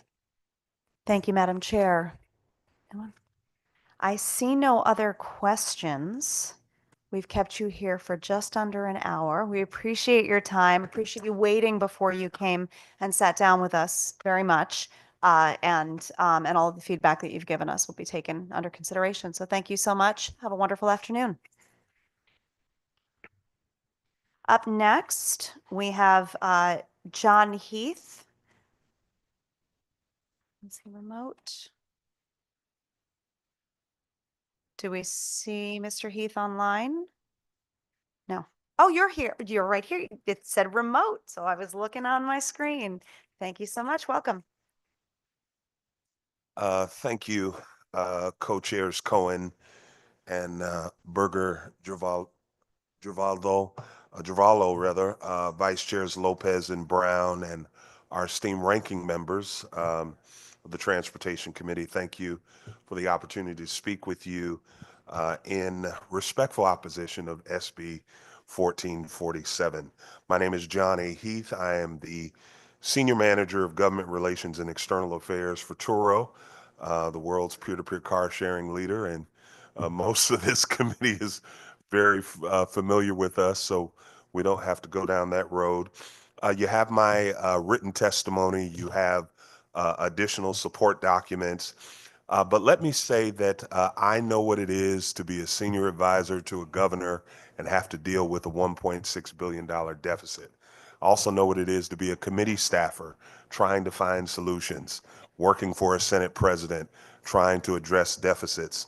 And so I understand where the committee is, but I think there are some things that I'd like to just raise for the committee's consideration. First of all, our taxation was settled in the bill that you all helped pass in 2021 with guidance from DRS, and it put us at that threshold. SB 1447 in our opinion double taxes your constituents by raising that.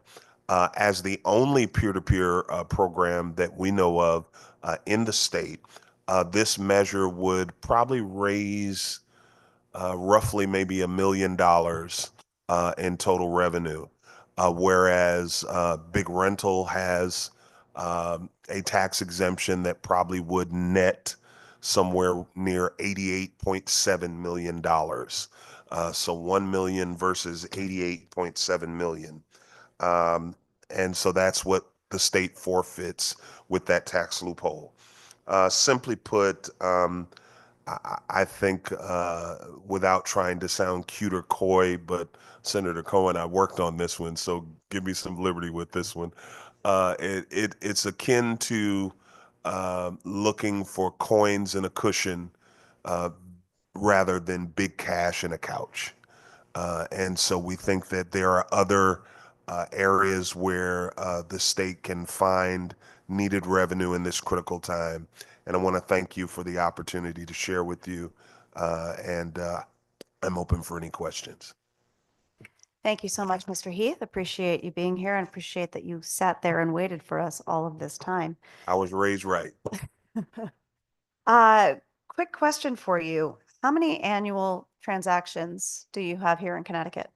I would have to get back to you on that. I don't have that information readily, but I will make sure I get that information to you. I would definitely appreciate Yes, that. ma'am. Thank you, because that will certainly help us in determining some of But that. we do know the revenue is somewhere around 600 above 1,000 per year that we're collecting and remitting. And where are where are these transactions happening in Connecticut? Do you have that data? They're throughout the state. We're prohibited from operating at the airport currently. But even with people coming in to the airport, they will have transactions off airport in the various parking lots. Also, some folks will take an Uber to that individual's home to pick up a vehicle. Thank you. I appreciate the answer. I'm going to try and hold to my 2-question rule for the moment and pass the microphone on to my co-chair. Hello, Mr. Heath. Good to see you again. Hey, Senator. So can you just tell, I mean, I don't think, could you just tell me how peer-to-peer operates? Sure. So very easily, it's an individual who has a vehicle or maybe vehicles. They place that car on the platform. The individual who wants to book that car goes through our app. The person that wants to book a car gets the exact car that they book, so it's not like I'm thinking I'm getting a Chrysler 300 and I get a Ford Fiesta. And then that transaction can be hand to hand, in person. It can be remote unlock. Also, there may be a key box that a person utilizes. They then take their pictures, they go through our process that they have, and then the car is released for that person to enjoy. Do you recall why? Because it does, well, it's peer-to-peer, right? It's sort of like the Airbnb of car rentals. It is a car rental of sorts. You're renting a car from somebody else. And car rental companies pay 9.35%. Yes, ma'am. If I were to rent a car from Avis or Enterprise or Hertz, I'm paying 9.35% and some other fees, mind you. I know you mentioned we're leaving $88 million on the table, but there are a lot of fees associated with rental cars. If I go online, we already charge several fees, required fees. For peer-to-peer though, you're paying, if I were to go online, I would pay 6.35%. And so I'm just wondering what the distinguishing characteristic is in that discrepancy. Sure. So with the NCOIL model bill, we tried to wade through with your various colleagues around the country to create something that would create separate distinction for peer-to-peer. While it's a similar transaction, Airbnb is Airbnb and hotels are hotels. I think most people have come to that. And so with that, the separation was made between the peer-to-peer transaction versus the rental transaction. The fact that our hosts pay sales tax on the purchase of those vehicles up front and the rental car industry does not, then that was factored in to this threshold. And I might also add that the big rental was at the table in helping craft the model bill that we followed after and kind of tweaked and customized for the state of Connecticut. Okay. But in the model bill, we didn't necessarily outline the tax structure for peer-to-peer. No, not the tax structure per se, but certainly making a differentiation between the two. And then subsequently, when we looked at individuals having to pay those sales tax up front, let's say, for example, in some of with your other colleagues, perhaps Nevada or Oklahoma or Illinois, there was discussion about this very issue. And then what happened was if individuals paid sales tax on those vehicles, they would have the lower tax threshold or percentage. If an individual perhaps did not pay taxes, maybe they did some kind of bulk buy or whatever the case may be, then they would be on the hook for that higher percentage of tax. Got it. Thanks so much for answering those questions. Thank you, Madam Chair. Thank you, Madam Chair. It looks like Rep. O'Day has a question. Thank you, Madam Chair. Madam Chair, just briefly going through your key takeaways here. When you said 1447 double taxes Connecticut residents, that's what you're talking about both on the purchase and then also on the peer-to-peer transaction. Is that what you're referring to? Well, in essence, raising that threshold up. So I should say it just raises, it doesn't double. And then, and you're talking about this Nevada, Illinois, and Oklahoma, Mm-hmm. when the sales tax is paid on the purchase of the vehicle, they use a lower threshold on the Yes, tax. sir. Is that what you're talking about? Yes, sir. And so, what would that amount to here? We would. That would be to the wisdom of this body. And what would you suggest? Well, we are pretty firm in that 6.35. We believe that's fair. That represents, I think, a decent number, and isn't that far away from where rental car finds themselves at 9.35. And you had mentioned that it's roughly 600,000 A little bit north of that we annually. remitted and collected. Um, And that's not proper. Obviously, that's not secret knowledge. The Department of Revenue, that's public knowledge. Yep. Appreciate it. Thank you very much, Madam Chair. Thank you, sir, for your testimony. Thank you. Thank you, Representative. Seeing no other questions, thanks so much. Thanks, for Senator being with Cohen, us. and want to say hello to Representative Kennedy on virtual. I'm sure she appreciates that. Okay, I think we will come back to Jamie Soto and Jessica Marks and move on to Siobhan Hamilton Burgess. Hi, good afternoon. Welcome. Good afternoon, co-chairs and members of the Transportation Committee. My name is Siobhan Hamilton Burgess, founder and executive director of Hartford Health Initiative. I am testifying in support of HB 7161, an act concerning the suspension of a motor vehicle operator's license for failure to pay fines or failure to appear in court. Currently, in addition to reckless driving and DUI, individuals lose their license licenses are being suspended for not appearing in court, as well as not paying, fines.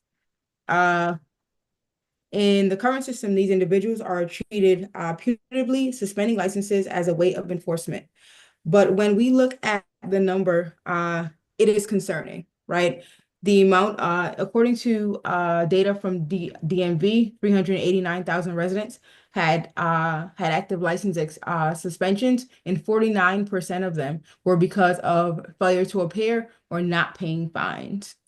And so when you think about that, right? And in addition to that, the top 10 cities, out of the top 10 cities, 5 were in Hartford's lower income cities, right? And so when we look at that, although the words inequities and disparities are touchy topics, that is a disparity, right? And so not only when we look at that population, suspending licenses is a way that they are not able to work and etc. and the compounding fees, but it also is limiting access to their basic needs, access to healthcare, access to childcare, right? Access to getting groceries. And if you understand, I mean, the 5 communities, not only 5, but many communities in Hartford lack access to groceries. And so not only are we suspending licenses, we're also limiting people's just access to daily life, maximum potential for daily life. So in closing, as I mentioned, the disparity is evident and more needs to be done in finding a medium to enforce laws, but also bearing in mind the limited abilities to pay an unplanned expense by many of the people that are impacted by this policy. By providing a payment plan as an option is one way to address this issue. But in addition to that, my recommendation is also to think about how we contact individuals, because many people could be willfully avoiding paying their taxes and get suspensions, but we are talking about over 140,000 people, right? And so with that, there could be cogs in the system and how we try to contact them and say, hey, this is going to happen. How do you respond? So being really intentional about how we contact individuals would also be helpful in minimizing the impact that not having a license has on many families and households. And with that, I conclude. That was perfect. I don't know if you heard the bell go off, but I you did were not. well timed, Siobhan. Thank you so much for your testimony, and for highlighting the high percentages of individuals who've had their license suspended for non-moving violations. You know, whether it be failure to pay fines or failure to appear. I'm going to, let me just see if that, do you have any questions? Yeah, Representative O'Day. Thank you very much for your testimony. I guess my question is, we all agree that our roads are not safe right now for various reasons. And so one of the things, just today, I think one of the good chair's constituents was hit by an uninsured motorist right out front here at Tower. And so if you're someone who doesn't buy insurance, one of the ways we make you buy insurance is to say, well, then you can't get a license until you buy insurance. You can't be uninsured. How would you address that person who refuses to buy insurance but wants to have their license? Because license is not a right, it's a privilege. And if you're driving around without insurance, I don't think you should have that right. We're weighing what you're talking about, trying to catch the people that need an extra hand, but we don't want to let off the people who refuse to buy insurance. You see the dilemma we kind of facing here? I get it, but I think the dilemma is somewhat comparing apples to oranges, right? Because I'm not saying you should drive without insurance. You shouldn't drive under the influence. You shouldn't drive recklessly, right? Those are all legitimate things that show that you are not able to manage your license, right? And your license should be suspended because of that type of behavior. What I am referring to is if you have compounded tickets, right? Not for speeding recklessly, but for parking, say, for example, right? So you have constant violations in which it has now compounded. So now your license is suspended, whether in state or out of state, right? And so people should have insurance because I drive, and if someone doesn't have insurance, that goes on my insurance, right? So I understand what that means.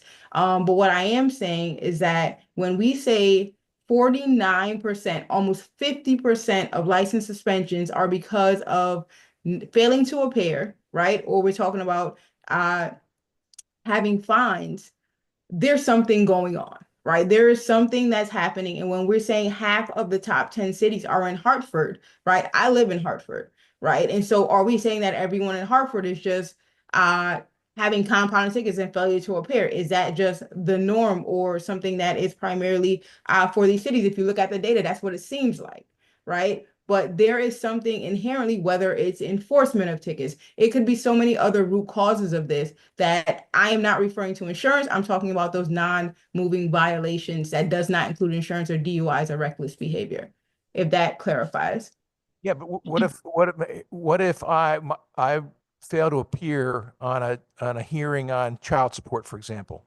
Yeah. And I'm not paying for child support, and so the mother of my child can't afford groceries, and I fail to, I should lose that right, quite frankly, to drive until I come clean, or at least make an effort and at least go to court and stick with a payment plan. If I'm not appearing, if I'm ignoring court, there should be ramifications to that. And I hear what you're saying. I think maybe we can do more, but I don't want to make our roadways less safe. I want to make them more safe. And I just have concerns that if there are ramifications for,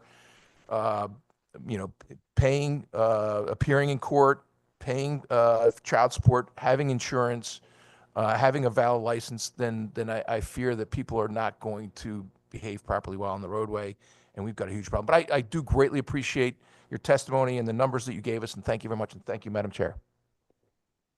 Thank you. So, Madam Chair, can I just say one more thing pertaining to that? Yes, could I?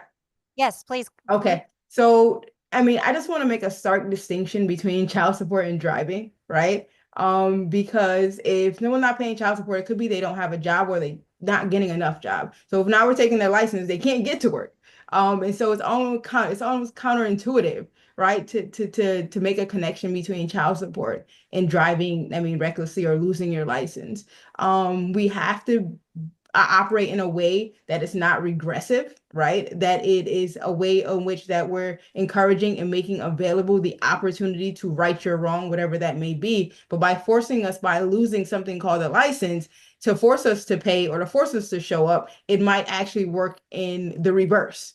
And so just to think about that as we think about how we enforce and how we think about the solutions to a problem, right? Looking at the root cause as opposed to slapping you on your hand to make you do what I want to do, make you do what I think you should do, or what we want you to do, right? Really thinking about not making it regressive, but making it something that encourages and benefits across the board. Thank you, Siobhan, for illuminating that for us, because I do think, I mentioned this earlier, I think that this sort of becomes a vicious cycle. And I also would wonder, of those failure to appear license suspensions, what they're for. So I think the committee has some food for thought in terms of digging into this a little bit more. But I really do appreciate your testimony. I don't see any other questions, so thanks for being with us. Thank you. Next, we have Emily King, followed by Nadia Williams. Thank you, honorable members of the Transportation Committee. I am here today to testify in support of House Bill 7161. My name is Emily King, and I am the Senior Advocacy and Campaign Strategist with the Fines and Fees Justice Center. FFJC works with state and local partners, advocates, impacted community members, and policymakers across the country to advance fine and fee reform, including reforms that eliminate onerous consequences that stem from court debt. Accordingly, I'm here today to testify in support of House Bill 7161. We have some great witnesses here today to explain very well how the debt-based driver's license suspensions can create major barriers to employment and economic prosperity. So what I'd like to focus on is the context for how this proposed legislation fits into the broader national reform movement, as well as the experience for those states that have already ended debt-based suspensions. To accelerate nationwide reform, FFJC launched the Free to Drive campaign in 2019 and was joined by more than 130 ideologically diverse organizations across the political spectrum, including ACLU and the Lawyers Committee on Civil Rights, as well as Americans for Prosperity and Americans for Tax Reform. The Free to Drive campaign brings together advocates, researchers, policymakers, and other partners committed to the principle that restrictions on driving privileges should only be used for dangerous driving, not to coerce debt payment or punish people who miss a court appearance. This movement has led to a widespread legislative reform across the country. In just the past 5 years, 25 states have passed legislation to either end or significantly curb debt-based suspensions, including neighboring states like New York, Delaware, and Maryland. More specifically, New York passed S. 5348B in 2019, which ended driver's license suspensions for unpaid traffic fines and fees, reinstated driver's licenses that were suspended for unpaid traffic fines and fees, required additional notice to drivers before suspending a license for unanswered traffic tickets or missed hearings, and initiated a payment plan structure for all traffic fines, fees, and mandatory surcharges. States that have already ended suspensions have not experienced any decline in collections or other negative consequences as a result. In the year following the end of debt-based suspensions in California, on-time collection rates across the state actually improved by 9%. Additionally, in Texas, researchers found that courts that did not use debt-based suspensions as a collection tool collected $45 more per case on average than courts that did use them. And in Connecticut, we know that 91% of our population drives to work, meaning taking away someone's license will further inhibit them from paying their court debt. The data from these and other states reinforces what common sense already dictates, that taking away someone's ability to get to work and apply for jobs makes it much more difficult to resolve any debt that they owe. If the goal here is accountability and ensuring the collection of unpaid costs, driver's license suspension is not the appropriate mechanism to achieve this. Further, we've heard a lot in this committee today about how this bill will impact safety. It is important to note that debt-based license suspensions force law enforcement officers to dedicate their time to stopping, citing, and arresting people for driving on suspended licenses. not because they're dangerous drivers, but because they're unable to pay their court debt or were unable to make their court date for a non-moving violation. All of those hours could be dedicated to preventing and addressing serious and violent crimes. Your In 3 minutes are up. Please summarize. In fact, the states that have already implemented this have actually seen a number of hours that police officers were able to dedicate to more time preventing violent crimes, serious crimes, instead of pursuing these low-level offenses. We appreciate the committee's consideration of this critically important legislation, and we ask that you support the bill. Thank you so much. Thank you. Thank you, Emily, for your time and testimony and advocacy on this matter. It seems that you have a lot of information and a lot of facts, and I appreciate you sharing that with us. We'll certainly dig into some of our neighboring states' legislation as well to better understand, what seems to be working for them and what doesn't. Has there been any indication in these other states of road safety being a problem once this legislation was implemented that you're aware of? Thank you, Madam Chair, for the question. That was actually my little bit that I had to summarize there, but no, in short, safety has actually increased in the areas that have already implemented this legislation because those police officers have the time back to focus on those serious offenses, which are much more related to safety than these non-moving violations that we're pursuing through the legislation. Okay, thank you, Ms. King. Representative O'Day. Thank you, Madam Chair. Thank you for your testimony. I'm just looking through your written testimony. Which was the study that had safety increasing by not suspending licenses? I'm looking at it. I don't see the study. Which one was that? Absolutely. So one of the studies that we looked at was out of Washington State. And we also have another study that I cited in my written testimony that was an academic review regarding the revenues of law enforcement. And so I am happy to send that to the chair if that's helpful for them to look through.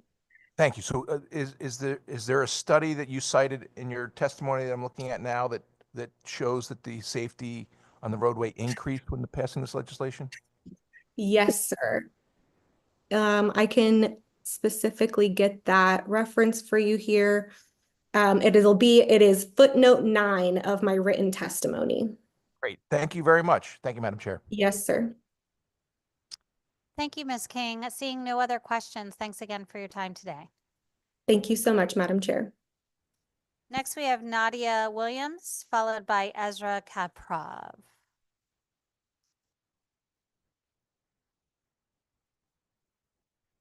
Do we have Nadia Williams?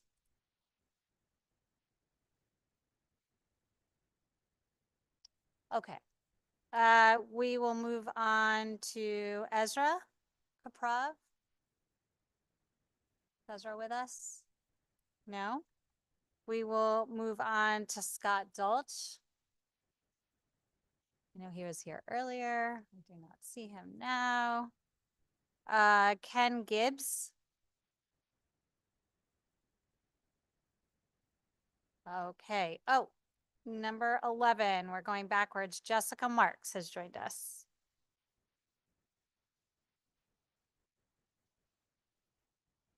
Welcome.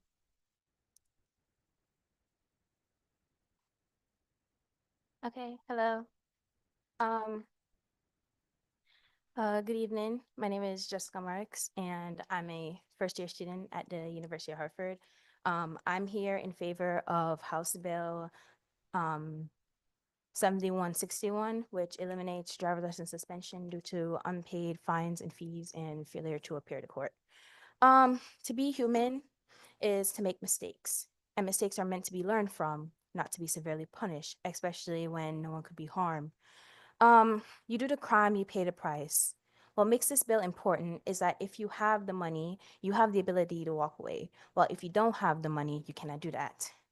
Unpaid fines and fees grow over time as they're unpaid, and then eventually you'll get a court summons. This leads to one of Hartford's biggest reasons for driver's license suspensions, which is failure to appear, which is 30 times greater than the average failure to appear. Failure to appear, this factor isn't as cut and dry as it may seem. There's different aspects that goes into why someone may not appear to court. One of the first factors could be is the fact that there's no traffic court within Hartford. So as to appear means you need to go to another city or county to appear to court. So that's its whole transportation problem. The next factor is also time. If the person never had the money to pay their fines and fees in the first place, they most likely do not have the time to appear to court. This especially is important for people who live paycheck to paycheck and don't have the time within their budget to appear to court. So, and these are people, excuse me. These aren't criminals. These are people who don't choose to not pay their fines and fees most of the times. These are people who physically lack the ability to pay their fines and fees. So, so these are people who have families and people that they look after and things they need to do, responsibilities that don't all of a sudden disappear just because they have a fine to pay or like court to appear to. So I hope you take my words into consideration and vote in favor of House Bill 77161. Thank you, Ms. Marks. I really appreciate your testimony, and I understand that you're a student, so thank you for being with us and trying to juggle your schedule today. Any questions from committee members? Seeing none, thanks again. Thank you.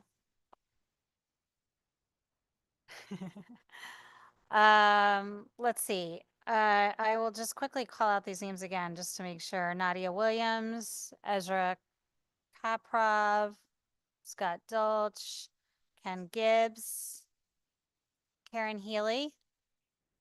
Welcome.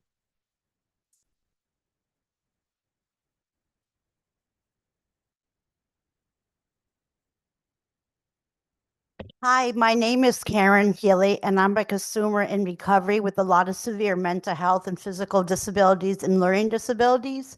I live in Hartford. I'm a voter. I have a long history. Grew up in Poughkeepsie, New York, so I was in the state hospital for about first admission 7.5 years, 5 years. The second time, then I moved to Connecticut.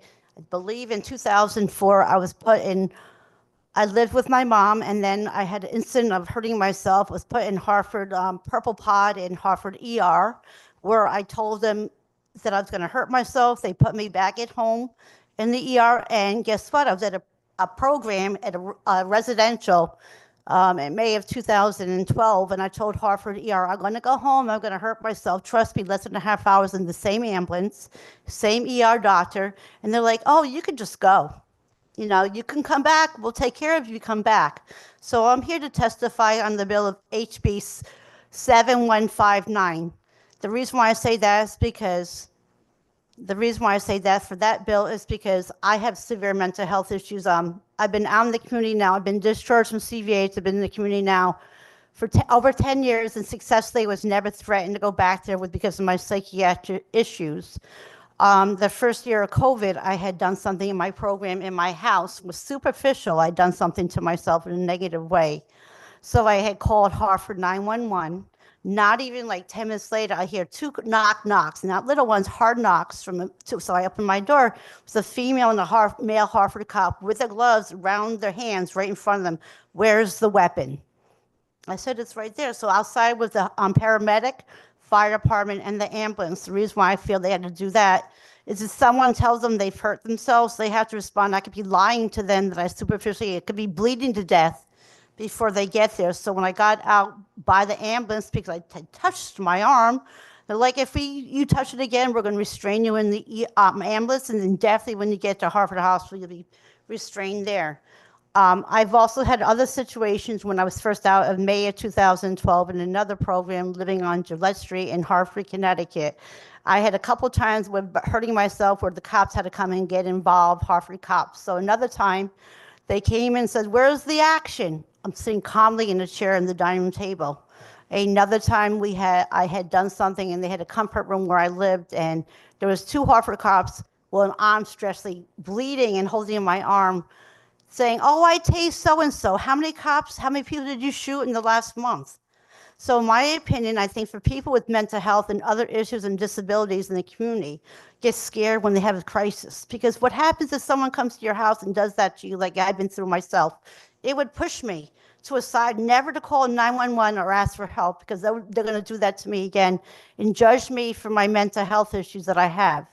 I feel that people should not be judged for how they feel and their issues, that people should be trained in a different way for cops and people that are in crisis, because someone coming into, when they came to me a couple of years ago, 2 cops knocking on my door, I felt like, let me just go do something more. Then they have someone to deal with, and then they have the action. Then they can put their hands on me and take me down. That's all I'd like to say. Thank you for letting me share today. Thank you. Thank you so much, Ms. Healy, for being here and sharing your personal stories with us. I'm sure that it's been a journey for you, and I'm so appreciative of you being here today and sharing with us why you're in favor of this legislation that would create a yellow envelope program. And as somebody, I will just speak personally to this, who has been a huge proponent of crisis intervention training since I came into the legislature a number of years ago. I completely agree with you. I'd love to see everybody trained in crisis intervention techniques. And I think that this yellow envelope program can go a long way in helping law enforcement and others understand emergency services personnel and understanding how to respond to a certain situation. So it sounds to me like you think the yellow envelope would work well for you. The thing, if anybody wants my contact information, because I'd be willing to come and talk to other people, some of the senators and representatives, about my story and why I think this bill should be passed. Thank you. Thank you so much, Ms. Healy. Seeing no other questions or comments, again, thank you for your time and patience today. All right, next we have Michael Fox, followed by Mars Rodriguez.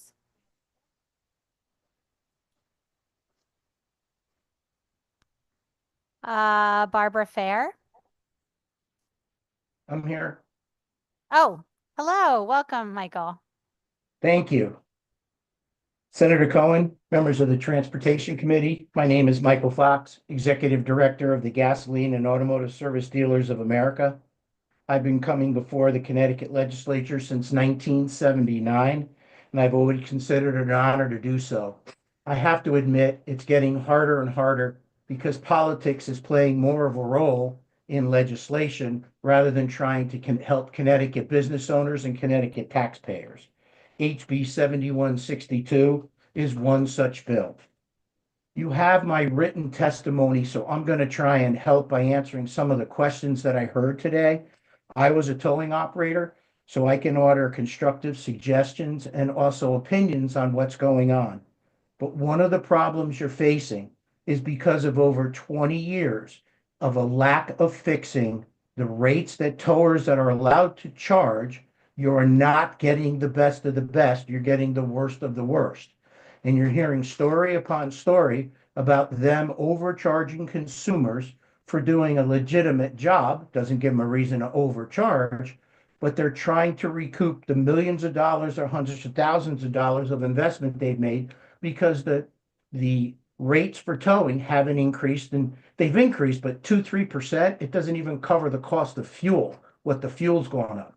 Looking at what Maryland's rates are and comparing them to Connecticut, I don't see any legislative committee or all of the House and Senate voting to double or triple towing rates. You'll just get too many complaints, but that's really what needs to be done. Otherwise, it's going to go back to the state. You're going to end up like New York, and you're going to have to find a huge yard 40 miles from where tows are being done. It's going to add to delays on the highway when accidents are happening and delays to get abandoned vehicles removed from the road. I really think this legislation is a knee-jerk reaction to the recent article in the Connecticut Mirror citing a DMV employee. Now, I know Commissioner Guerrero, when he was Representative Guerrero, I know him personally. He has helped our industry and our group pass many forms of difficult legislation. And really what needs to be done is a task force needs to be put together, and the industry has to come in and be part of that. And I'll explain why. Simply towing is not a one-stop all. You heard about heavy duty, how many years it took them just to get a separate bill on heavy duty. Then you have what I call people who do police tows and tows for other members of the repair industry. And then you have people like that are in my group, in my association, gas station, service station owners who do towing for their local municipalities to try and help out and remove cars off the street, or simply go out and get cars that they're repairing. Now, the biggest problem that you're facing, and it's been said all day here today, and I'm a straight shooter. Anybody on this committee knows me. That's the way I operate. The biggest problem you have is the personal property tows. We have property managers who you hear are 30 miles away because they're maintaining 20, 30, 40 properties. These are not poor people. These are not people who are making a substandard living. These property managers are making big money. They don't want to be bothered at 1 o'clock in the morning, so they want to establish rules that allows a tenant just to call the towing company, but then the towing company is on the hook.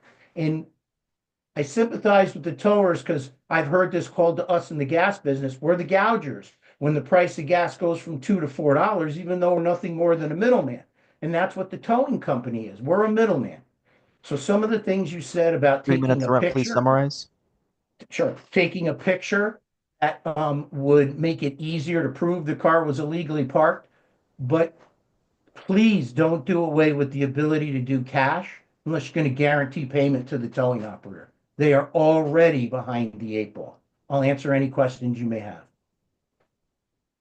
Thank you, Mr. Fox. I appreciate your testimony and your experience with respect to towing. I'm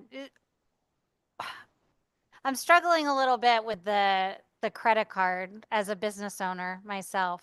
It's sort of a hazard of business, right? Anybody could put a hold on a credit card payment. We kind of have to trust the process and hope that we get paid. And if we don't, and they put a hold on a payment or a stop payment, we have to go through the proper channels. Especially nowadays, it's very rare to find folks carrying around cash. And there's a lot of folks out there struggling to make ends meet, and credit cards are their only source of cash forward, right? So I am struggling with that piece. I hear you on the rates, especially with respect to medium heavy duty. I don't know if you were on earlier, but I made mention of how disparate the prices were from state to state. I don't think Connecticut's at the bottom of the list in terms of the rates that towers are able to charge, but certainly not at the top either. And I think there's some things we can do to make that better. But I do struggle with this cash versus credit card piece. And I also hear you on the property owner piece. I think we've heard from folks today, especially with respect to parking in a tenant space and things of that nature. So there's some things we're definitely going to be wanting to put our heads together on. That's why we have a public hearing and understanding where there may be shortfalls. I don't know if you want to speak to any of that further. Yes, I'd like to offer a suggestion to you. And that's why this bill is kind of a mishmash of everything. I think that when it comes to police tows and private property tows, then there has to be some form of guaranteed payment. Those are the ones where we know when the consumer comes in screaming, yelling, look, just go out and watch Lizard Lick Towing. There are many TV shows on towing, and you'll see what these people have had to do to provide security for themselves because people are mad. 90%, I've been here the whole time. I've listened to everybody's testimony on every bill. I heard the lady with the $5,000 car, her snow was buried in 2 feet of snow. She broke the law. I'm sorry. I have no sympathy for her by breaking the law Someone had to go out there and probably send 2 or 3 people to shovel the car out in the middle of the night to remove it because she improperly parked her vehicle. I don't have any sympathy for that. I could have sympathy that you're young, family member, you just had a baby and you need help and assistance, but the way to do it is not break the law. Let me give you a little history on convenience store owners. So back in my day, you could steal one candy bar, and if you got caught, you were arrested and put in jail, or at least held in jail if you couldn't post bail. Let's be honest, that doesn't happen anymore on more serious crimes. Now we hear about if it's under $1,000, you can steal it. So then CVS and everybody else locks them up and makes it inconvenience for all the people who can pay. And we are in an industry that is absolutely helping the state and local municipalities. And we risk our lives every day. You've heard the testimony. It's one of the most dangerous jobs in the world. If you can't guarantee payment to us for private property tows by making it the responsibility of the property managers who created the rules and enforced the rules, if the customer gives us a credit card, stops payment on it, there should be a law that we go back to the private property owners and we can collect from them. On municipal police tows, we have to go back to the municipality and get paid.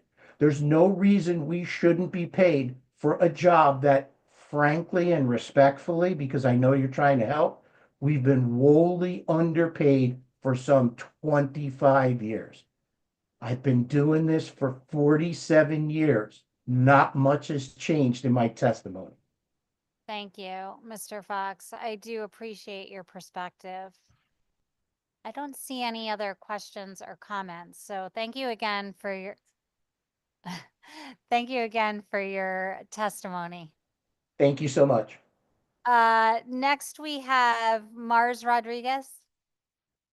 Find that one again. Barbara Fair. Okay, we'll come back to Barbara. Megan Fountain. Paul Amaroon. Look at that. You just got moved right off the line. Welcome.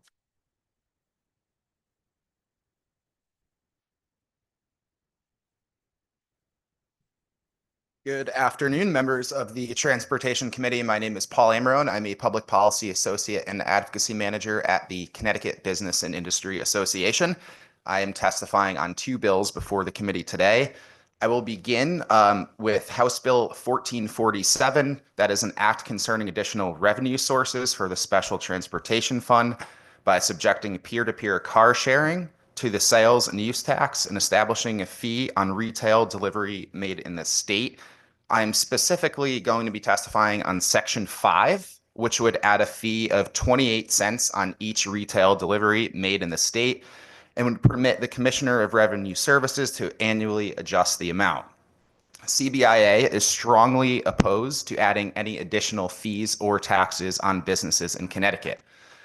Delivery taxes are inherently regressive and often have the most negative impact on those who can least afford to incur the cost of an additional fee, whether that be a consumer or a small business. In states with both similar and different political makeups, state legislators have rejected increased delivery fees or taxes time and time again. Louisiana, Nebraska, and Maryland recently dropped proposals to add or increase delivery fees or taxes in 2024, and Hawaii, Indiana, and Mississippi have rejected similar proposals already this year. We urge the committee to remove Section 5 of the bill in its entirety. Moving on to House Bill 1448, an act concerning transportation network companies and third-party delivery companies.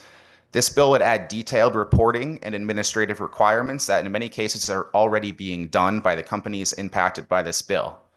However, mandating that companies disclose their driver pay rates for each trip to their customers, as well as disclose what a customer is paying for their food or product, does not have any impact on how a driver completes a job or how a customer is served. As one of the highest cost of living states and doing business states in the country, Connecticut should not take the lead on implementing a first of its kind policy that could increase costs and administrative burdens on companies that provide customers with ride or delivery services. While some of the requirements of this bill are already being done, CBIA also has concerns related to the language of the bill that grants the Commissioner of Transportation the power to audit the records of companies impacted by this bill up to 4 times per year. In all likelihood, it would be extremely difficult for companies impacted by this bill to adjust to the several, at times repetitive, recording and record-keeping requirements, opening these companies up to added liability. Section 1 also grants the Commissioner of Transportation the right to suspend, revoke, or refuse to renew a license to operate if the company intentionally, quote, engaged in unfair or deceptive business practices. The overly broad definition of engaging in unfair and deceptive business practices can have a detrimental impact on the future of transportation network companies and third-party delivery companies operating in Connecticut. We ask the committee to take no action on House Bill 1448. Thank you for your time, and I'd be happy to answer any questions. Thank you, Mr. Amarone, for your testimony. So are you aware that Comptroller Scanlon's office just recently did an audit on TNCs, or not an audit, but took a deeper dive into this and provided recommendations? Yes. Okay. So the committee's bill, really that was the genesis of the bill, taking a lot of those recommendations, particularly looking at models in other states to our north, Massachusetts, for example, where it seems to be working well, a lot of these key points. Do you agree with some of it? I know you're saying just completely reject the bill, but there are some pieces like, for example, we have a paid family medical leave program in the state of Connecticut, providing some transparency around that to drivers who come on board, just basic onboarding stuff like the TNCs being able to provide that information. We haven't heard from them yet, but I don't even think the TNCs are completely opposed to this entire bill. So I'm just curious, have you connected with any of the transportation network companies? And are there components that CBIA may be able to get around if the TNCs were in agreement? Yes, I have spoken with some of our members who are TNCs. They do have concerns with several aspects of the bill. Like you stated, I think there is room to work and negotiate on different areas of the bill. Some of the things they're already doing, right? And it's the back end administrative requirements that would probably require them to buy new software, hire more employees to handle some of the administrative burden of some of the implications of the bill. We're certainly willing to come to the table. I know there's a bill in labor tomorrow that is very similar, that mirrors the bill from last session, that looks to move a lot of these, quote, drivers to become full-time employees. And that I think is a major concern for the TNCs, but that is not included in this bill here. So we are willing to work on this bill through the Transportation Committee. Okay, that's good to hear. That's my understanding. Again, we haven't heard yet today from the TNCs themselves. I think they're on the list. Yeah. So I don't want to speak for them, but my understanding, we plan to work with the TNCs to come up with some legislation as well as drivers to sort of come to an understanding and hopefully some consensus about how we may be able to move forward. With respect to the delivery fees, I'm part of a consortium of legislators, bipartisan group from across the country, and we all work on transportation initiatives. And, it turns out that a lot of other states have revenues to pay for their roads. And Connecticut is very unique in that we don't have a ton of revenue coming in to pay for our roads. We've been very lucky that sales tax, due to unfortunate reasons like inflation, has been high. So that's been great for our special transportation fund. We don't have tolls in the state of Connecticut. And yet we have everyday wear and tear that costs us billions of dollars, in terms of fixing bridges, in terms of fixing roadways. We're heavily reliant on federal funds to help us. But we're also heavily reliant on our own funds. And if you look to the future with respect to the Special Transportation Fund, we go into the red. And so you talked about this being regressive, and I can appreciate that. And I'm trying to come up with a way that we don't impact our most vulnerable. But we provide dollars to help us pay for transportation projects in the state of Connecticut. And other states have moved in this direction. I know that you mentioned several states who have rejected proposals. I'd have to review all the testimony and understand exactly why they were rejected and what components of the bill were. But let's say, and I don't like making generalizations. I really don't. I want to stay away from that. But let's say, do you think that our most vulnerable communities are ordering from Uber Eats? I get, food delivery companies. Yeah, I would say it's become a more and more popular way to order food. Absolutely. Because if you don't have transportation or something like that, is that what? Yeah, and it's just the ease of the process. It's already relatively expensive. Anyone that orders a burger and fries and a drink on Uber Eats knows that it's probably going to be close to $50. So adding a regressive fee in that case will ultimately be passed down to consumers. And in many cases and studies that have been done, some of which I've included in my written testimony, those consumers often are people who are already struggling to make ends meet financially. And then small businesses too, right? I mean, if this is impacting all, retailers in the state, small businesses have very thin margins that they're working on right now. Connecticut is a high cost state to do business and to live in. So CBIA sees this as just an additional fee and cost for employers and then ultimately passed down onto the consumers. Okay. I'm not sure that folks in our lowest income brackets are ordering a more expensive burger and fries from Uber Eats with delivery service. Yeah. But again, I don't like to make generalizations, and I have no idea if that's the case. Maybe, like I said, they don't have transportation and they're looking for a delivery service. But again, 28 cents on an Uber Eats to pay for our roadways. That's what we're talking about. Any questions from committee members? Yes, Representative Callahan. Thanks, Madam Chair. Just a quick question. You went over some of the impacts that you feel that in 1447 that this could have to businesses and consumers. Anything you wanted to add? I just wanted to be able to evaluate this. Yeah, I think so. And I think this also, Senator Cohen, goes to your point too, that just a few years ago, the state, if we're looking for additional revenue, right? Of course, we want to fund our infrastructure and transportation. Just a few years ago, the states did I believe it was called a CARES study that identified almost $950 million in savings that the state of Connecticut can partake in right now.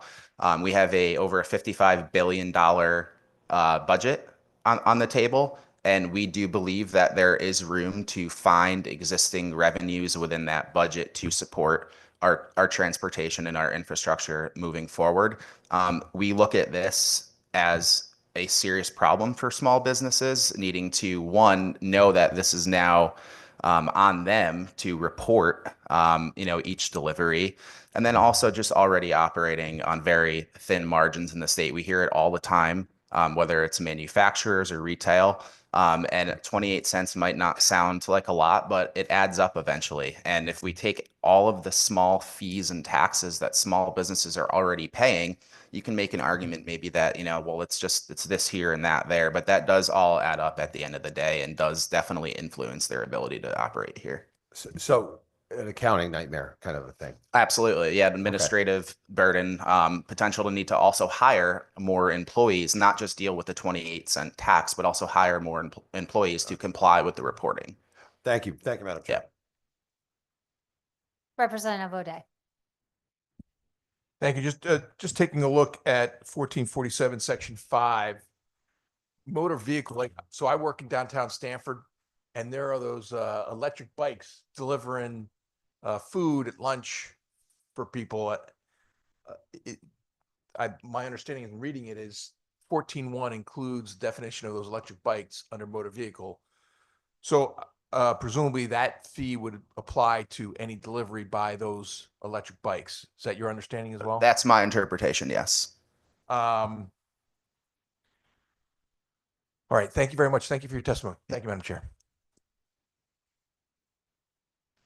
All right, thank you so much for your testimony. Seeing no other questions. Oh, sorry, Representative Kennedy. Are good. That's okay. Actually, I just saw that Scott Dulcet from the Connecticut Restaurant Association has joined us, so I can actually ask him of the question I had. But thank you, Paul, for testifying today. And I have the same concerns that you have regarding our small business owners, and really especially our restaurants who've been through so much still from post-pandemic. But I'll leave that for Scott since I see that he just joined. And thank you, Paul, for your testimony. Look forward to working with you on this. Thank you. Thank you, Madam Chair. Thank you for your time. And with that, we will go to Scott, who has joined us online. You gave up on us. I apologize. Can you guys hear me okay? Yes. Welcome. Okay, sorry. I'm in actually a back room of a restaurant right now. We had a board meeting and then we have about 90 restaurateurs outside for a big reception. It's been a little loud. So I appreciate you guys giving me a couple minutes here just to give my take on SB 1447. I'm not going to read my whole testimony, but obviously we're here in opposition. I think just speaking to Representative Kennedy's last comment, the vast majority of Connecticut restaurants are small businesses. In fact, 97% of our state's full service restaurants are independently owned. A statistic that positions us as leading the nation in this regard. This is remarkable and a unique achievement for Connecticut. Our network of small, often family-owned restaurants serves a backbone of our state's economy and should be a point of pride for our state that we foster and produce and protect. Senate Bill 1447 would levy a 28-cent tax on each food delivery in the state. Many restaurants, especially small local businesses, have faced tremendous challenges in the pandemic. They had to quickly to increasing demand for delivery while dealing with rising costs of ingredients, labor, rent, utilities, and more. Did I freeze? Can you guys still hear me all right? I know I'm freezing back and forth here in this back room. You guys still hear me? Yep, we can still hear you though. All right, I'll talk. You tell me if not. So the added delivery tax will result in higher prices for consumers by placing this additional burden on customers who are already coping with inflation and the rising cost of living in Connecticut. Additionally, imposing a delivery tax will also reduce the competitiveness of smaller local restaurants. For small restaurants, delivery services are a lifeline, especially during off-peak hours or slower seasons. An extra financial burden imposed on their customers could force many to reduce or even eliminate their delivery options, depriving customers of a service they have come to rely on. The Washington Post, this is actually pretty intense. I just got the Washington Post recently polled voters on a similar proposal in Maryland, and over 61% of the general public in Maryland opposed a new tax on deliveries. Delivery taxes are unpopular in many other states as well. Louisiana and Nebraska dropped their proposals in 2024. And as for the early parts of 2025, Hawaii, Indiana, Mississippi have already rejected their delivery tax proposals. Lastly, it is important to recognize the economic ripple effect that restaurants and delivery services have. They provide jobs, support local economies, and contribute to the vibrant culture of our communities. Adding unnecessary financial burdens to restaurant customers will undermine these benefits and may lead to job losses, reduced service availability, and weaken economy overall. For all these reasons, I strongly encourage the committee to reject this proposal. I thank you for the time. I apologize for my computer here today, and I'm happy to answer any specific questions that the committee does have. There's some folks there who want to make a cameo appearance in the. We do. We have staff and owners walking around here in the back. That's great. Well, thank you for your testimony and taking the time despite sort of balancing everything that you're doing. And I certainly appreciate what you're saying as a small business owner myself, or a cafe owner and somebody who does provide delivery services. I'm just kind of thinking about this in terms of who it applies to and wondering, and I'm kind of putting you on the spot here, and this is something we can talk about a little bit further, but wondering how you would feel about limiting it to third-party delivery services like an Uber Eats or DoorDash, something like that. No, Senator, I appreciate the question. I would still be opposed. And the reason why I would say that is small, local, little restaurants rely on these third-party delivery. I think we've talked through COVID, and you know this, that, delivery and I guess to go and takeout pre-COVID was about 8 to 10% of a normal full service restaurant. It has risen as high as in the 90% during obviously not being open, but it's still about 30 to 35%. It stayed flat. And I think my concern is those third-party delivery companies are a huge asset to helping small businesses become aware of the younger generation of people looking for food, who's saying, hey, I maybe didn't know that 30-year-old restaurant, but wow, they're on this platform. So my fear would be looking to tax those third party would continue to hurt them. And I think another comment, Senator, that you made earlier, I was listening into other testimony as best I could. I understand, with taxes and looking for opportunities to put money in the special transportation fund. But again, I'm also gun shy by any new taxes that's targeted at our industry. I lean towards the 1% meals and beverage tax that was added 5 years ago that doesn't support our industry at all and generated over $415 million. So as we're trying to push bills and other committees on trying to bring it back to tourism and such. So my concerns are just like, our industry is struggling as it is, as you guys know. The rising cost to run a restaurant is anywhere between 28 and 30% since 2019. And the only way that a restaurant can survive is to raise their prices, but it's the last thing they want to do. And this is my concern is, if you're raising prices here on delivery, then they might have to lower prices somewhere else or lower those things for making sure that customers can still purchase stuff. And I think that's why, as I talk to my peers in other states that have seen these proposals and listening to what the customers are saying, delivery isn't going away. It's only growing. And the last thing I want to do is to hinder or hurt in Connecticut, something that we're already doing and doing pretty well. Okay.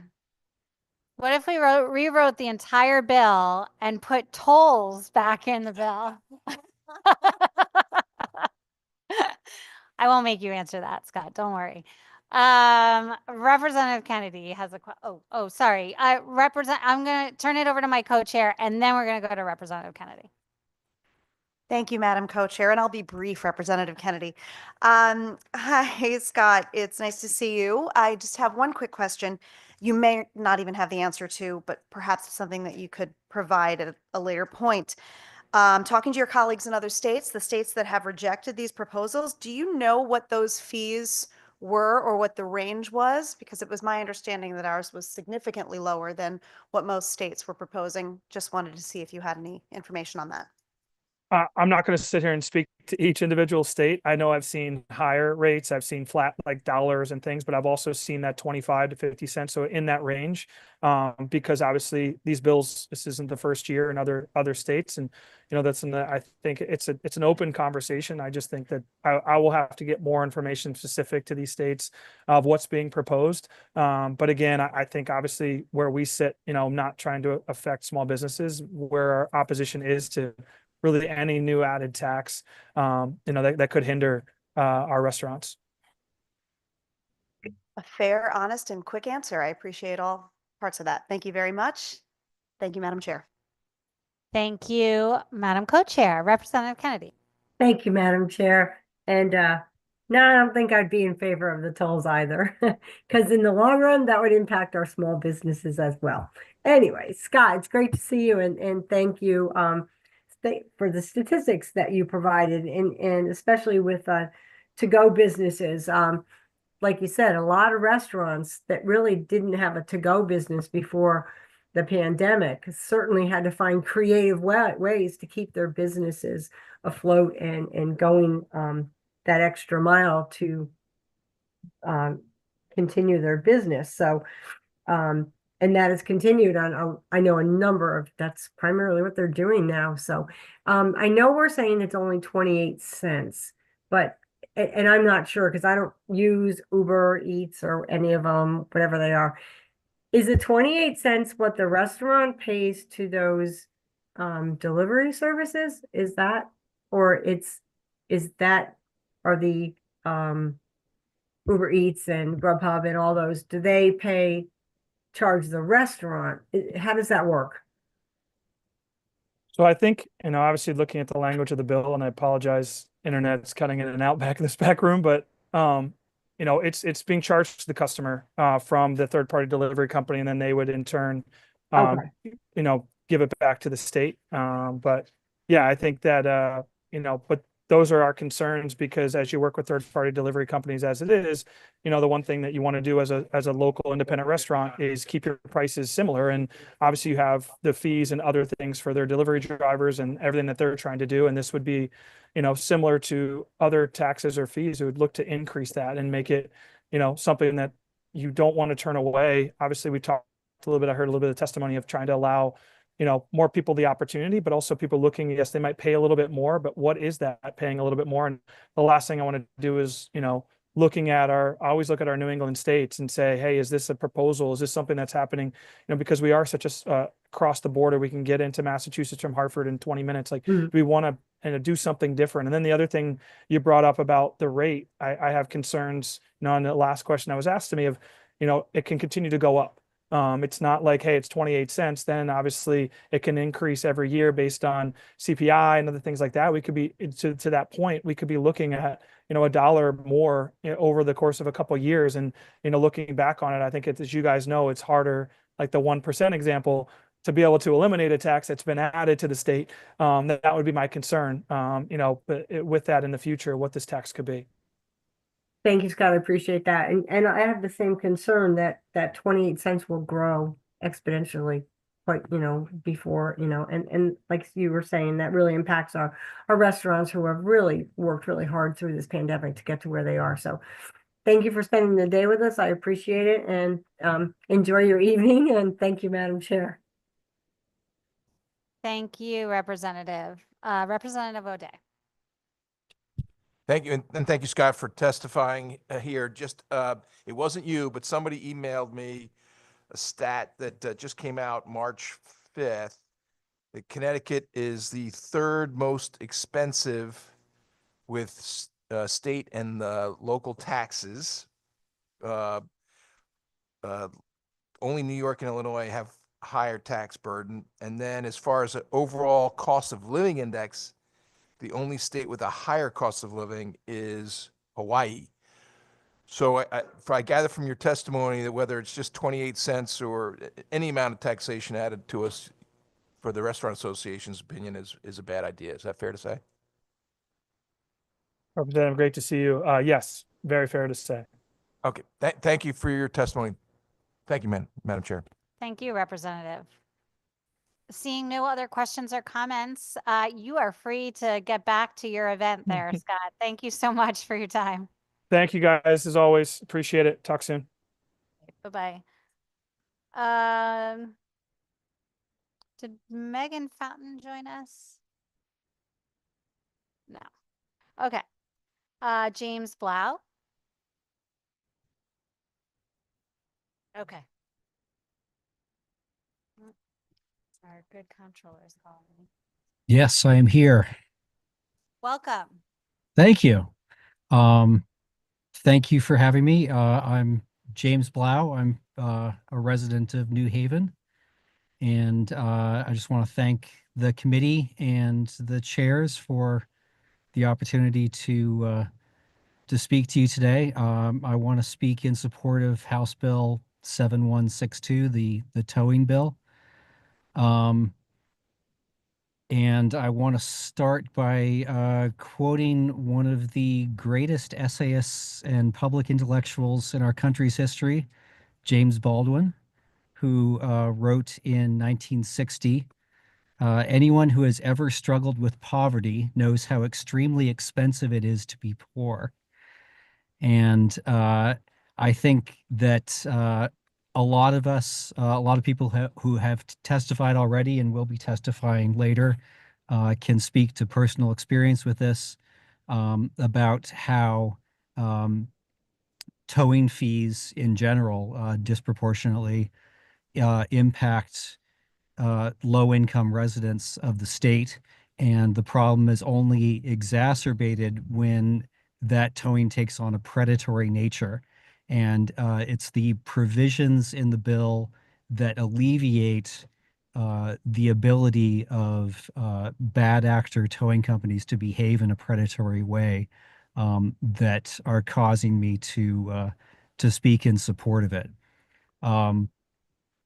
My personal history with this is that my son lives most of the time in an apartment complex in Hamden. And up until fairly recently, that apartment complex was plagued by a predatory towing company that had a relationship with the complex management and would tow cars from the complex basically every day, hundreds of tows over the course of a year. And there was not a parking crisis in this complex that justified this behavior. Cars were being towed for things like not properly displaying their parking permit, for being parked in the wrong direction, just really minor things. And there was even some indication that cars were being towed in retaliation for having upset the management, which is a particularly troubling thing to contemplate.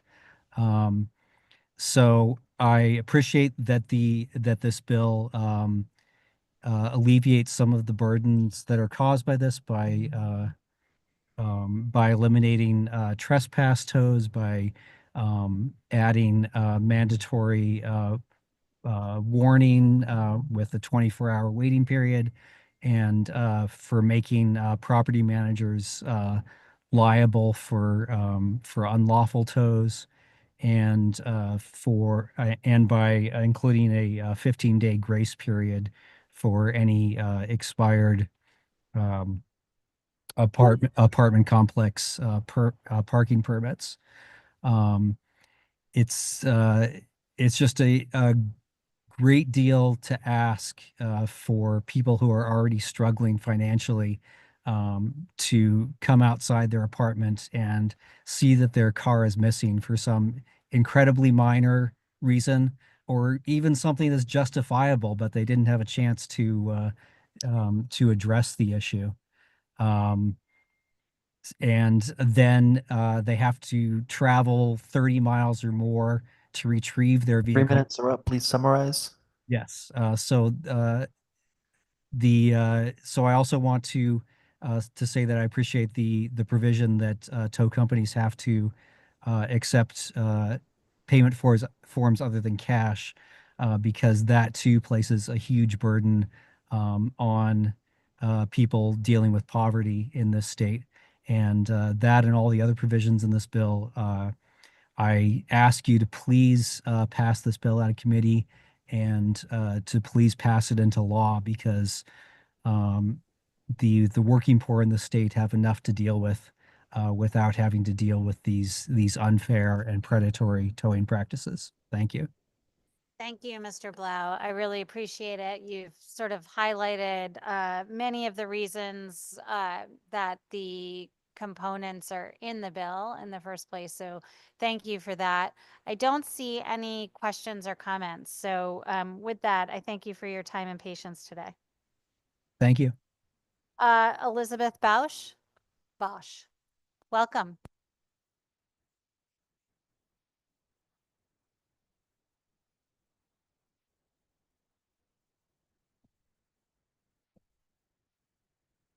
Good afternoon. Senator Cohen, Representative Berger Carvello, Senator Lopes, Representative Brown, and members of the Transportation Committee. My name is Elizabeth Bosch, and I'm here today representing Autism Speaks, and I am testifying to support House Bill 7159 regarding the development of yellow envelopes. I'm here today as a representative of Autism Speaks to support House Bill 7159 regarding the development and promotion of yellow envelopes to help first responders communicate with individuals with cognitive impairment and physical disabilities. I have been an advocate with Autism Speaks for 3 years, and I identify as a person with autism spectrum disorder, and I am also the mother of a 12-year-old son who has autism spectrum disorder. As a person with ASD and a driver's license, I currently use a blue envelope in my vehicle. I'm here today to tell you how important this tool is as a way to help our first responders communicate with people with ASD. As we all know, the Blue Envelope Project is not just a tool we use here in Connecticut, but also in other states as well. It has helped in keeping many interactions between our first responders and people with ASD safe and positive. We need to develop further tools like the yellow envelopes, information cards, seatbelt covers, bracelets, stickers, window decals, lanyards, magnets, or keychains that will aid our first responders in not only identifying people with disabilities, but communicating with them. Our first responders perform a variety of critical functions, including traffic enforcement and responding to accidents or medical emergencies. Their jobs require them to interact with a variety of people, including people with cognitive impairments, physical disabilities, and autism. We need to develop methods so that they can do this part of their job to the best of their ability. We also need to train our first responders on how to interact with people with disabilities in the same way that they are trained in their other duties. These tools will help people with disabilities to drive a car if they are able and feel confident in their interactions with law enforcement. I myself feel more confident driving with my blue envelope on my visor for me and my son. These tools are very simple. They're simple to make, simple to use, and have the potential to save lives. There have been situations that we are aware where a person with a disability, such as autism, is pulled over in a traffic stop and the officer doesn't know that the person has ASD or a cognitive impairment or a physical disability, and the person doesn't understand the officer's instructions, may overreact or underreact, or behave in a strange way, confusing and angering the officers and thus creating an unpleasant situation. Prior to getting my own blue envelope, I myself had an unpleasant encounter with a member of local law enforcement at a traffic stop. The officer did not know that me or my son had ASD. I was confused by the officer's instructions. He was confused by my behavior and my son's behavior, and then became angry when I didn't understand his instructions or questions. The situation became an unpleasant one. I feel that if I had had a blue envelope, it might have been different. These tools, such as the yellow envelopes and other items, will make the interactions between our first responders and individuals with cognitive impairments and physical disabilities, including autism, a positive one and an easier one. I urge you to pass this bill out of committee to help make these interactions between our first responders and people with disabilities a positive one and a safe one for us all. We need to continue to develop the Blue Envelope Project and to support the development of the yellow envelope project with the Department of Motor Vehicles, our police departments, fire departments, and ambulance services. Help those of us with disabilities to continue to raise awareness about our challenges and protect us when we are driving in a vehicle. We at Autism Speaks support the development of the Blue Envelope Project and the development of a potential yellow envelope that would aid individuals with cognitive impairment and physical disabilities. Thank you. I'll take your questions. Thank you so much, Ms. Bosch, for sharing not only your story with an experience with autism and the Blue Envelope program, but also expanding on the program and sharing with us your advocacy for this. Thank you, Madam Chair.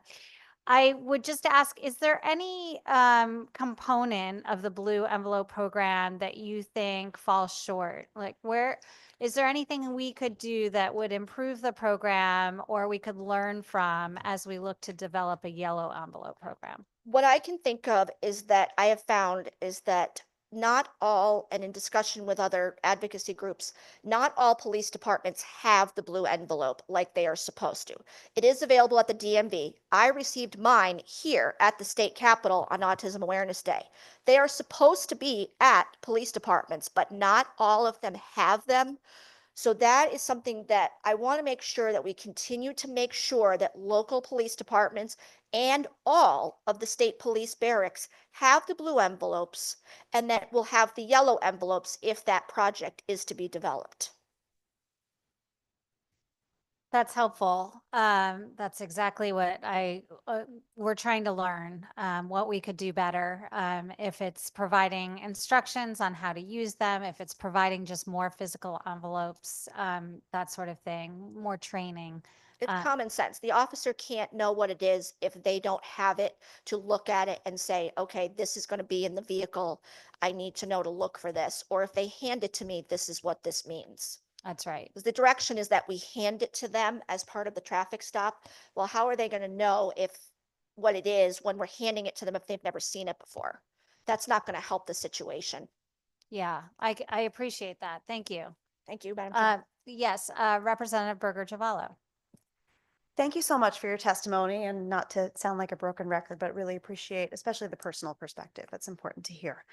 A number of members of the committee have asked the question, why a new envelope color instead of incorporating the folks that would be captured within that yellow envelope into the blue envelope?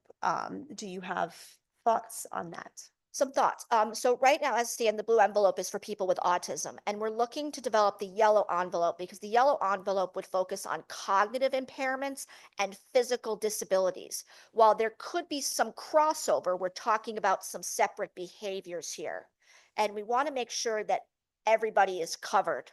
So we feel that having the yellow envelope in addition to the blue envelope would cover everybody. I appreciate that very much. I am a former behavior therapist working with children on the autism spectrum, and you were able to articulate that much better than I could have. So thank you very much. Thank you, Madam Chair. Madam Chair. Thank you, Madam Chair. Representative Kennedy. Thank you, Madam Chair. And thank you, Elizabeth, for your testimony. But you're right about one thing. I think a lot of people don't know about the blue envelope, and you can simply get it at any DMV as well, because they are one of the sponsors of that legislation a few years ago. And I appreciate you explaining the additional on the yellow envelope, and the two coupled together really will help us tackle what we're looking to do. And I don't know if you read the legislation, but in the legislation, because we'll have somebody testifying a little further down today, that we'll be providing education to our police officers. And the programs, it's a short education period. It's about a 2 to 3 hour class, and I'm sure she'll explain it later. But I just really want to express to you my sincere thanks of sharing your personal story and all the advocacy work you do for our vulnerable children. It's so important. And I look forward to working more with you, and I want to thank you for spending the day with us today. Thank you, Madam Chair. Thank you very much. Thank you, Ms. Bosch. I don't see any other questions or comments. Thanks for being with us. Thank you so much. Next, we have Michael Festa, followed by Stephen Renkel. Welcome.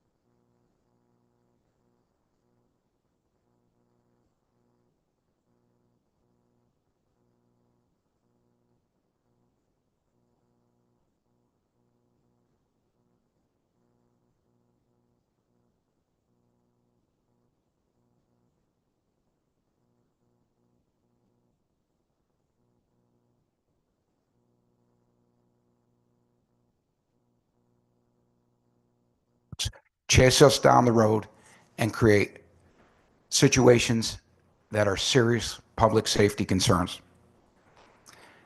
As I read through this bill and I started listening to this testimony, I couldn't help but think back that this was some type of misinterpreted Aesop's fable. Why do I say an Aesop's fable? Because the information that's being fed to you through misinformation in the news stories and with a select group of people is providing fiction. Fiction created to make a moral lesson where there's no moral lesson to be learned. And this bill, it's nothing more than a reaction, not to facts, but that distorted fiction. But unlike Aesop's fables, this isn't a children's tale. This is an attempt to legislate the rights of private property owners and tenants to a point where it serves no one. The issue at fact is that most of these properties that are adversely affected with a strict private property enforcement policy, they were built back in the 50s, 60s, and 70s, where less than 20% of the households had more than one car. Here we are, 2015 to 2025, over 60% of the households have 3+ cars. It's not because the property owners want to tow vehicles, but they have to preserve the parking lot capacity. The current laws that govern non-consensual towing adequately address the rights of the private property owners, the residents, and the consumers that are towed. And I say this because there is a statute that allows the people that were towed to sue the property owner for a wrongful tow. That is a statutory protection that is already in place. Now, I don't know anything about predatory towing because we do not partake in predatory towing. My company is one of the most transparent companies in the state of Connecticut with notifications. Our customers, our property managers have parking agreements that each resident has to sign and initial each rule before they're afforded a permit. And they are notified at least 5 times in writing of what the parking rules are. We also have adequate signage on the premises of each complex we tow. We also have basic complex rules on the majority of the complexes that we tow. This isn't I want to get you. This is we have to remove your car when it does violate the rules. Have there been vehicles towed that had snow on the window? Yes. But there was also 8 to 12 inches of snow around the car and the plow couldn't maintain the parking spot, so the property manager had the car removed. Now I want to talk about setting the record straight on a couple Your of 3 things. minutes are up. Please summarize. This rule, this proposed bill, the way it sits serves no one. It's going to create nothing but problems. It is important that we have a dialogue, and we need to talk to the residents, talk to the property managers, and talk to the property owners and towers so that there can be a consensus on how to address the concerns. But unfortunately, the way this is presented, it's going to create more problems than it's going to solve. Thank you for being with us today and for waiting patiently for your name to be called. So you mentioned the consumer, the driver, being able to sue for wrongful tow. Has that happened? Have you gotten several of those, or has that not happened, where that's come across your desk where you've had to testify about a wrongful tow? Yes, there has been several where the consumer that was towed has challenged the tow in court, and we did have to provide testimony. And do you take photos before you tow now? Yes. Senator Cohen, not only do we take photos, but our drivers are mandated that they have to wear body cameras, and our trucks have front and rear cameras on them with video recording that's live data feed. And if they do not take a photo of the car and somebody disputes the tow, we will waive the tow fee because they have to prove the violation. Okay, I think that's a good way to protect yourself, as we talked about earlier. I just think, it's probably a good piece of the bill to require photographs. Right now, it's not required, so it's a good practice on your part to do that. Certainly, I think it would be good practice for everybody to provide the same. And with respect to signage, I'm assuming that you wouldn't have a problem with the signage components of the bill? I think the signage components are important, but I think they need to be expanded. I support them at every entrance, but I also support them being placed on the buildings or in a general area. I want to go back to the photographs for one moment, Senator Cohen, if I could. Imagine yourself or someone you know on your worst day, and then multiply it times 2.0 when somebody's car is getting towed.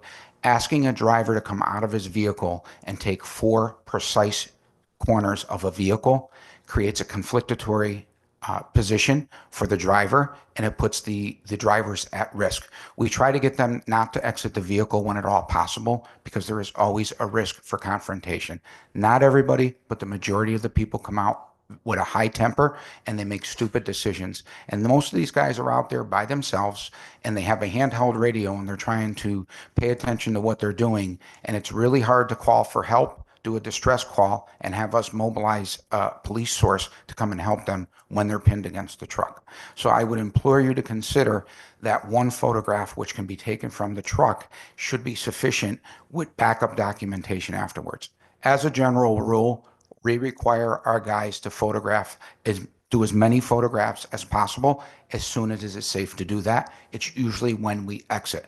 But remember, we have back cameras on the vehicles. So when there's existing bumper damage on the vehicle and they allege the hook did it, it's very easy to prove that we did not do it because the camera catches the damage before we hook up to it. Okay. If you're advising the drivers not to get out of the truck, what if somebody comes out and says they're going to move their vehicle? Is it your policy that you don't allow the vehicle to be dropped at that point? No, we always drop the vehicle.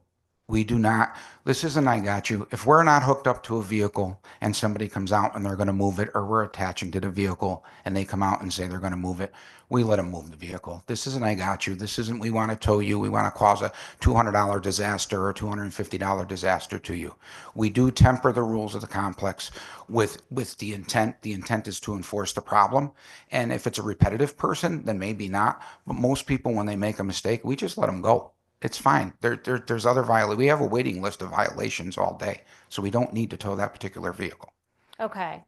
Yeah, I'm just trying to picture, because you're saying, we wear cameras and all this stuff because we don't like to get out of the truck, right? Well, you would advise your drivers maybe not to get out of the truck to avoid confrontation.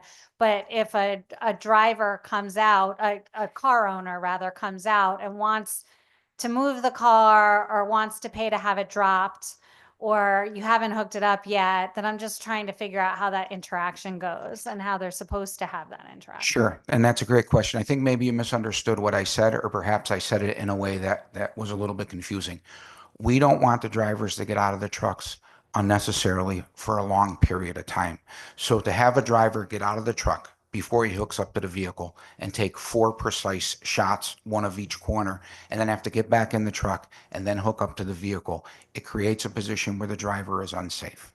We do there at nighttime, we always have to get out of the truck because we have to check inside the vehicles to make sure nobody is sleeping in there. There's a large crisis in Connecticut where people are sleeping in vehicles, and tow drivers have to be cognitively aware that there may be somebody in a vehicle, and you don't want to hook up to a vehicle somebody is in.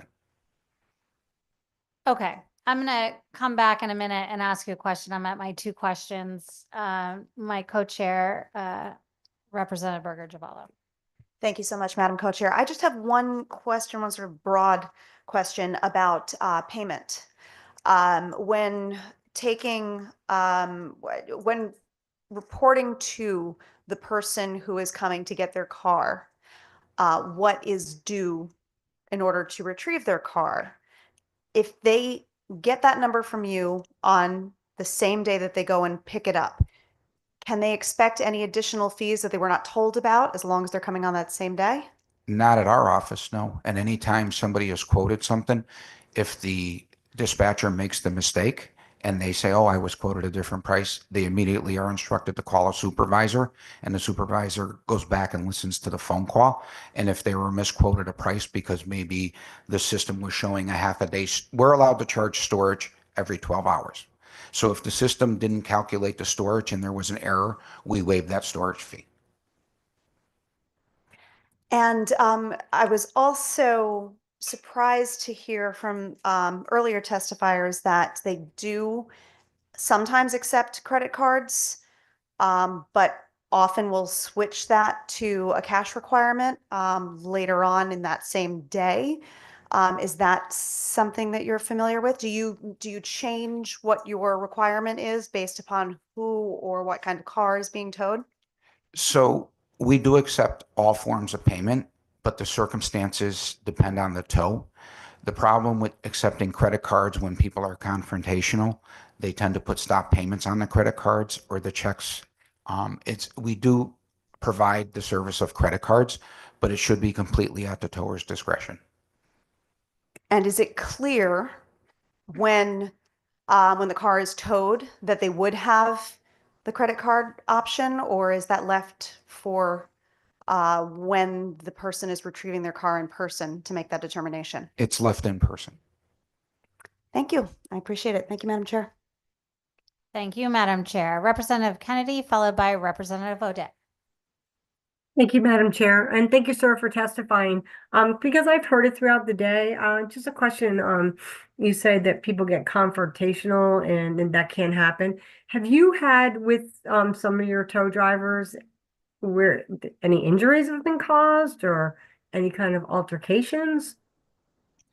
Yes, we have had injuries to the tow trucks. I myself was hit in the head with a rock. I've had knives pulled on me and guns, and we did have to get civil protection orders from three residents up at Saramonte Estates in Hamden. Okay, and then I guess because I've heard the question a lot often too. When you say you're not going to take a credit card, or when you take a credit card payment, how many times does it happen? Does it happen often that someone stop payment, or what are we talking about for dollars?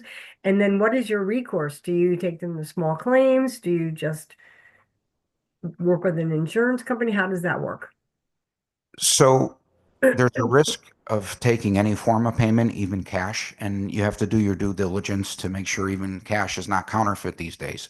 But when we take credit cards, it's at our discretion. When we were taking credit cards primarily, we had one person working 30 hours a week just on the chargebacks, and there's rarely a form of restitution once the chargeback has happened, because most of these people that are towed, they don't even have their addresses updated. They tell you they live at the address on their license, and then when you go to send them collection paperwork, they no longer live there. Likewise, we don't have their social security numbers, so it's hard to get a collection agency to be able to successfully collect the debt. So we would like to be able to accept payments, cash, credit card, and check at our discretion. If someone was to offer us a phony $100 bill, I would hope we wouldn't have to take it. And I think that we should have the same courtesy for credit cards and for checks. Thank you, sir. I appreciate your responses. Thank you, Madam Chair. Thank you, Representative. Representative O'Day. Thank you, Madam Chair. Just real quick, sir, as I understand it, there's also a complaint procedure at DMV for not only improper charges, but also any complaints of any kind against a tower, correct? Yes, sir, there is. And so in addition to whether it's small claims or if it's more than 5,000, you go to Superior Court. You can also do the complaint procedure at DMV, and you have to, in fact, do you have to get approved to be a tower in Connecticut? You do, right? Yes, you have to have an inspection, you have to have the equipment, and you have to be a licensed dealer or a licensed service repair. You have to have a $60,000 bond in place if you're a car dealer. I think it's $20,000 or $30,000 if you're a repairer. And there's a hearing with a due process, and once that hearing is conducted, either party that's aggrieved by the hearing can appeal it in court. The court can make an ultimate decision. Thank you. And I should have asked this of the commissioner when he was here, but I'll reach out to him and follow up. I think we need to do a better job for the bad apples that are acting inappropriately as tow operators, because it sounds like what you're doing is best practices, and I appreciate what you're doing, sir. Thank you. Representative O'Day, I would say all professional Connecticut towers, they're just out there doing their job. While there may be a bad actor here or there, it's not amongst any of us that work together and work to perform an important task. And please remember that the property owners have no desire to wrongfully tow a tenant, because the first thing the tenant is going to do is not pay their rent. And then it causes an eviction, which causes an empty unit, which causes $3,000 loss because they got to turn the unit around. Thank you very much, sir. Thank you, Madam Chair. Thank you, Representative. So that's perplexing, only because we're hearing from tenants, and we're hearing from folks. We heard from a mayor of a city who received multiple complaints. We heard from a former town councilwoman who received multiple complaints for wrongful tows. As well as, I'm sure you're aware, I mean, we've heard this in the news, we've heard this in this committee, not just this year, but in prior years. I'm sure you're aware that there's property managers or apartment owners that will request towers to tow cars that are parked a certain way, parked backed in, didn't back in, backed in, forward parked, whatever way you parked. That could be a reason for towing.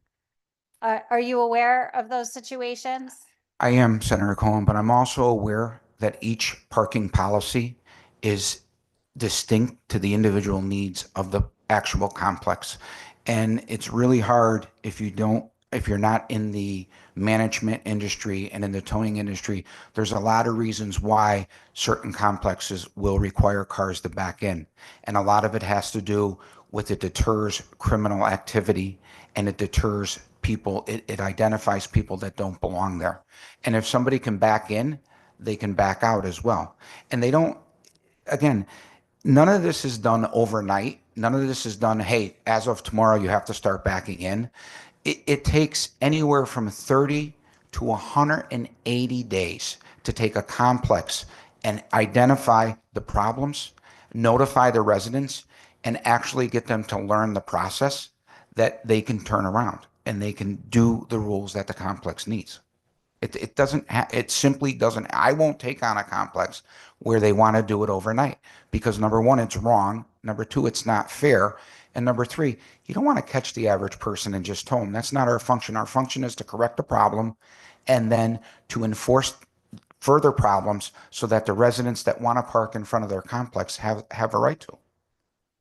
So have you worked with any complexes where you felt it was overly burdensome? Like you mentioned, you don't want to work with a complex where they just do this overnight, but have you worked with complexes where you felt that the rules were a bit onerous, that you were coming back over and over again to tow cars on a regular basis?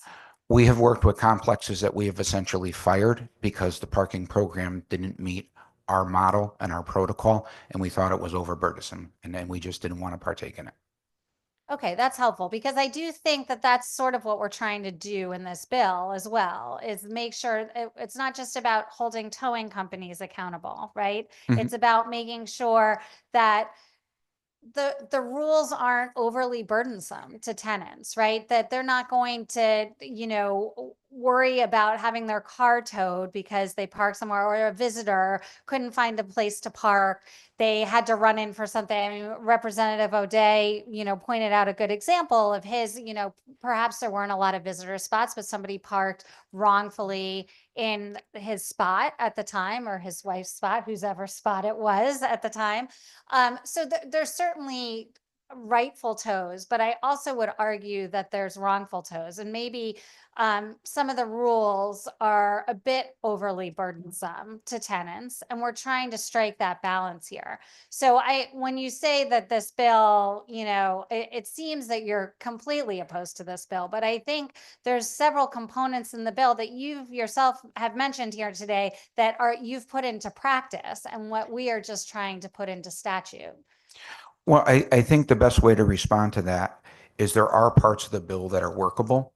I think the bill is a good place to start a conversation, but I think we need to take a deep dive into it. And I think that people that are in the business of property ownership, property managers, towing, and as well as the tenants as well, need to have a conversation. And we need to look at what problems are created by this bill and what problems are solved by this bill. And there is a common ground that can be reached. I'm very confident that we can reach a common ground. I'm very interested in hearing what residents have to say. Every time somebody makes a complaint at our office, it's not just a complaint and we just roll our eyes and hang up the phone. We write it down, we track it. And if we start hearing a series of complaints, if we hear of a number of residents that are complaining about basically the same thing, we know that there's a problem that has to be addressed, and we address that problem because we want to make sure that the needs of the tenants are being met. But I think it's also important to understand that we're talking about a property owner's right, and we're talking about striking a balance that's allowing somebody to trespass on private property for 24 hours versus wrongfully towing. I don't know anybody that tows somebody because they're on the line. But if somebody is over the line 4 or 6 inches, now they're into somebody else's space. That next person goes into somebody else's space. And before you know it, you lose 2 spaces. It's a problem, and it's a problem that has to be addressed. And just so you know, I mean, I don't know how other tow companies are, but my tow company, and I know Salsina's tow companies, If somebody is taking up 2 spaces, they don't just automatically tow the car if there's like 10 spaces around. That's only if there's only 2 spaces there and they have to enforce it for improper parking. But if the lot has a larger capacity, we put a notice on the car and we just go. So we strike the balance. We deal with the rules of the complex in the spirit of the rules, not in the letter of the rules. I appreciate that. I think we're trying to strike that balance. So I appreciate your time and testimony. I see no other questions or comments. Thank you. Thank you. Stephen Rankel, followed by Marco Gion. Gianone. Hi, my name's Steve Reichel. I am a owner with my father of Glastonbury Automotive. We do not partake in the residential trespass towing, but we do tow for the police department in Glastonbury.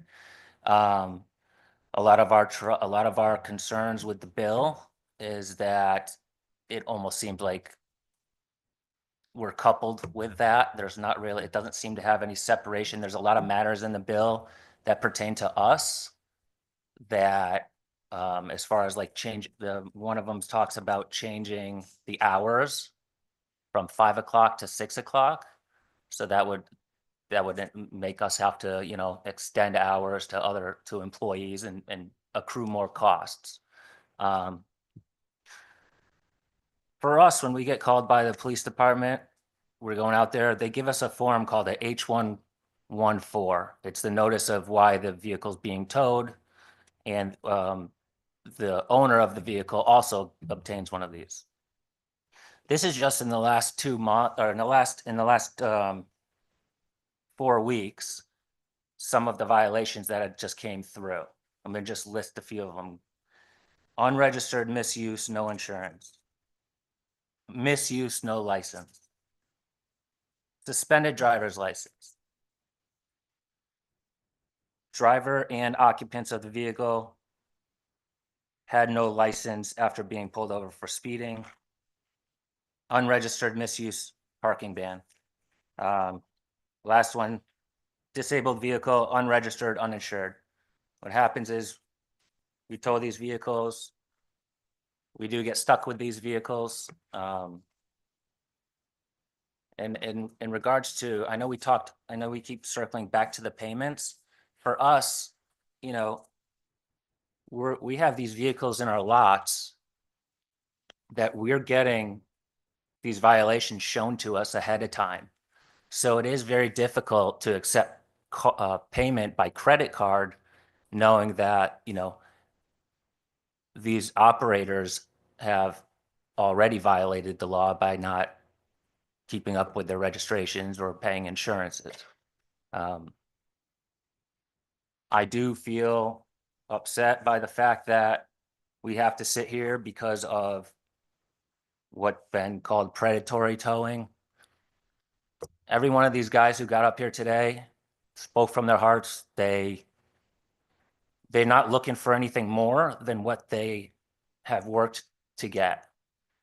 And I think that that's important to understand, that we are not all doing these things. As a matter of fact, I think it's a very small amount that are doing these things. I feel like the bill puts a lot of pressure on the towing company. We're a third party, in my opinion, in a lot of these situations. You have the operator, you have the residential managers, and you have the police officers. They're calling us to help.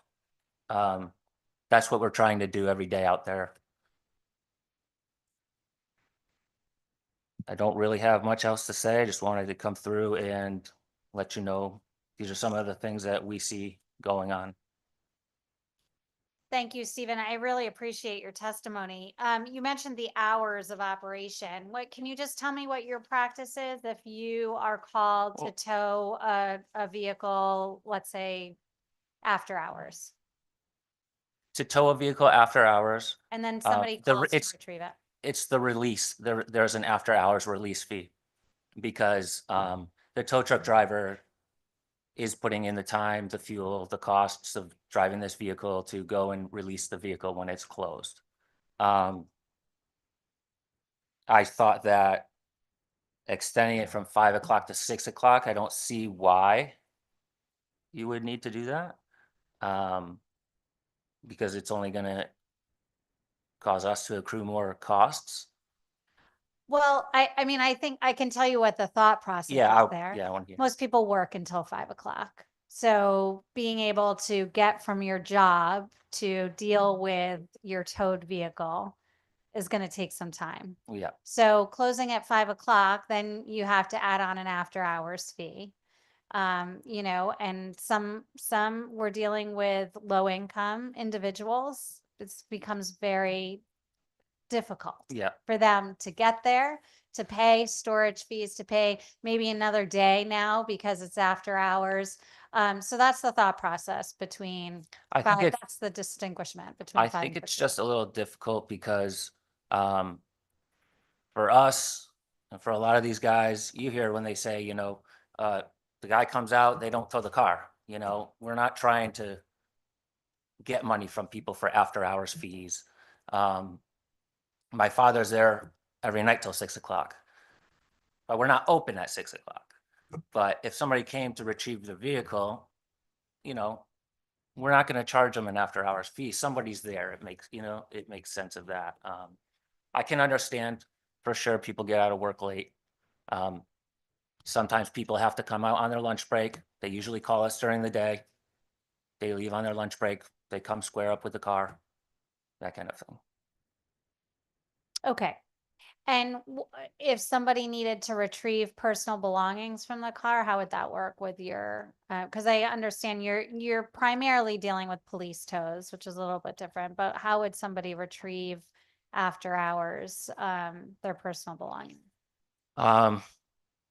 We try to encourage them to come the next day for the belongings. If it's things like medications, we're gonna go down there, and you know, I can tell you that if somebody calls me and says, or one of the drivers calls and says, I have a woman whose medication is in there, you know, I would tell them, don't worry about it, just go in there, let her get her medications, and that's it.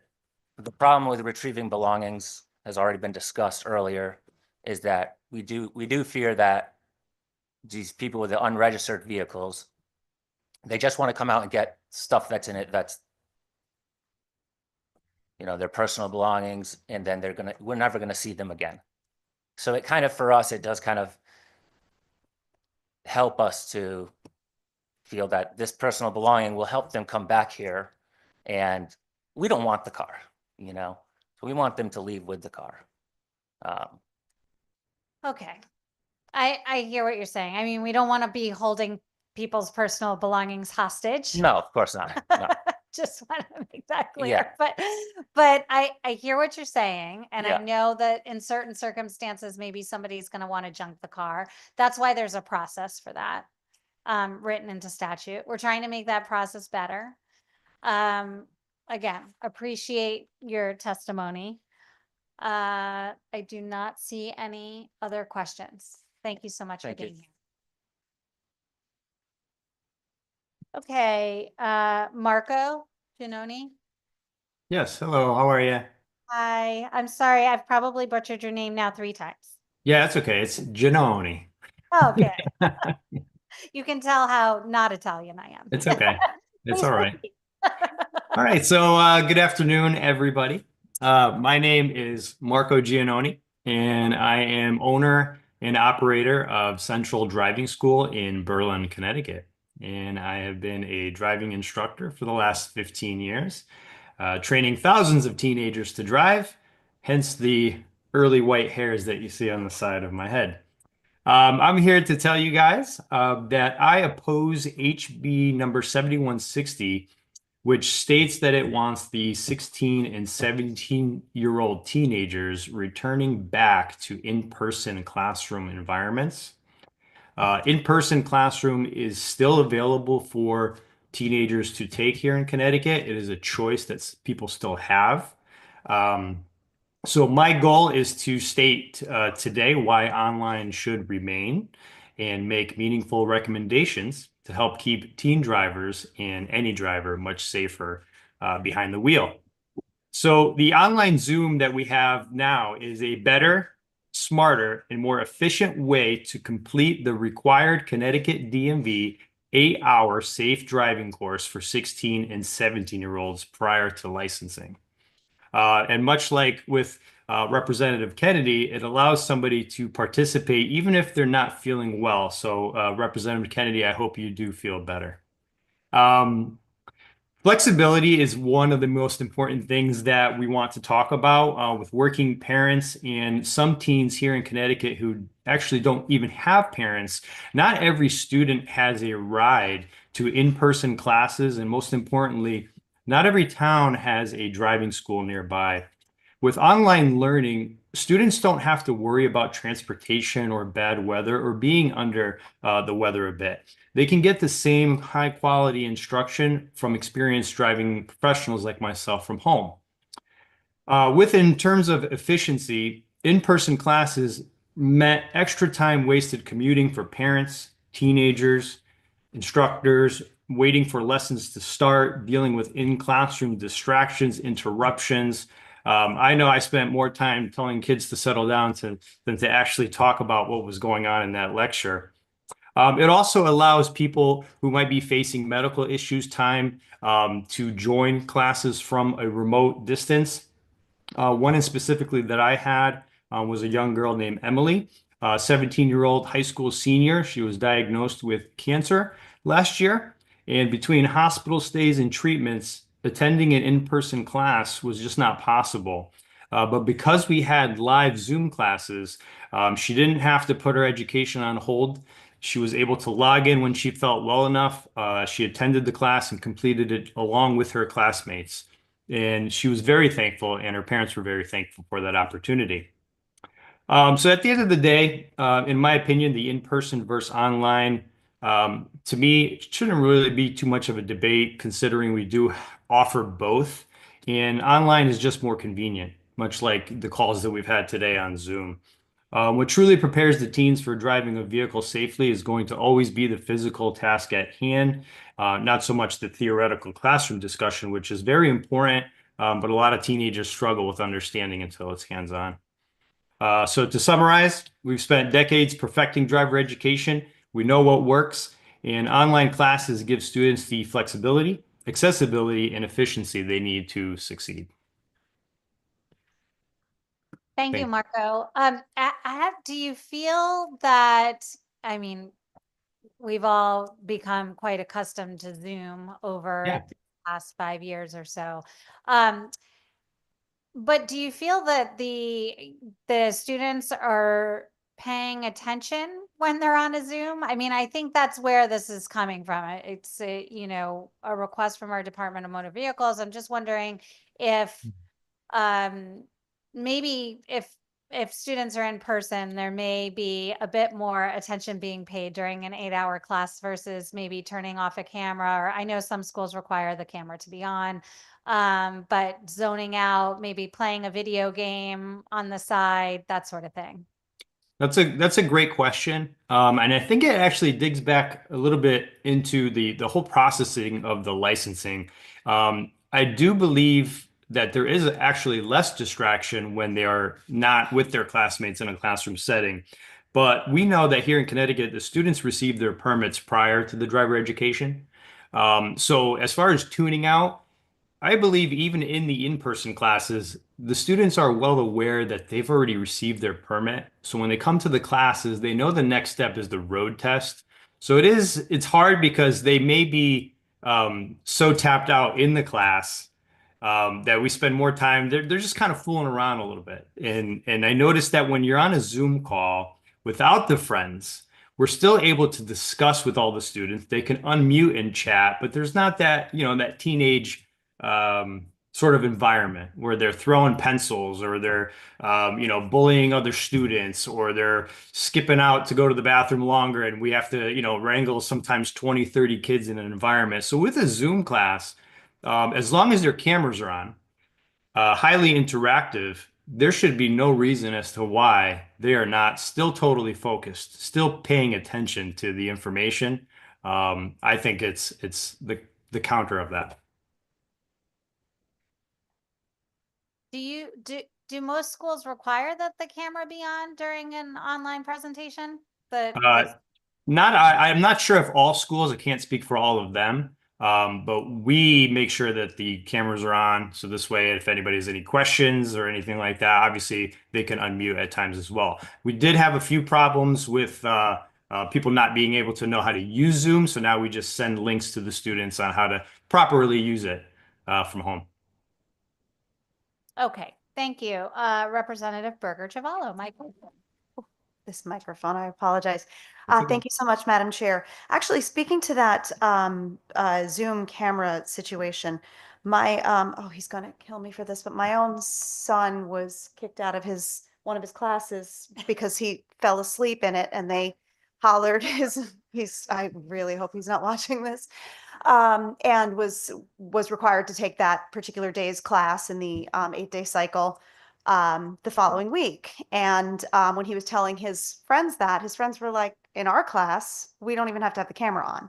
So I'm just wondering what your thoughts are on making the law one that requires camera if you're going to be taking the class online. That is a great question, and 100%. We should have the cameras on. The students should be there and be attentive. And that should be, if no cameras on, no attendance for that day. You're not there and you shouldn't receive the credit. So this way you don't allow for the sleeping or video game or doing something else. So I think as long as you have a series of easy requirements, the Zoom class could be just as effective, if not more effective.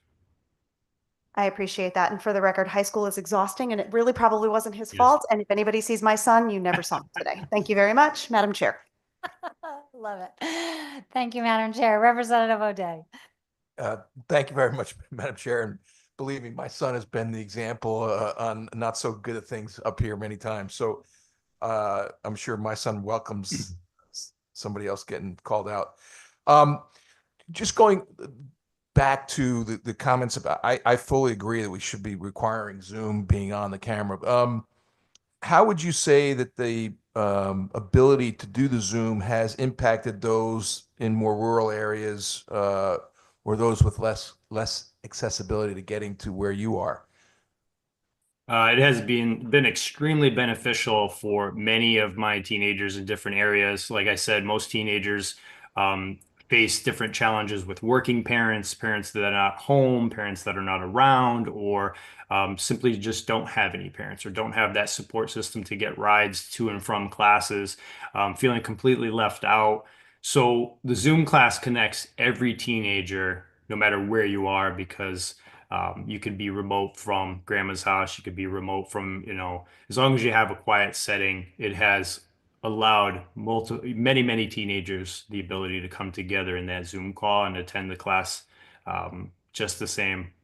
Just that level of excitement. Some feedback that I've received from my students. Wow, the online capabilities. I would never have been able to attend the Zoom class because of A, B, and C if it was in person. And especially that situation with the medical situation of my teenager having those cancer treatments, I'll never forget that, how they were so grateful just for those Zoom classes, something that, I do it in and out every day. And I'm like, oh, this is just another thing. But to that one teenager and her family, that was just such a accomplishment that would have taken them probably years to do because of her in and out treatments. So thank you very much. Thank you, Madam Chair. Thank you. Thank you, Representative. Seeing no other questions or comments, thank you, Marco, for your testimony today. Thank you. Thank you. Next, we have Violet Haldane.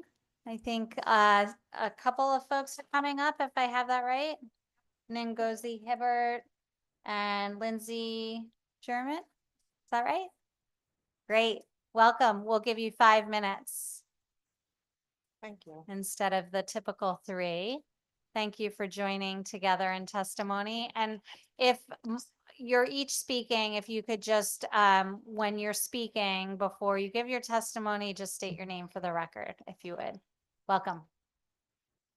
Welcome. Is this one? Okay, thank you. I'm Violet Haldane, Executive Director of Advocacy to Legacy, and these are 2 of my students.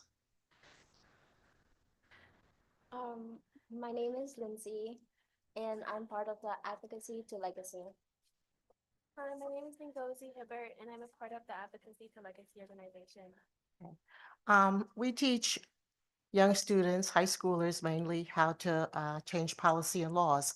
And we initiated House Bill 7161, eliminating debt-based license suspensions due to failure to pay fines and fees.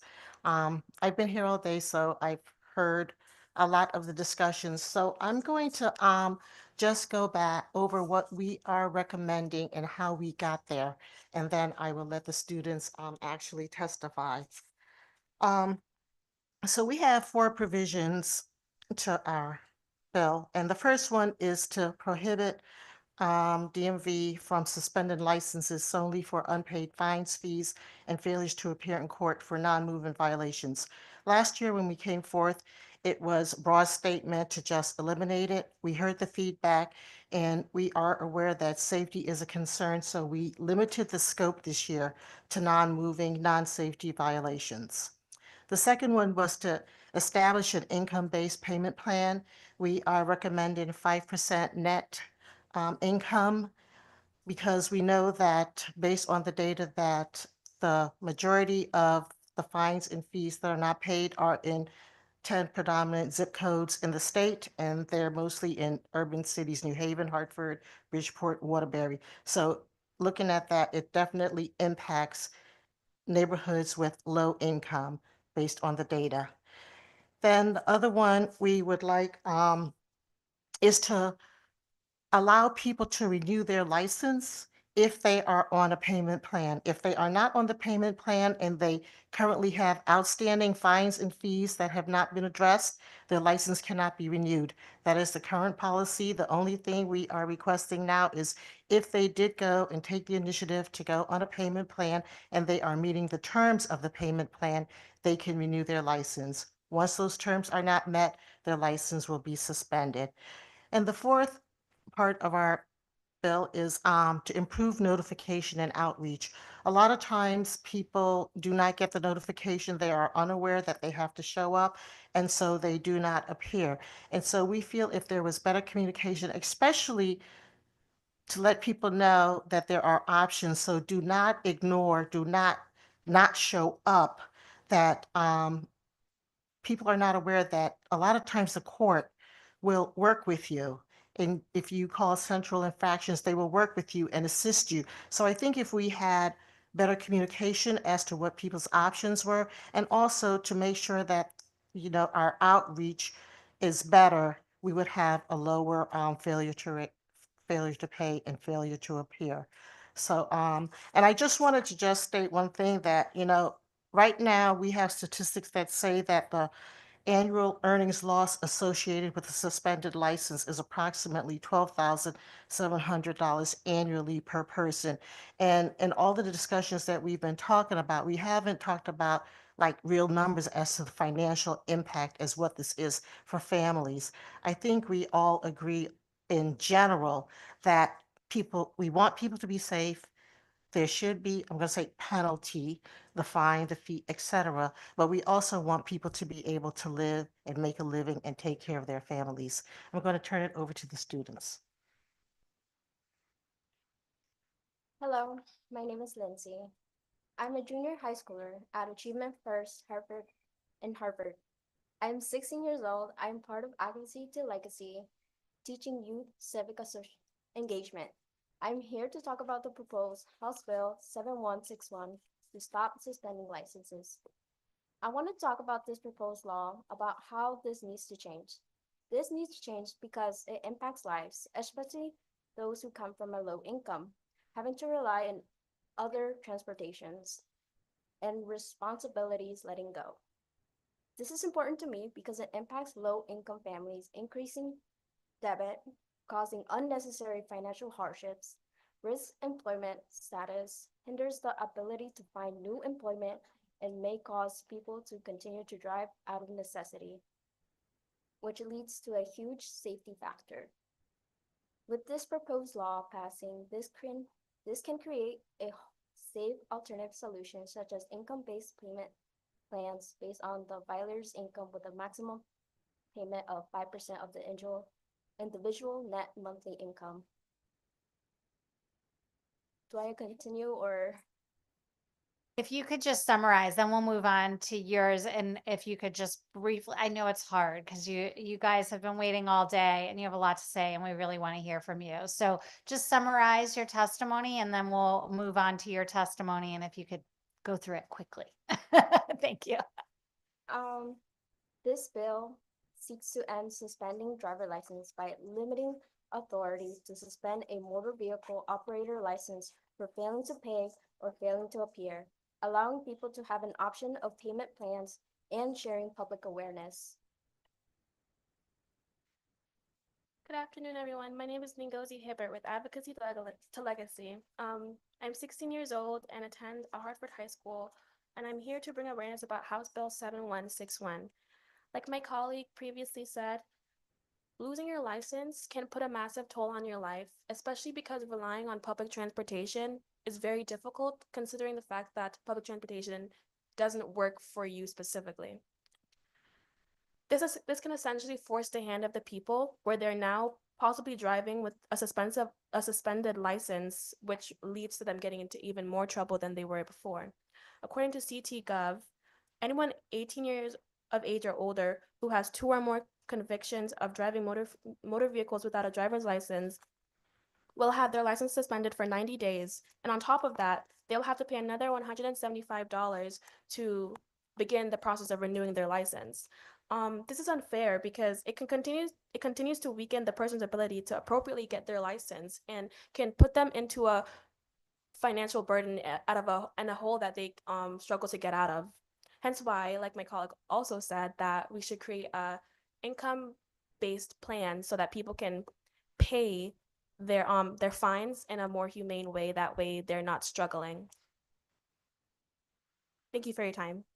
Well, you two did a tremendous job. So thank you so much. We love hearing from young people on this committee, on all committees, really. Seeing young people get involved in this legislative process is incredibly inspiring to, I think, all of us. I think I can speak for everybody. So thank you so much. You did a great job. And thank you, Violette. I just have a question for you. You mentioned a figure, $12,500. Can you just restate what that figure was for me? It says $12,700 annually per person. Research indicates that the annual earning loss associated with a suspended driver's license is approximately $12,700 annually per person. Okay, so that's just because the fees just continuously add up Well, associated. if their license is suspended, they can't work. And it's just a Right. ripple effect of how it impacts their life. So it's loss of work. It Yes. could be transportation. It could be a number of Loss of things. income, yes. Okay. Okay. I thank you for that. And in terms, I mean, this has come up a couple of times today in terms of road safety. Do you see any, or do you have any concerns that our roads would somehow become less safe if this legislation were to pass? Well, today I don't think it would increase. People today, if they're not paying, they're not paying. So that is what it is. I don't think this is going to change it. And because we have the provision that at renewal, if you have not paid your fines and fees, your license is suspended, it will, those people will be gone. So I do not think so. And we did change it from last year to go for non-safety issues. So we are aware this is not for like drunken DUI or things like that, things that are really safety related. It's non-safety, non-moving, a lot of time violations, parking tickets, and there's a list of things that are in the statutes that are considered non-safety, non-moving violations. Thank you for that. My co-chair, Representative Berger Javala. Thank you so much, Madam Chair. Just really quickly, I wanted to let you know that I have used you specifically, Violette, and your organization as an example when talking to advocates and talking to fellow legislators about how to take something that maybe was a decent idea to start with, a good idea to start with, and then we couldn't really get it done. And then you as advocates made the changes, made the adjustments in real time, and were able to get it back to us the following year, really adjusting course and making something that met all of the concerns that were expressed. And that is a tremendous example to everybody in this building, certainly to the young people that you're working with who really did do such a wonderful job, especially when you had to speed that up. And I know I should probably speed things up here. But I just am really grateful to be able to share a very real example of how this can be done in a manner that really progresses an idea, gets it forward, and makes it something that gets better each time we try. So thank you. Thank you. And I appreciate you having us come. And my other students in the back, they've all submitted written testimonies. Wonderful. Well, thank you all for being with us today. We really appreciate it. I know it's been a long day, so thank you. Okay, thank you. Next we have Karen Madura, followed by Brandon Dufour. Karen with us? Okay. Brandon, you're up. Happy to be here. Good afternoon. It's actually good evening, I guess, at this point. Good evening, Senator Cohen, Representative Berger-Gavallo, Senator Wang, Representative Kennedy, and members of the Transportation Committee. My name is Brandon Dufour. I'm the CEO of the Next Street Driving School. Thank you for the opportunity to give this testimony regarding the proposed regulatory change requiring all 8-hour driver education classroom instructed to be conducted in person, thereby eliminating virtual learning as an option for students. At the Next Street, we fully support the DMV's goal of ensuring that driver education is as effective as possible. However, we strongly oppose the notion that virtual learning is inherently less effective than in-person instruction. The solution to concerns about virtual learning quality is not to eliminate it, but to set clear, enforceable standards that ensure all online driver education programs meet a high bar for quality and effectiveness.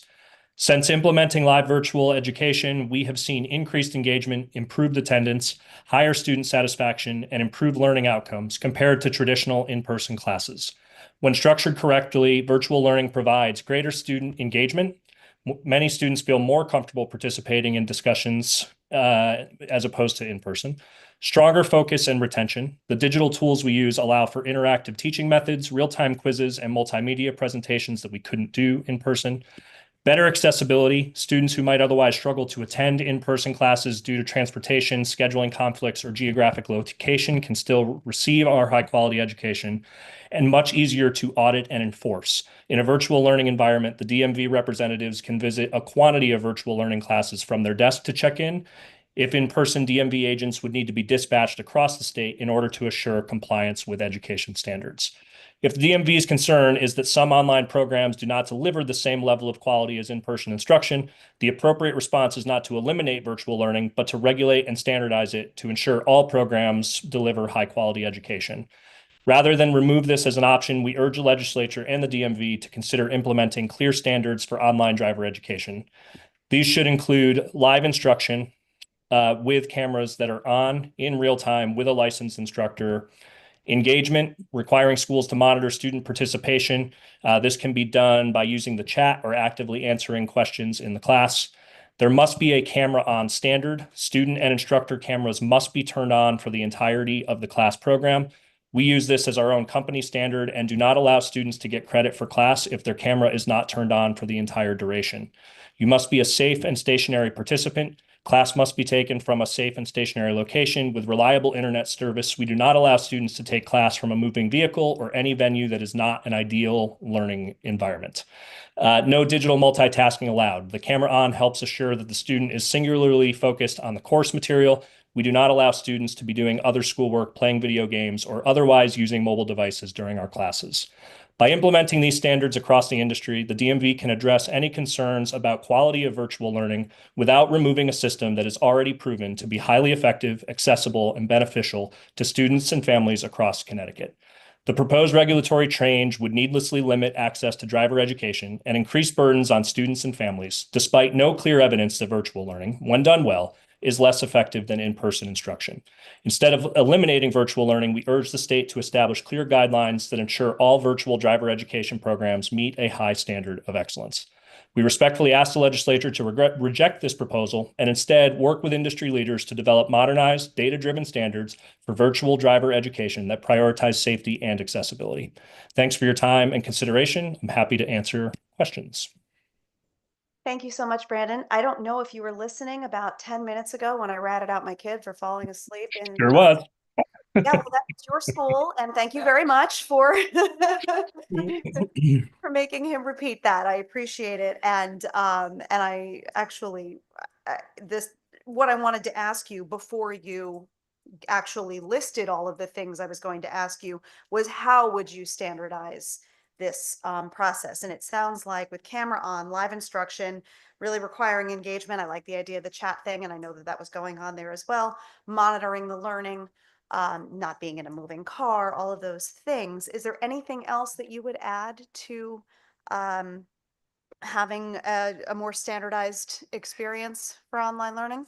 Yeah, I mean, I think the most powerful part of the virtual learning tools, the delivery tools specifically, so whether that's Zoom or FaceTime or Microsoft Teams, whatever you're using to deliver, is the data. So when we process attendance, we're looking at the Zoom reports and we're able to see, okay, this student for 2 hours had their camera on, had their microphone on, and used the chat 12 times. And so, you know, in a quick kind of snapshot audit, we can make sure that our instructors are following the procedures that we've put in place as a company. And so I would say some kind of data and reporting requirement would be the only thing I didn't list that I would add on. To me, the most important part is the camera on with a live instructor. There is no way to assure quality learning when you're allowing your students to have their cameras in the off position. All that proves is that they have a device that's turned on somewhere. It does not prove that they're actively listening and engaged. So that to me is an absolute must do. I appreciate that. The data and reporting piece is important. And just for the record, also, the reason that I knew that he was about to get tossed was because I heard the instructor gently saying, "Hey, Austin, buddy, come on, man, you gotta wake up and turn it off." So it was handled respectfully too, which I think was really important. So thank you for that. A mini question I see whenever you put your fingers together. Representative O'Day, please. Thank you for your testimony. Do you have any suggestions on making the training better to make our roadways safer? Yeah, I mean, look, if the argument here is that virtual learning is leading to an unsafe driver, I would say, you know, it's kind of like you have a house with an outlet that isn't working and you say bulldoze the whole house. Like I think holistically, the best way to teach somebody how to drive is in person, in the car with them driving. So the virtual learning does a great job at teaching the theory. But it's like saying, I want to learn how to play the piano, and I'm going to sit in a virtual learning class and leave able to play for a lease. Like if you want to learn to play the piano, you have to go find a qualified instructor and sit down at a piano. So the classroom to me is one small component of a much bigger safe driving program. And so if the argument here is we need more high quality safe drivers coming out of driver education program, then I think we need to look more holistically at the entire driver education requirement. Virtual learning is not a root cause here. It's not what would lead to a quality or not quality driver. And is this just for teens as opposed to adults as well? The way that it's written seems that way. And I think that was part of the question. Why is it okay to do virtual learning for a student, the 22 hours not included in the 8-hour requirement? So if you take a 30-hour class, you have to go in person for 8, but could do virtual for 22. Or if you turn 18, it's magically okay for you to learn in a virtual environment versus an in person. So just the way it was written was also confusing as to why are we saying that a 16 or 17-year-old has to go in person, but as an adult 18 or older, it's okay to be in a virtual environment. It just seems it either works or it doesn't. And for me, it works and it works for everyone. Agreed. Thank you very much for your testimony. Thank you, Madam Chair. Thank you, Rep. O'Day. Seeing no other questions, I want to thank you for your time, Brandon. Appreciate it. And also for giving me a safe driver. Hope he continues to be safe. Have a great week, everybody. Next up, it looks like is Rob Rosato here in the room.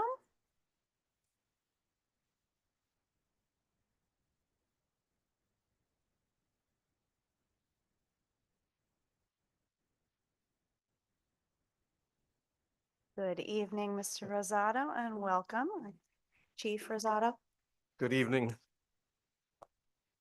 Representative Berger, Gervallo, and honorable members of the Transportation Committee. I am Rob Rosato, Police Chief of Meriden Police Department, and also the President of CPCA, the Connecticut Police Chiefs Association. I would like to offer testimony on HB 7161. Connecticut roads over the last few years have seen an increase in the number of crashes and fatalities that have occurred on highways and local roads. CPCA, the Department of Transportation, the Connecticut State Police have collaborated to improve highway safety and reduce traffic-related fatalities.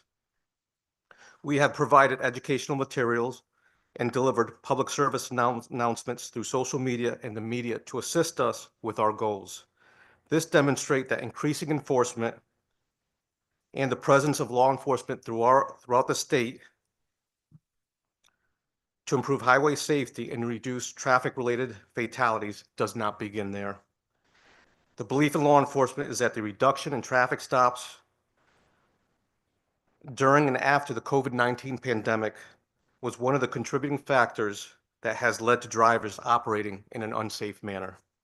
CPCA is concerned about the limitations this bill places on the DMV commissioner to prohibit them from suspending an individual's license for failure to pay their ticket.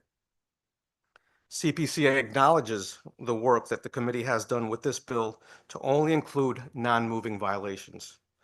However, CPCA still believes that non-moving violations also have a safety component to them as well. Investigations of serious and fatal collisions by traffic-related crash reconstruction teams routinely include post-collision mechanical inspections of vehicles involved. Often they find and cite mechanical deficiencies of vehicles as contributing factors in serious crashes, and I could attest to that. If there is no penalty for non-moving violations, there is no incentive to correct a driver's behavior or make the necessary safety changes prior to a serious collision occurring. CPCA is supportive of the intent of the bill to help those who are financially limited and may not have the necessary funds to pay for their fines.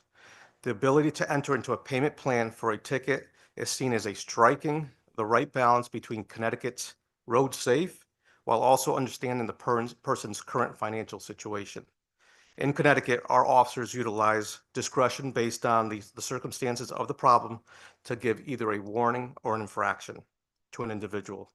This same process can be accomplished through the judicial system or DMV oversight prior to the final disposition of infractions. This bill, as proposed, may require additional steps and more resources needed by our courts and judicial branch. And I want to also add that police officers are human beings before they're anything else, and they carry that with them while on duty. They have the ability to talk to the driver and understand their situation before deciding the outcome of a traffic stop. A recent example of this occurred in Bristol this past February. Officers conducted a traffic stop for a taillight being out. The officer fixed the taillight for the individual who had the light in the vehicle itself and sent the individual on their way without having to use any enforcement. So this is just highlights the work that our officers do on a day-to-day basis. Thank you. Thank you, Chief, for being here. And thank you for that story. I hear stories like that frequently from my local police, and I love hearing stories like that. And we mentioned that earlier. I don't know if you heard Representative Howard testify, but I did. When he was testifying, he's a police officer as well. And when he was testifying, I did mention that I know that nobody's looking for a gotcha. And generally speaking, police are really good at working with individuals particularly if they express a financial hardship or there's something going on, maybe, they didn't get their registration mailed and, they don't want to have the vehicle towed, but they try to figure out a way to get the vehicle home safely, whatever.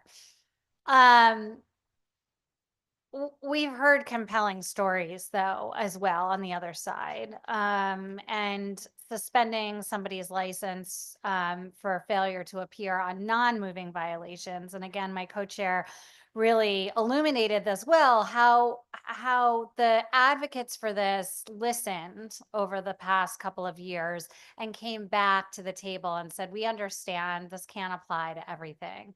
We don't want to make our roadways less safe. We want to make sure that we're, targeting the right individuals here. And so we're just going to limit it to, or we're asking that you limit it to non-moving violations. And so that's where this came about. And I think suspending a license for these non-moving violations is really, there's evidence that it's really created a hardship in a lot of cases. And they may already be on a payment plan. And so that's where we are trying to strike that balance that you mentioned of ensuring folks are still paying the fines that are due, fixing that tail light, or, making sure that, well, I can't use car registration as an example because that doesn't apply here. It can be a suspension. But anyway, making sure that they fix those violations and pay the fines that are due.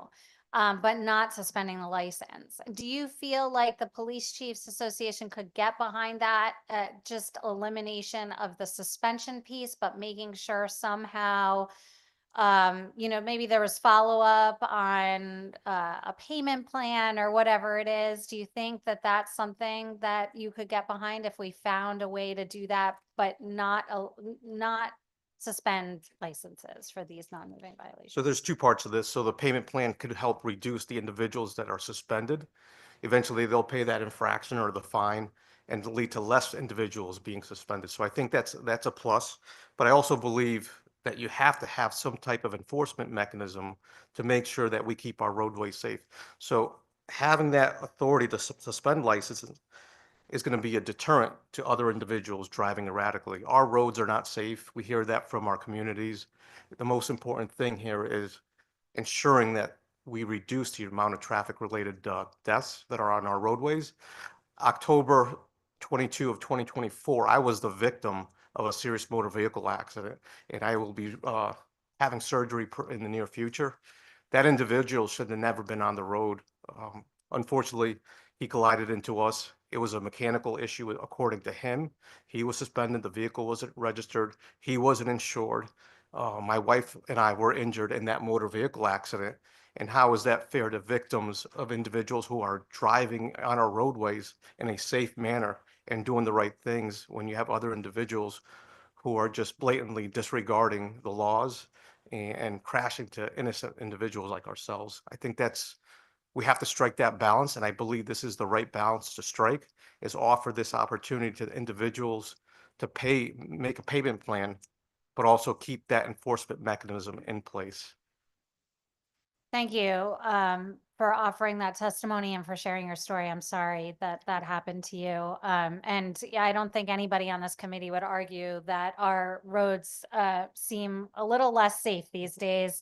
Maybe a lot less safe, and certainly not due to efforts made by our law enforcement officials, but it's the Wild West out there.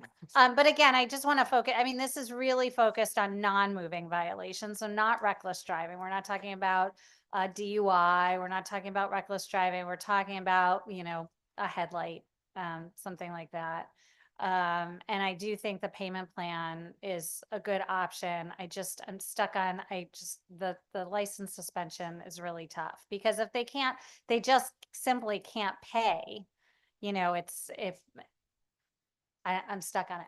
Anyway, yes, Representative Callahan. Just very quick. Thank you, Madam Chair. Chief, good to see you. Good seeing you. When it comes to, I'll be very quick, but at this later hour, when you're stopping people or your officers are stopping people, what percentage are you seeing with people don't have proper insurance or registration and stops? It's a smaller number. I don't know that number exactly off the top of my head, but I could certainly research that. But it's a smaller number. Most people that are operating on the roadways are actually doing the right thing. That's good to hear. But when it comes to the bill that you're testifying on, I assume you've spent some time in some criminal courts, as I did too, for almost 30 years. And it was the court makes every effort, from what I see. It's you don't get a failure to appear unless you've gotten a bail commissioner's letter first, and they make every effort to. If you're making an effort, they'll make an effort to make it work for you. And as you said, I'm afraid if there's not an enforcement mechanism, what can we hold over someone's head to have them pay? The court will extend payments for numerous continuances, and the person doesn't have to be in court as long as they go to the clerk's office and make a payment. I just think without, and I don't want to see anyone's license get suspended, but I also don't want to see people on the road that are unsafe. I think it is a tough balance, as Senator Cohen said, but without some sort of hammer, I don't know how we resolve this. Any other comment? I also agree with that. When I was a young officer, I have over 20 years in law enforcement now, but when I was a younger officer and I would stop motor vehicles, I would suggest to the individual, get this repaired or do this, do that, and bring that documentation with you to court. And hopefully the court does the right thing and nollies the case or dismisses the case. So that we've always tried to be fair to individuals. It's going way back when, and it hasn't stopped. So we do the best we can to encourage them to replace or fix any issues they have on that motor vehicle. Well, thank you. And I know Representative O'Day and I sit on Judiciary together, and we try and make sure judges are on the bench. And the judges in their opening statements all say they're just people too. They want to make it easier for people to get through their days and to make sure they're on obeying the law. So your testimony was important to me today. Thank you. Thank you. Thank you, Representative. We're just trying to look because there's some things we need to make sure we have right. And I believe that if it's an uninsured motorist, it's a registration suspension for sure. Maybe not driver's license. Oh no, it is a driver's license as well. So that's not contemplated here because that would already be covered under state law, non-moving violation, but a different type of non-moving violation. So it's covered in a different statute. Representative O'Day. Thank you, Madam Chair. And I think when Representative Howard was here, he was going through a list of a number of other statutes that weren't listed that I think the good chairs agree should be on there. I agree with you wholeheartedly, Chief. I think the payment plan, I think, is a good idea, as long as and I think there was advocates up here saying that, if they're not complying with the payment plan, that their license should be suspended. Our roadways are just not safe. And I like the idea. Maybe we can get a statute whereby if they get a ticket for a light out or for whatever non-moving violation, there's something wrong with the vehicle, as long as I bring in repair confirmation that the ticket can be waived, we can make that part of a statute to fix that sort of thing. But I agree with your testimony. I appreciate it very much. And thank you for coming in. Thank you. Thank you, Chief. No other questions or comments. Thank you so much. Have a good day. Next, we have Evelise Correa Brown. Kevin Smith. Good evening. Welcome. Co-chairs Cohen and Berger Gravallo, ranking members Huang and Kennedy, and members of the Transportation Committee. Thank you for the opportunity to appear before you today in support of Raised Bill 7160. My name is Kevin Smith, and I'm a consultant to Connecticut Custom Carts, a Norwalk, Connecticut-based retailer of electric low-speed vehicles. I'm here this evening representing the owners of that business, Fiora Lustumbo and Phil DeCunto.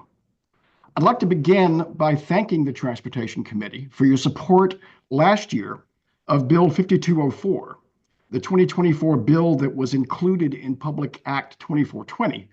That bill legalized the operation of low-speed vehicles on roads with an established speed limit of not more than 25 miles per hour. And with it, Connecticut joined 47 other states in promoting a more eco-friendly, traffic calming, and frankly, fun way to take short trips around Connecticut. As Jay Stange, program manager at Hartford, the Transport Hartford Academy, testified during the public hearing last year for HB 5204. More than a third of all the vehicle miles traveled in Connecticut are for trips less than 10 miles. So whether the visiting neighbors, shopping with local merchants, or enjoying Connecticut's waterfront, as a result of Public Act 2420, Connecticut residents can now reduce both their carbon footprint and local traffic congestion by choosing electric LSVs instead of gas-powered cars and trucks for these trips. But we're also here today to support HB 7160, Section 11, because we believe there is an unintended consequence of Public Act 2420. The large new car dealership industry is subject to DMV regulations, environmental requirements, and local zoning restrictions that are needed to properly regulate big companies that occupy large, expensive real estate in auto miles with high car and foot traffic, and controlling the hazards associated with the disposal of waste oil, antifreeze, transmission fluid, and VOCs used to service internal combustion engine vehicles is critical to environmental safety. Unfortunately, low-speed vehicle dealers who can safely operate in retail and business park locations have been unintentionally included in the same category as new car dealerships. A $13 billion Connecticut industry can continue to thrive with this regulatory framework, a $13 million industry that doesn't pose the same risks. It needs the committee's help. Public Act 2420 established LSVs as a motor vehicle, and we and the manufacturers we do business with support that. What it didn't do was establish a new definition and a new set of regulations for low-speed vehicle dealers. Current statute for motor vehicle dealer licenses carve out distinct definitions and regulations for new car dealers, used car dealers, and repairers. We believe that a separate definition and regulatory framework is needed for low-speed vehicle dealers. And in our written testimony, we included some sample languages as a starting point for your review. Thank you very much for the opportunity to testify. I appreciate your time, and I'm happy to take your questions. Thank you, Mr. Smith, and I appreciate you highlighting this for us because we really didn't know. That's how that's how things happen. Sometimes we pass great legislation. There's little things we miss here and there. Representative Callahan. Thank you, Madam Chair. And I'm really not trying to make this any longer. Just there's a couple people I needed to really talk to. Kevin, thanks for testifying. And when you and a couple of the businesses contacted me, so everyone understands what happened here is, I think Senator Cohen lives along the shore, and a lot of the lake communities on our lakes in Connecticut allow low-speed vehicles. They're quieter. There's no emissions. But when it comes to actually having a dealership, the good legislation passed last year was lumped you in with motor vehicles that have transmission fluid, oil, things like that. These have no service, no fluids, no environmental issues. And Kevin, I believe your business has told me even the batteries are just picked up by the manufacturer. So there's not regular service, none of those things. So they don't really apply to motor vehicle dealers. And this is stopping your clients from having a dealership. Is that correct? Yes, indeed. It's preventing us from being able to have dealership and locations in a larger assortment of places. I mean, when you're locked into very expensive real estate as a motor vehicle dealer, new car dealer, it makes it cost prohibitive. Okay, and the way I understand it, you could basically do this out of your garage and no one would really know it. So pretty much. Hopefully we can have a carve out maybe to fix this. So there's several of these dealers across Connecticut that are putting these low-speed vehicles that are DOT approved. They have all the restraints, and hopefully they can get them back on the road. And it seems to be a win-win if we could just get a carve out. I think that's what you're asking for. That's correct. Thank you. Thank you, Madam Chair. Thank you. Thank you, Representative. I see no other questions or comments, so thank you, Mr. Smith, for your time today. Thank you. Next, we have Sebi Giannone. How do you like that? Were you here before? Did good. Are you related Well, to Marco? that was my nephew you were talking to. Okay. So you had a chance to practice. Yeah, exactly. Go ahead. All right. Good evening, and it's been a long day for all of you, so I'll try to make this really quick. So, members of the Transportation Committee, my name is Sebi Giannoni, owner and operator of Frank's Driving School. And, I'm testifying on Bill 7160, an act removing online learning. I'm not in support of the bill. When COVID-19 emerged, businesses and institutions had to adapt, and education was no exception. During this time, online learning became a necessity. With the guidance of the DMV, driving schools were able to keep our business running and quite literally keep ourselves sane. Since then, online learning has proven to be flexible, accessible, and efficient alternative to in-person instructions. In today's digital world, online education effectively meets both the students' needs, the driving school requirements, and state regulations. This bill goes against everything we were working towards since COVID. Over the years, it felt the DMV was genuinely interested in developing meaningful regulations to enhance online learning. Instead, they have now reversed their position without our knowledge or input. Right now, any changes to how classes are conducted will cause a major disruption not only to the driving schools, but also the Connecticut residents. A significant amount of time and money has been invested in transitioning to online classes since the pandemic. Currently, students who choose to attend in person have the opportunity to do so. So there's no need to pass a bill without first gathering input, facts, and understanding the purpose of why we're putting the requirement back in person. I've heard countless stories from people that were grateful for online driver education, whether it be a new mother with an infant child or a student with medical conditions. There are so many benefits and success stories. I'm asking this committee to reconsider. Let's approach the issue with some same way we did during COVID and work together to find the best solution. I'd also like to emphasize that the relationship between the DMV and driving school has been strong over the years, and I believe we can continue on this path. I want to thank everyone for listening. If there's any questions, I'll be more than happy to address it. Thank you. Thank you so much for your testimony today. I think you probably heard a couple of suggestions in terms of potentially making cameras on a requirement. Is that something you would be amenable to? Sure. That's something that we discussed early on during the COVID when the spotlight went on to online learning. I mean, this is not something that we fought for online learning many years, even before COVID, and it always seemed like it was an issue that we've had and we're not possible to do online. With COVID, put a spotlight on this, and you can see that it works. It's been 4 years now, and it's been working. And to your question, a camera on is would be required, in my opinion. Not only a camera, but also to validate maybe their learner permit. They can put up in front of the screen to make sure that it's the student that's supposed to be there, can just put up their permit for the instructor in addition to having the camera on. Perfect. Thank you very much for your testimony. My co-chair, Representative Berger Javal. Thank you so much, Madam Chair.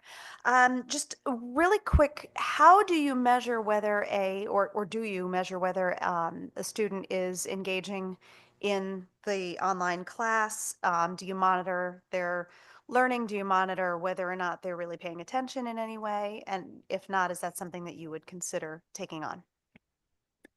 Yeah, it's a great question there. Definitely when we're doing the lectures, with the cameras being on, we do have some interaction either through the chat feature that most of us are aware of or directly speaking to the students. Normally, these classes for teenagers are roughly about 2 hours. And when the session is over, we do provide a small test at the end of each class. So each kid would have to take. That could be one way you can monitor, making sure that they're paying attention to the material that's being introduced. Terrific. We're looking for some way to have uniformity across standardizing what that would look like. So I appreciate that feedback very much. Thank you, Madam Chair. Thank you. And thank you, Sebi, for being with us today. Perfect. Thank you, Senator Cohen. I saw Next- you eating something, so I'm hungry myself, so it's dinner Yeah. time. I wish I could offer you some of my Yeah, I pistachio. saw. Take care.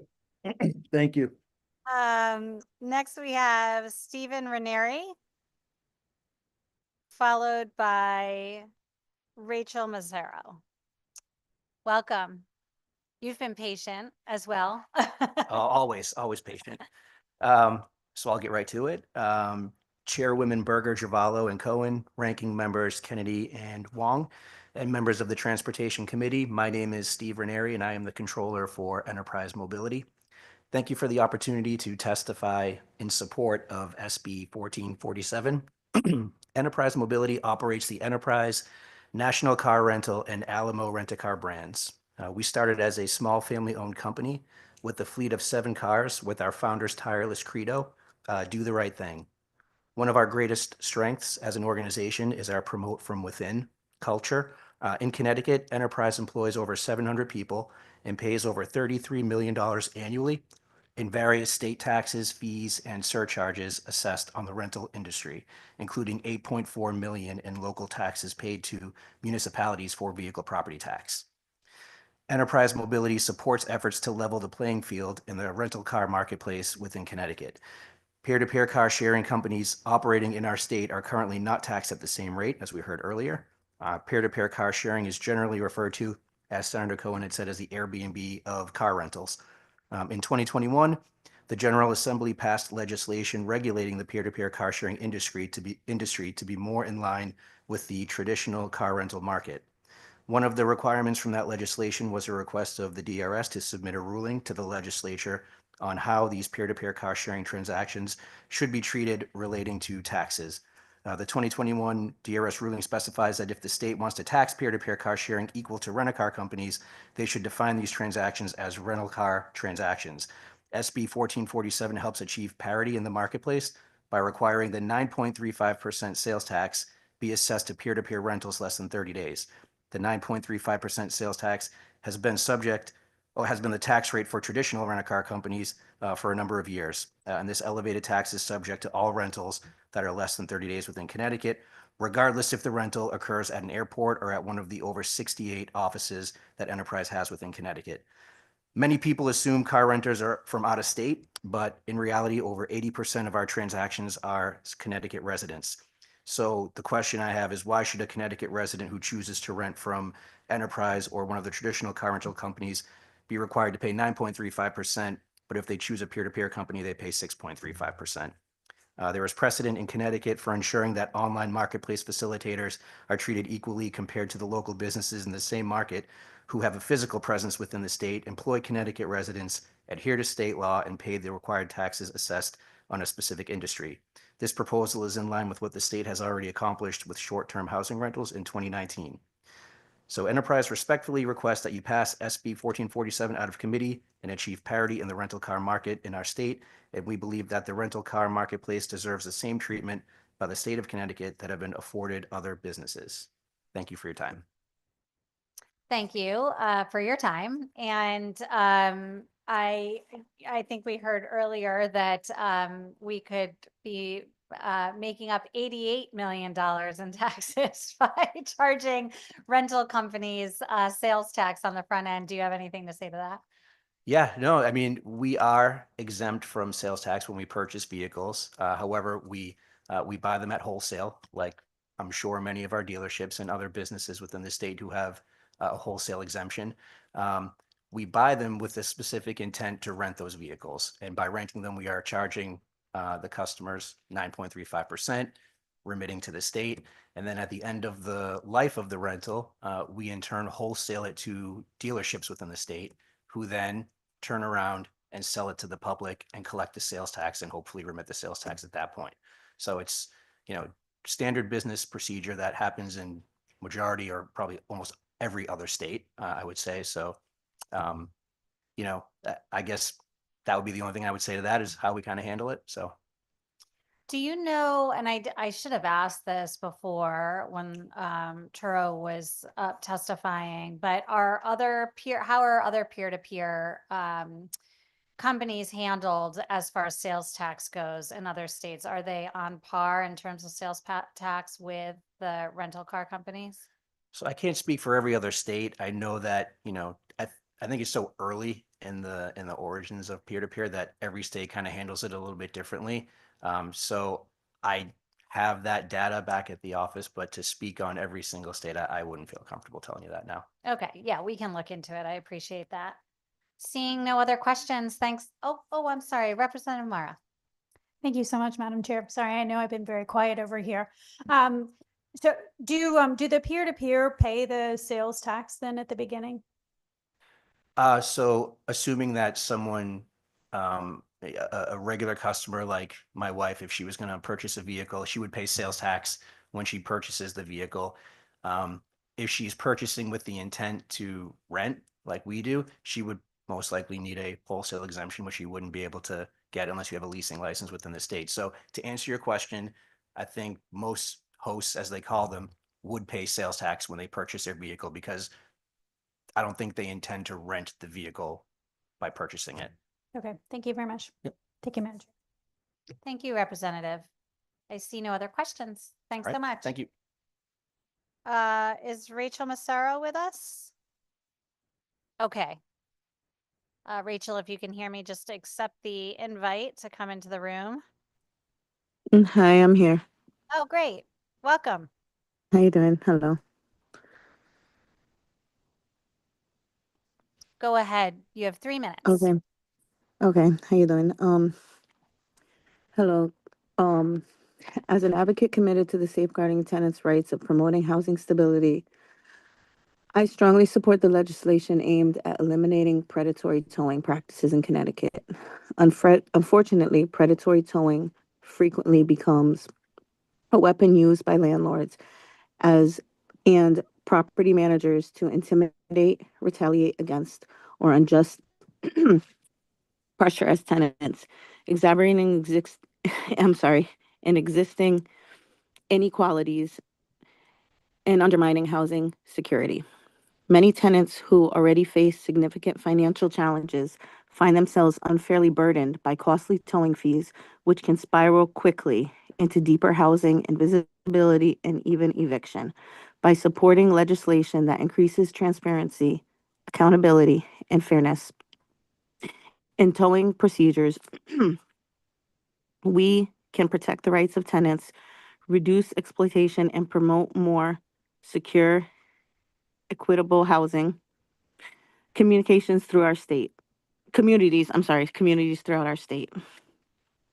Thank you for prioritizing this critical issue and protecting the dignity and stability of Connecticut tenants. Thank you, Rachel, for being so patient with us and for testifying on behalf of tenants. Thank you. I don't see any questions. So thanks again for your time. Thank you. Next, we have Alex Slatke, followed by Rhonda Caldwell. And for once, Alec, you are not at the very bottom of the list, but close. You've been here now for 7 hours, 7.5. That's okay. 44 is better than 45, so I'll take it. Next year, hopefully better. Good evening, everyone. My name is Alex Slatke. I'm the Managing Director of Public and Government Affairs for AAA Northeast, but this testimony is offered on behalf of both AAA clubs in Connecticut, and I'm here to testify on House Bill 7162 about the motor vehicle towing statutes, but in a different way, I think, than most of the other folks and that have previously testified we've talked about, just to point out that, as I understand it, based on all the conversation today, the bill is intended to deal with non-consensual towing, but I think it inadvertently encompasses some consensual towing by saying, say in section 1, you need to get authorization from the private property owner or lessee or their agent before doing a tow. I assume that was intended for non-consensual tows so that it if you break down in a supermarket parking lot and you need a tow, and AAA comes or any other consensual tower that you request a tow from, you know, for us as a towing agency to be able to get authorization from the private property would be essentially impossible. And of course, we only do consensual tows. We only do tows at the request of a vehicle owner or operator. So I'll keep it brief. I hope that we can work together to make sure that the bill, whatever compromise ends up happening with, we've heard certainly testimony from a lot of folks today that it targets non-consensual towing rather than consensual towing, and of course targets the abuses that exist from a very, very small group of actors effectively. And I did want to just comment on House Bill 7161. Appreciated Representative Howard's mention of the slow down move over law, which I saw was an omission there, and I think several other laws. I'm glad to hear that there's a lot of interest in payment plans. I think that makes a lot of sense. I leave it to others smarter than me to figure out how to actually operationalize those. I know the judicial branch had some questions, but I think it makes a lot of sense. We want people to stay on the road. I think that makes us safer. We want people to stay within the system. Of course, you know, when someone breaks the law and breaks the law enough times or is so flagrantly in disregard of the law, there need to be consequences. There's no doubt about that. But I'm glad to hear the interest in payment plans for sure. So happy to take any questions or chat offline about the towing issues in particular. Yeah, did you submit written testimony? I did, yes. Okay, that's really helpful for us because you're correct in assuming that we wouldn't want somebody who is requesting to have their car towed through AAA being impacted by having a 24-hour notice. That would be problematic. So appreciate that, and seeing no other comments or questions. Thanks so much for your time and being with us most all day. Absolutely. Next we have Rhonda Caldwell.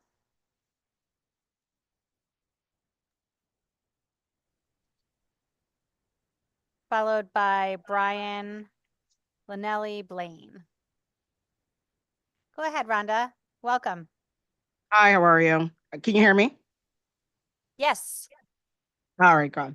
From Hamden Action Now. I'm a council member here in Hamden, and I represent the 5th District, and I am rising in support of the towing ordinance today. Our town has been inundated. I know you're fully aware of, you've probably heard from several folks today talking about the towing, the very punitive towing practices that have been happening in Hamden to residents in our town. I'm so happy that the General Assembly is finally taking this up because it's very problematic for residents of, especially low-income residents, to have their cars taken, and that owners can be so punitive with this practice. It's completely out of hand, and for folks who are low income of all places and all situations to have their cars taken away from them, who provide transportation for their kids to get to school, for their kids to get to work.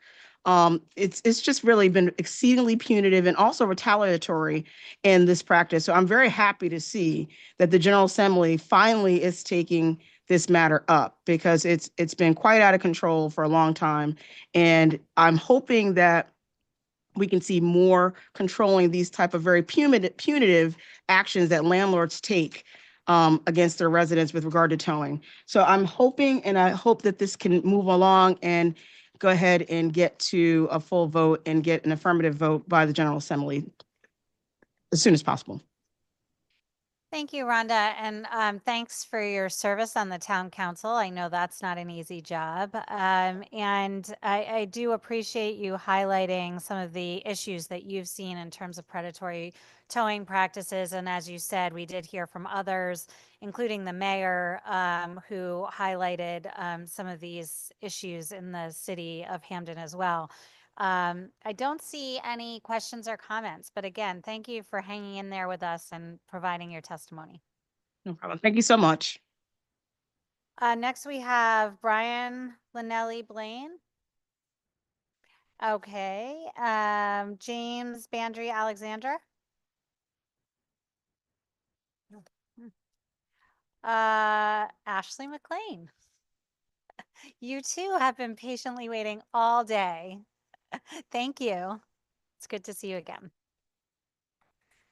Good to see you as well. It's worth the wait, so thank you. Good evening, Senator Cohen, Representative Berger-Cavallo, Senator Lopes, Representative Brown, Senator Wong, Representative Kennedy, and other distinguished members of the Transportation Committee. This testimony is written by myself, Ashley McLean, the founder of Linked Autism Safety Project, and I'm extremely grateful to be here in support of HB Bill 7159. I want to reiterate that this bill is not to amend the current Blue Envelope program, but only to enhance it and create the Yellow Envelope to support individuals with cognitive, intellectual, and physical disabilities. I sit before you today not only as a mother of a child on the spectrum, but also a person who has devoted the last year and a half of our life to bridging the gap between the special needs and first responder community. I very unintentionally, and yes, I said unintentionally, created and developed a now national program that provides resources, supports, training to police, fire, and EMS providers throughout the United States. Our programming was developed based upon adverse interactions that have transpired with first responders and the disability community, interactions that have been shared by individuals with disabilities, parents and caregivers, some of which you heard today, and my own personal experience. Through Linked Autism Safety Project training, I have had open, honest, and hard conversations with first responders that have educated them with a clearer understanding of supporting our community and providing insight to me on how to form collaborative efforts. I have personally trained over 500 first responders within the state of Connecticut since November of 2023. And in every single training, we have extensive conversation of the Blue Envelope, some of them hearing about it for the very first time. Additionally, these first responders are now asking for more resources to better identify, establish connections, and create positive, trusting relationships with the disability community now that they have more awareness and understanding. The need to develop the Yellow Envelope to support individuals with disabilities outside the autism community is imperative. Currently, many individuals and families are being told to use the Blue Envelope for all and any disabilities. This is ineffective and actually harmful, not only to the individuals using the envelopes, but also to the first responders, and puts both parties in unsafe situations. Interacting with individuals with autism is a very different situation than interacting with an individual with, say, ALS or MS, traumatic brain injury, or even diabetes. That's just naming a few. Each of these interactions required varied responses based off of those that are involved. This bill will create yellow envelopes to promote awareness, accommodations, and communication between first responders and persons with cognitive impairments and physical disabilities. Additionally, it will establish training for first responders and individuals with disabilities, will establish public awareness for materials for individuals with cognitive impairments and physical disabilities. I am privileged to be able to continue to work with CPCA, CFCA, and CWCSEO on further development of this bill if passed during multiple phases of implementation. As the director of Linked Autism Safety Project, I fully support this bill. But as I'm a mom of a child with special needs and the daughter of a first responder myself, I urge you from the bottom of my heart to bring awareness and to protect both communities that I care about so much. Thank you for this opportunity to support this bill. I apologize. Oh, never apologize. As a parent myself, I can certainly understand the passion and love that you have for your child and for this project, which you said was sort of an accident that it took off like this. And what a happy accident for so many people that you've helped along the way. So I'm grateful to you, Ashley. Thank you. And grateful for you articulating why it's important to have a separate envelope program. I've asked some of the folks before what we could do better, what we've learned from the Blue Envelope program, what we could do better, and how we could implement that using the yellow envelope as well in order to enhance that. Do you have anything to add? I do. First and foremost, education is key. I've had first responders say to me, I know what the blue envelope is, but when someone hands it to me, I don't know what that means, and I don't know what to do with it. And the envelope is great, but if you don't know what to do with it, it really means absolutely nothing. I personally have a blue envelope in my car. My son is 7. He's not a driver, obviously. But as I shared, I had a personal experience where my son was having seizures in the back of the car, and I was pulled over for speeding driving to the emergency room. And unfortunately, I was not believed. I was not listened to. I was not heard. I was issued a speeding ticket, and it was not a positive interaction. We ended up at the hospital where my son had a total of 72 seizures over a 3-day period and was diagnosed with epilepsy. The reason I share this with you is because the blue envelope wouldn't have mattered in that moment. It was an envelope that needed to distinguish a physical disability. Yes, we were going to get the diagnosis, but treating someone with autism is very different than treating someone with epilepsy and any other physical disability, additionally cognitive or intellectual disabilities. So I think education is key, because being able to provide that officer with maybe the blue envelope at the time or a yellow envelope will at least have him be aware and validate what I was saying to him, and give parents like me a little bit more compassion in a very, very scary situation. I knock on wood and thank God it was only absent seizures that my son was having, because if it was any other type of seizure, it could have been a very different outcome. I do think awareness about the envelopes and having them readily available to individuals. I have had police departments call me and ask me where to get the blue envelopes and how I can issue them to individuals. I have stacks and stacks and boxes of them in my house. My husband loves it, but it's the nature of the game. So I think having them readily available, not just at police departments, but pediatricians' offices, hospitals where they're providing diagnoses to families, because I can tell you when my son was diagnosed, we received a diagnosis and that was it. So being able to have something that you can hear your state, your police department, your fire departments are supporting you and wanting to help and offer resources would be imperative and life-changing to families. Thank you for course. that, Ashley. I mean, that you bring up a number of good points. So not only training and providing materials to officers about what it means when you have a blue envelope, or now in this case, potentially a yellow envelope, but also just the availability and how to get having information around that. And we heard that earlier too. And I know you were here. Representative Berger-Javallo. Thank you so much. I actually just wanted to thank you for reminding us that this is not just for the driver. It's important to understand that the child in the back of a car can absolutely affect what that interaction looks like. And I thank you for speaking. I think I might be the first person who spoke of that today. So thank you. I will say, and I've learned that from the law enforcement officers and working collaboratively with them. And that's the biggest piece of this, is understanding each community's respectively. When they approach our car at a traffic stop, they're assessing the entire car. They're not just assessing the driver. And there was another situation where we were T-boned, and thank God I was okay. But if I was not and unable to communicate my needs to the officer, who was phenomenal in this particular interaction, he could have easily opened the door to my 7-year-old, very active, limited verbal son, and that could have been a very different outcome on a very busy road in the city that we live in. So it's imperative to not only recognize the driver, but the individuals in the car as well too. Agreed completely. Thank you so much for that and for all the work that you do. Thank you. Truly. Thank you, Madam Chair. Thank you, Madam Chair. Representative Kennedy. Thank you, Madam Chair. And Ashley, thank you for spending the day with us today. I think you pretty much answered my questions, and you've explained the difference between the two envelopes and the importance and the understanding of those two envelopes. Regarding the training, you said you've trained a number of police departments yourself. I have, yes. So I've met with police, fire, and EMS throughout the state of Connecticut. Our program is post-certified, which means that we have police officer standard accreditation, and it's also OEMS certified through the Department of Public Health, which is imperative in regarding the training, because it's regulated training. It's approved by the state of Connecticut, and it's important that the message that we're sharing is streamlined and is the same to all of those that we're sharing it with. Our program, as I mentioned, is now growing nationally. So our training is also going to be, if you will, post-certified in various states across the country. And we do have some law enforcement officers that have experience with autism that are also stepping into roles as trainers with our program, because they very much believe in the work that we're doing.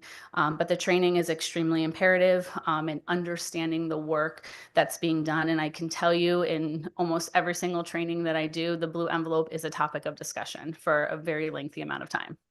And just to be clear, Ashley, in this bill, the way it's written, there's no mandatory requirement for the training. Is that correct? Not currently. I will say that I have been invited to various academies throughout the state. So a lot of the new cadets, if you will, are receiving this training, which is something that's great. But for those that have worked as first responders for many years, I do not believe that it is required. Okay. And I guess this might be over my question limit, but You're okay, Representative. that's okay. I just lost my train of thought, but and so who will continue the training? Because that's going to be the most important part of it, I guess. So That be through you or through your organization? I would be more than happy and truly honored to be able to do these trainings. As I said, I've devoted the last year and a half of my life to this. I've stepped away from my job. This is what I do. I also fully admit that I can't do it alone. I've learned that very, very quickly, but there are individuals, law enforcement, first responders, firefighters, BCBAs, many individuals that have reached out to me that, although once I learn that I can kind of fully trust those individuals to take the mission of this program, I'd be happy to share this training with them to make sure, again, that the messaging is streamlined. Thank you, Ashley. You're awesome. And you just brought up something, BCBAs, that would be wonderful training for them as well, even though it's probably a lot of times it's the work that they do. But I really appreciate everything you're doing, and I hope we'll move this bill forward and get as much training out there to our law enforcement and our EMS responders. So thank you, Ashley, and thank you, Madam Chair. Thank you. If I could add one more thing about the training, I apologize. But the training is not just me as a autism mom that has kind of created this. I knew that I had to have insight from other individuals. So we brought law enforcement in, we brought clinicians in as well too, so we can have a full perspective working with individuals of varying disabilities to best understand their needs and the support that we can provide to them. That's wonderful. Thank you. Thank you so much, Ashley. Again, I know it's been a long day. I appreciate your passion for this and all of your work. Thank you very much. I appreciate this. Thank you. Okay, I see James Bandria Alexander has joined us. He'll be followed by Brianna January. Good afternoon, and apologize. I missed my slot. I was driving somewhere, and of course, didn't want to testify while driving. I'm here to testify in support of SB 1448, which is the Transportation Network Company and Third Party Delivery Company bill. On behalf of Connecticut Drivers United, which is an organization of 1,500 rideshare and delivery drivers here in Connecticut. Increasingly, when we talk about transportation, we are including app-based workers in this conversation. CDU members take people to work and take them home. CDU members drive children to school, seniors to medical appointments, and friends out for a night on the town. Because the app-based companies like Uber and Lyft have mostly eliminated the taxi industry, drivers all work for them. They control terms and conditions of employment, driver ratings, pay, customer pay, prices, and dominate every aspect of a driver's relationship. They forbid drivers to negotiate their own rates and pay drivers different amounts for the same work based on how needy each individual driver has proven to be. Through Connecticut Drivers United, rideshare and delivery drivers do now have a collective voice in articulating to policymakers like yourself the reality of the situation. And we know firsthand that this committee has been interested in learning about the situation. We're extremely grateful for that. We're also grateful to Comptroller Sean Scanlon, who released a comprehensive report outlining how transportation network companies and delivery companies can be included or can be regularized in a way that would ensure that they pay taxes, proper taxes into the state, and observe workers' rights. The long and short of it is that we think that labor standards and transportation safety and the interests of the taxpayer are all aligned, and we're really grateful that this bill has been put forth because we think it gestures towards some major concerns drivers have had and have been able to articulate to this committee in the past around transparency and around reciprocity, around deactivation and some other issues. We do have some suggestions on how the bill could be even stronger. And I would refer you, in the interest of time, to the testimony of Daniel Ocampo from the National Employment Law Project, who included CDU's draft language, which he worked with us on. He's a national expert on what's happening in all the different states in this front. That draft language is included in Mr. Ocampo's testimony. So thank you for your time. Thank you for raising the bill and continuing to listen to us. We've really appreciated the chance to share with you. Thank you, James. I appreciate you taking the time to testify and, being so patient with us and being safe also. And, we've heard from some folks that there really shouldn't be a need, and I kind of go back and forth on this myself as somebody who utilizes rideshare. There shouldn't be a need for the consumer of the rideshare to see the wages of the driver. I just wonder what your thoughts are on that. Well, our thought is that we as an organization completely endorse the idea of sharing all of the information around pricing and cost with consumers. We're asking for that information ourselves, and we'd also like the information to be shared with the state, which is one of the areas I think the bill could be strengthened a little bit, maybe, is to make sure that reporting is going to the state so the state can sort of evaluate over the long term where exactly all this money is going. On the consumer issue itself, the position of Connecticut Drivers United, is informed by the experience of drivers themselves. And we have passengers asking us all the time. I shouldn't say us because I'm not driving for Uber, but all the drivers have people asking them all the time for this information. And it just, over the course of time, drivers started talking about why that was and realized that for many, many passengers, they would like to support the company, the TNC that has the highest labor standards. Basically for a while, there was a perception that one of the TNCs would pay drivers more, and some people would actually quite a lot of people would choose to use that company instead of the other one.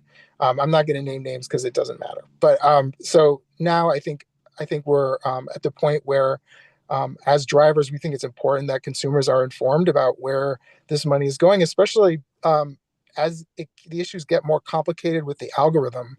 One of the things that would be hard for a consumer to understand, it's hard for us to understand, is that drivers can be paid different amounts for the same work, depending on what the algorithm said. That's based on factors we don't know about.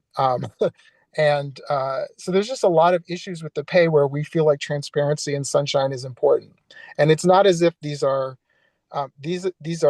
not negotiated agreements. Nobody's negotiating. The companies are just setting all the numbers. So that's our position on it. We think it'll help consumers understand where their money's going and help them make consumer choices. Okay, I really appreciate that. And yes, I think we'll likely be in touch. I anticipate hearing from TNC hopefully this evening, but haven't had the chance to hear from them either yet. And I'm understanding just from public hearing testimony today that Labor has a very similar bill. So we will be, I knew they were intending on raising a bill. I just didn't realize it was up for public hearing tomorrow. Yeah. So I guess we'll be in discussions with the chairs, with the drivers, and certainly with the TNCs as well. And we have been in touch with Comptroller Scanlon's office to understand their findings also. So appreciate your time. I see no other questions or comments tonight. Thanks so much. Thank you very much.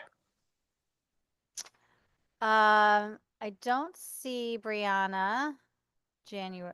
Oh, you are. It says that you're, oh no, it does say in person. I'm getting tired. Yay. I would not want to not call you because you have been waiting very patiently as well.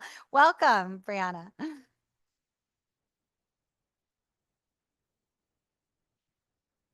Thank you. Madam Co-Chairs, esteemed committee members, Brianna January with Chamber of Progress in strong opposition to several provisions of SB 1447 and SB 1448. Chamber of Progress is a tech industry coalition advocating for the progressive future of tech. Our members include innovators like Amazon and Uber, but unlike most trade associations, they do not have a voter veto on our positions. Committee, I understand the challenge this legislature faces to meet the state's transportation infrastructure needs, but please do not do so on the backs of Connecticut's most vulnerable residents for whom delivery services are quite literally a lifeline, especially at a time when we find ourselves nationally on the cusp of a recession. And to your line of questioning earlier, Madam Chair, I was glad to hear you thinking about vulnerable communities in Connecticut. To be frank, a delivery tax could be devastating for your fixed income, your senior citizens, and your low income constituents, and those that are disabled. Residents in food deserts, regardless of income, rely on delivery services for fresh food. Single parents rely on delivery services to get dinner on the table. And the 1 in 4 Connecticut adults that live with a disability rely on delivery services for prescriptions, for household daily essentials, and again, for food. And a lot of those folks of the disabled community receive several deliveries a week even. So at 28 cents a delivery, that quickly adds up, especially for those that are fixed income seniors. I'll also note that nearly half of those Connecticut residents with disabilities are considered low income. Committee, for your vulnerable residents, grocery and delivery services are often a lifeline. Please do consider them when you consider this legislation. Additionally, we also strongly oppose SB 1447's increased tax on peer-to-peer car sharing. As you've already heard, the bill would appear to bring peer-to-peer car sharing to parity in taxation with the rental car industry, but this is just superficial. The peer-to-peer industry, car sharing industry, just like you and your constituents, they do pay tax at the point of sale, unlike rental car companies. And just to respond to Enterprise's remarks earlier, in which they stated that eventually if a rental car goes to sale privately, that would still fall under the state sales tax. That's true, but that would be the private buyer. Again, Enterprise would still not pay any sales tax for the state, and that's estimated to mean that you are missing around $89 million annually in that sales tax. Lastly, to comment on SB 1448, while we support many of the bill's provisions aimed at enhancing transparency for app-based workers, some are rather intrusive and may have unintended consequences for consumers and for drivers. For example, under the bill, platforms would have to disclose to consumers how much drivers or couriers earn for each trip.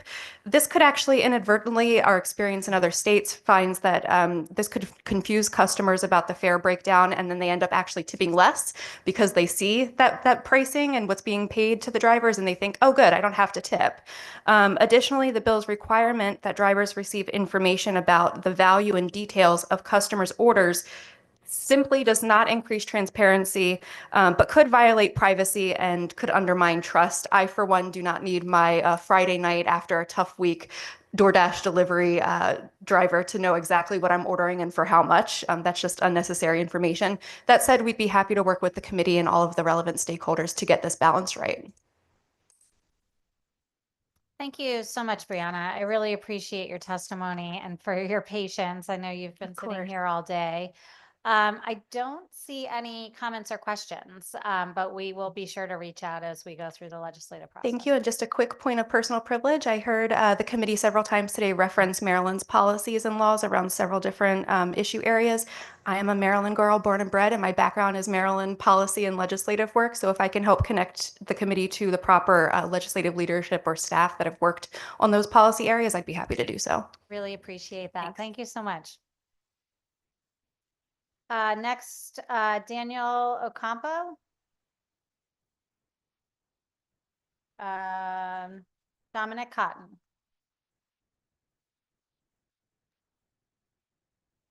Am I on? Yes. There we go. Good evening, Senator Cohen, Representative Givallo, Berger Givallo, my representative, Kathy Kennedy, and Senator Wong. I'm testifying tonight on 7162. I know this is a bill that I've been following up with many of you over the last year and a half. I know that you introduced a bill along with Representative Lamar a couple of years ago having to deal with this, and I'm glad we're coming back around to it again. I think what you've done is create a very comprehensive bill that addresses a lot of the issues that we're looking at for tenants and predatory towing. I know I was fortunate enough to discuss with Commissioner Guerrero on opening day about this, and he was willing to put me in touch with his staff so that we could have further conversations on the whole issue. I know one of the things that we wanted to add in on a consumer's bill of rights was to put in on their website underneath to have people be able to hit a complaint button after the consumer bill of rights.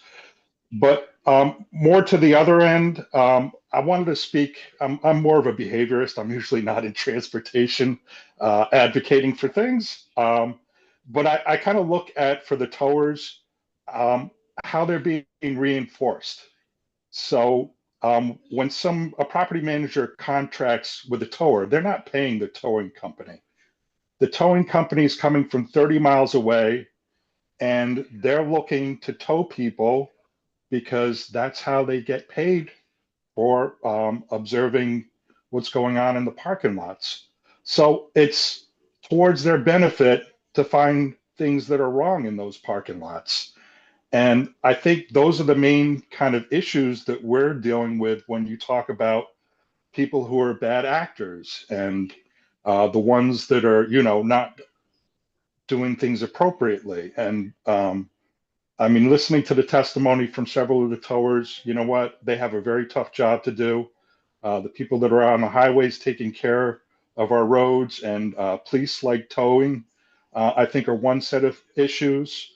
And I think the property towing is another. I think a lot of the things that you put in with signage, with being able to give people 24-hour notice in order to address any kind of issue, but also for putting the property managers to have skin in the game by having them initiate the towing instead of like towers just coming through lots to check things. And obviously, when you putting them in that position and they're earning money, they're going to ultimately find something wrong and tow somebody.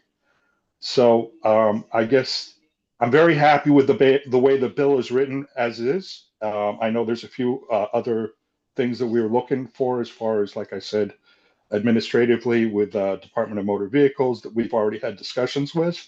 But I just wanted to thank you guys for taking the time to produce an excellent bill. Thank you so much, Dominic. And though you're not usually in transportation, we do appreciate you being here and testifying today. So anytime you want to visit during a hearing, we'd love to have you. And appreciate your comments and your suggestion about a complaint button. Hopefully providing drivers or car owners with that Bill of Rights will be just a step forward along the way, because not only will they have it when they're towed, but also should a sale process be initiated, gaining understanding of what their rights are in terms of getting the car back, retaining a portion of the proceeds, all of that is a step forward, because we don't have any of it really right now. But certainly would like to see us take it even further, and a complaint button is a great idea. It will likely cost some money, but I appreciate the suggestion, certainly, in terms of consumer protection. I don't see any comments or questions, so thanks for being with us tonight. Okay. Paul Boudreau. Is that you? Great. Followed by CC Petrie or Petrie. Welcome. Thank you for being so patient.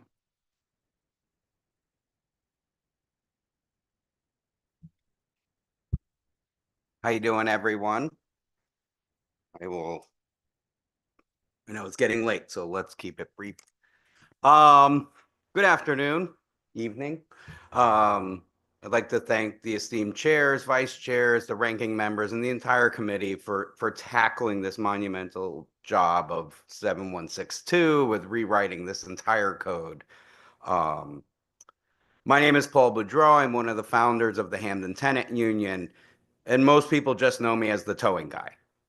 My wife and I started our anti-predatory towing campaign in Connecticut 4 years ago as we watched about 40 of our neighbors' cars and our own car being towed away by my hoopty in a flurry of confusion and trauma.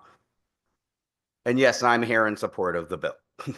To qualify, I spent 35 years working in the auto industry, including 10 years doing roadside assistance and towing. It's dangerous, thankless, and it's real work. These real towers, those the ones risking their lives, deserve higher rates. And I firmly believe that, and I plan on giving written testimony in support of that as well. With that said, I was one of the first victims of predatory towing at Saramonte in Hamden during COVID when DMV was barely open. My registration had expired because of emissions. I was waiting for a car part that was sitting in a container on the other side of the world, so I couldn't pass emissions. Since then, I've spent years buried in Connecticut's towing laws, talking to hundreds of tenants brutalized by predatory practices. This isn't just about fine print. It's a racket that punishes working people and preys on the vulnerable. So some quick math. Saramonte complex, nearly 1,000 cars were towed in under 3 years. It's a 400-unit complex. That means everybody was towed more than twice. And this was by Mr. Fess of my hoopty who spoke earlier. That's just one complex. 8 pages of parking agreements for tenants, which we have to sign or we have to move. They also took away our assigned spaces when Mr. Festa took over the parking lot management. We also found he had a convicted sex offender operating in our complex who habitually would sit there while the school bus was letting off every day, which is why we kind of suspected something was off. One of the neighbors finally figured out who he was. He's been convicted of sex assault 1 of a child. He's on 5-year special parole right now. And we have no legal ground to get him out of our community away from our children. We have a lot of children in our complex. Our landlord, we were able to get him out of our community, unfortunately, not the rest. Our landlord owns another 100 properties in Connecticut. He uses my hoopty at every one of them. I don't think he's doing 1,000 cars at every place, but if we did the math, I'm sure we could figure out it's a lot of cars and a lot of money.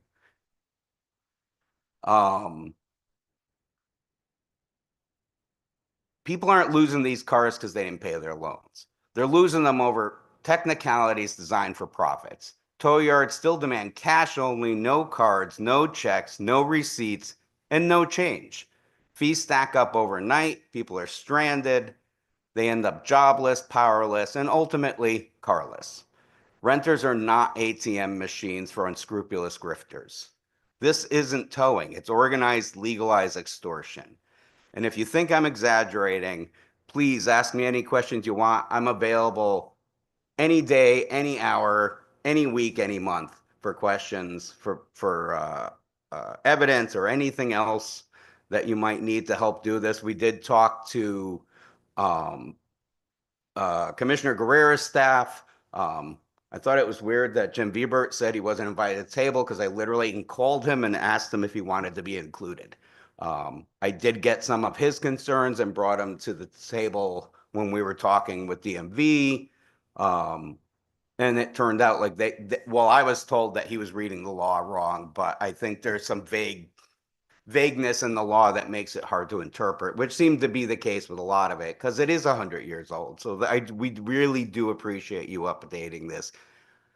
Having written a simple Your 3 minutes are up. Please summarize. Sure. Having written just a tiny bit of legal legislation, I know how difficult it is to get through that. And 63 pages is a Mount Everest of writing. So thank you all.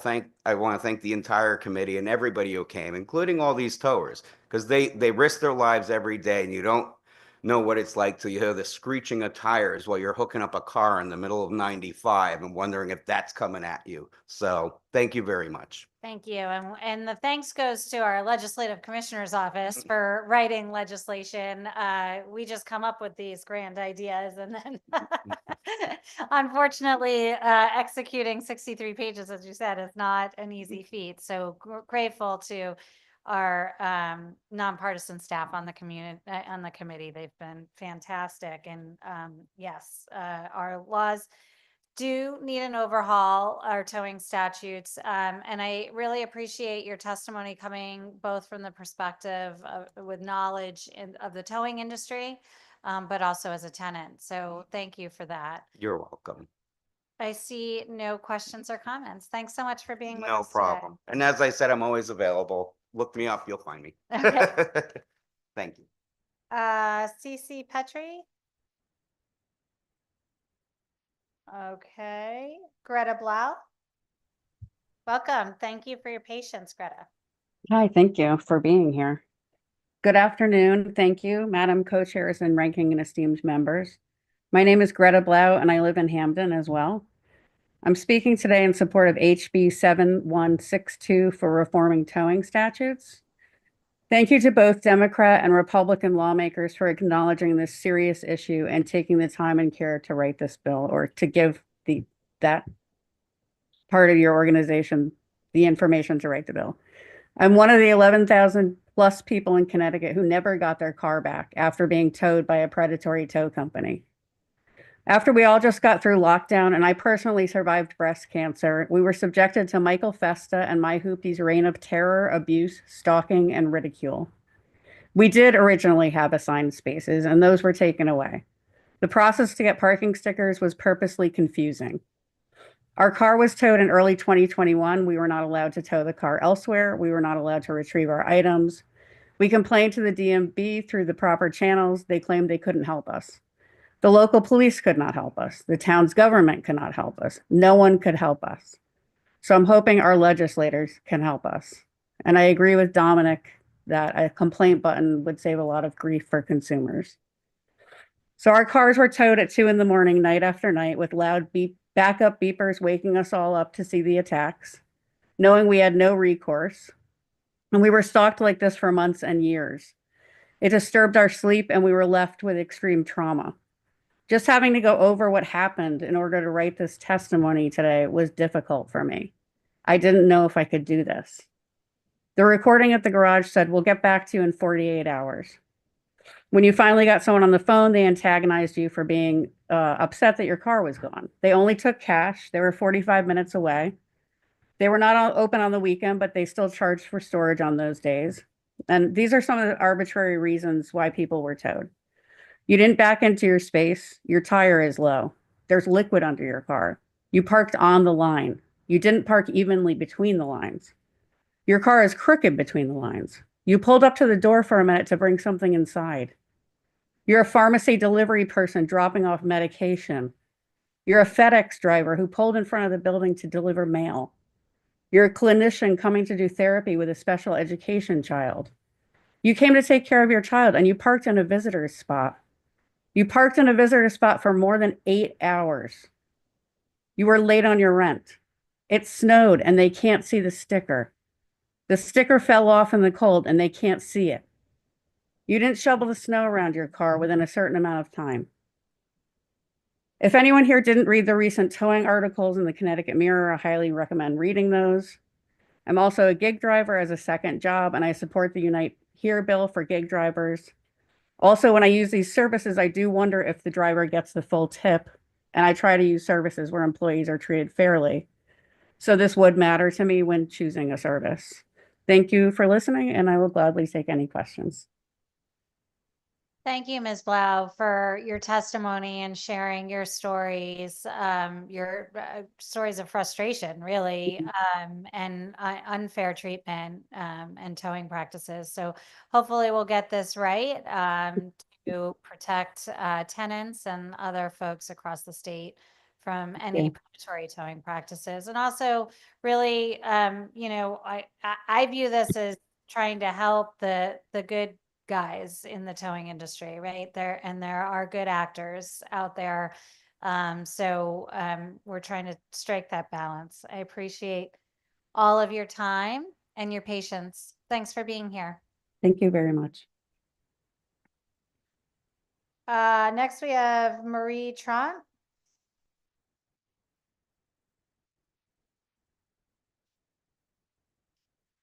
If you're hearing this, Marie, just accept the invitation to join the room. In the meantime, we will move on.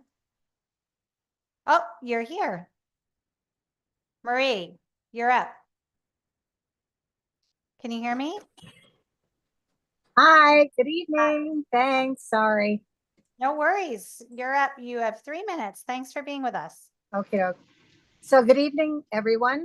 My name's Marie Trant. I am the owner of Lewis School of Driving in New Canaan. We are a small family-owned business since 1975, so coming up 50 years this year. And I've been running the business since 1990. And I wanted to state, first of all, my strong agreement on the previous testimony that the online classroom needs to be live. It needs to be in real time, and all cameras need to be on in order to make it a successful, interactive program. This is the way we handle it at Lewis. And if needed, my colleagues and I would be willing to coordinate these guidelines with the DMV. I am opposed to Bill 7160, which is mandating in-classroom training for the 8-hour mandatory class for under 18-year-olds. I believe the reason for this requested change, I'm not positive, but I believe it was brought back into class learning suggested, was because of the high failure rate of students failing their road test. But I personally do not believe this is where the problem is. My school has statistics of all students at my school, who has passed, who has failed, how many lessons they had. And just wondering if the DMV might have specific statistics referencing these facts, that in-class training for the 8-hour program, as opposed to online training, is actually making the student a safer or worse driver. I would like to present my viewpoint, and I don't believe the class being taught in person or online has much reflection on whether a student passes or fails a road test. I do, however, feel there needs to be a stronger guideline issued by the DMV for these online classes.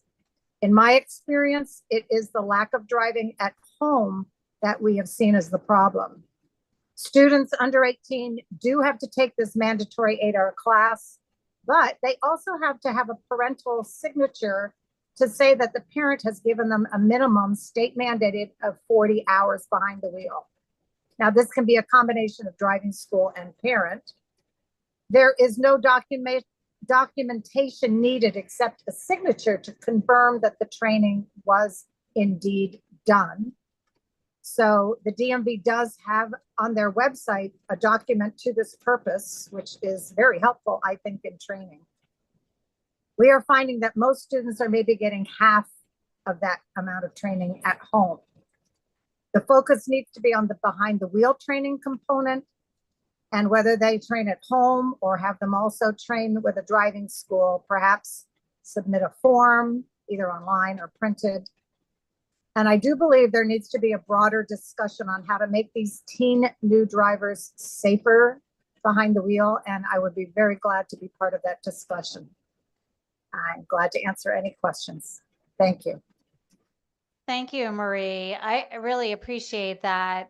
It's important to hear your perspective as a driving school owner and somebody who is teaching these classes, so that we can understand where we're falling short and not quite meeting the mark in terms of safety. In terms of the online component, I've asked this a number of times, and it was brought up by my co-chair in terms of requiring that cameras be on. I'm assuming you'd be amenable to that piece, though I hear you loud and clear about other components needing more time and attention. Thank you. My co-chair, Representative Berger-Javala. Okay.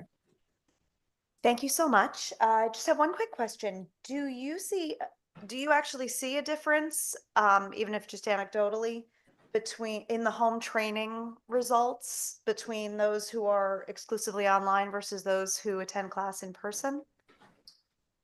Is there more of a dedication on one side or another? No, I don't see a difference there. I will tell you why, because we are exclusively online at the moment. So I don't have comparison. I mean, I guess I could compare to way back before COVID and give you some comparison numbers. I find the participation online is excellent, but we put very strict measures in place. You know, kid falls asleep, and it does. These kids are packing a lot in.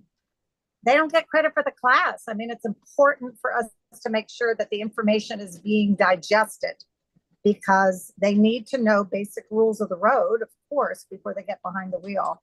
Where I will tell you, I see a big difference in pass fail is the behind the wheel at home. If they don't have that behind the wheel training, and one of the things I've tried to encourage my parents of my students to do is, look, even if the kid's in the front seat, have them be part of your driving.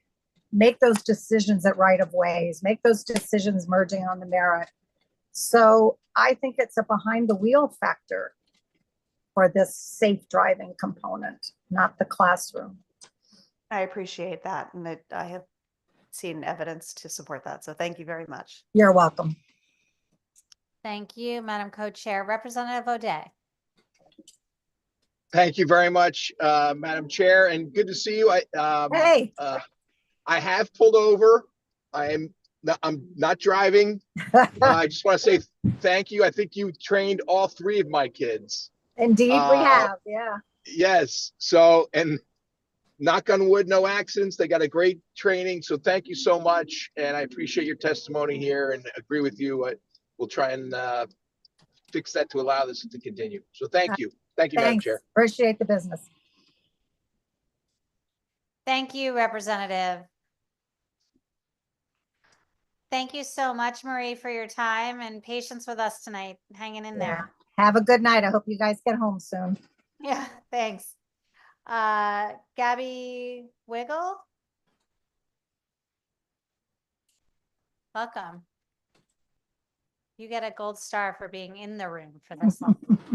Thank you very much. It's a privilege to be here. Heavy chair. I'm going to put on my own stopwatch, so I have a tendency to go over time. All right. Good evening, Senator Cohen, Representative Berger-Javala, Senator Lopez, Representative Brown, Senator Wong, Representative Kennedy, and other distinguished members of the Transportation Committee. I wish to express support for HB 7159, an act creating yellow envelopes to promote accommodation and communication between first responders and persons with cognitive impairments or physical disabilities, and promoting the blue and yellow envelopes. My name is Gabby Wiggle. I am a second-year health policy student in the Masters of Public Health program at Yale University. I am an ambassador for the National Down Syndrome Society, and I'm also the proud sister to a little brother who has Down syndrome. I wish to state for the record that I'm only representing my own personal views in this testimony, and I'm not speaking on behalf of any other entity. If I've learned anything in the 19 years of life I have spent with my little brother, is that you simply cannot place limitations on people with Down syndrome. It surprises most people to know that a person with Down syndrome can get a driver's license, and if they pass a test just like any other person, and many do. Take, for example, the National Down Syndrome Society's manager of grassroots advocacy, Kayla McKeon. Kayla was born with Down syndrome and has broken down barriers all her life for people with Down syndrome. She was the first registered lobbyist of Down syndrome in Congress, actually. She currently lives independently and drives every day in Syracuse, New York. Now, I'm a student, so the first thing I did in preparing for this testimony was obviously delve into the research. And I know you've been here for a long time today, so I don't want to lecture you too much on the research and data. But unfortunately, there actually is not a lot of research and data, which is quite concerning regarding research and data on the interactions between people with Down syndrome, with law enforcement and first responders. And when you work in the intellectual and developmental disability community, unfortunately, that's something that's quite often occurring, is that there is a lack of reporting and data and information to actually understand the extent of a problem. So from what I could find, and I have brought some here, hard copies, and they're already pre-highlighted for you if you wanted to read them for some good bedtime reading. But so from the research that I have found and that I can tell you, there was a really excellent study done by the RAND Corporation collaboration of the Police Executive Research Forum, RTI International, and the University of Denver. And what they found is that there is a significant gap in the guidance given and the knowledge of law enforcement on how to interact with people who have an intellectual and developmental disability. There's also a lack of knowledge on how training should be developed to breach this gap. Unfortunately, there is a disproportionate representation of people of intellectual and developmental disabilities in police custody, and people of IDD are more likely to be arrested or victimized. These statistics point to a very clear gap in understanding and communication between members of the IDD community and the first responder community. And unfortunately, that leads to negative, unnecessary experiences for people of IDD. To summarize from what I have found in the literature, there are 3 main areas of need. Responders are unable to identify when there's the presence of an IDD. There is a paucity in the lack of knowledge of how to offer training on how to manage interactions with people who have an IDD. And of course, there's also difficulty of not having people of the IDD community involved in partnerships with first responders in developing these interaction methods. I've already gone over time, so I'm going to very quickly summarize that there's a big problem with communication. There's problem in communication with people with intellectual and developmental disabilities, feeling very anxious when they're having an interaction with a first responder that might lead them to exhibit atypical behaviors that a first responder might interpret as being non-compliant. And unfortunately, that can lead to some very, very sad and tragic incidents that have happened in the past, and they are completely unnecessary. Having a yellow envelope that very quickly, very painlessly communicates to the first responder that they're dealing with a special situation that requires heightened awareness is a very simple solution, not an entire solution, but it's a step in the right direction. I am very fortunate in that my brother has had very positive interactions with first responders, and I wish that for him to continue and for every other person with an IDD in this country, which is why I'm in strong support of Bill 7159. Thank you so much for letting me testify on this matter. Thank you, Ms. Wiggle, for testifying. And I feel really assured and reassured just in these times in particular that we have folks like you going into health policy. So thank you for providing us with some information and personal experience, but also trying to provide us with research, though certainly lacking in the field. Seeing no, oh, yes, Representative Mara.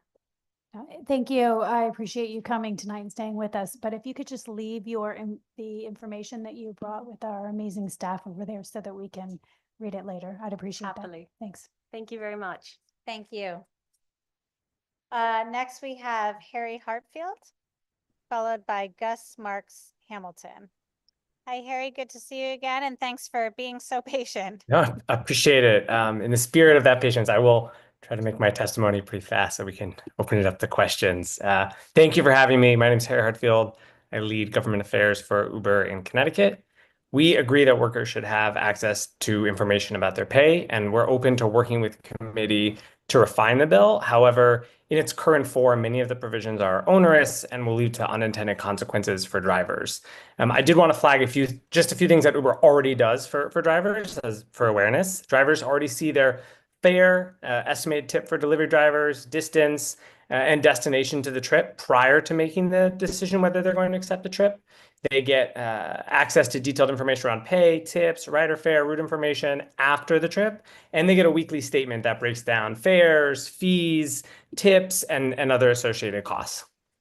I wanted to start by flagging the difference between rideshare and food delivery services. This bill groups both together, but I would note that they're very different businesses. We don't believe there's a one-size-fits-all approach here, and many of the provisions in the delivery food section are unprecedented and expose confidential information about customers and restaurants' private transactions.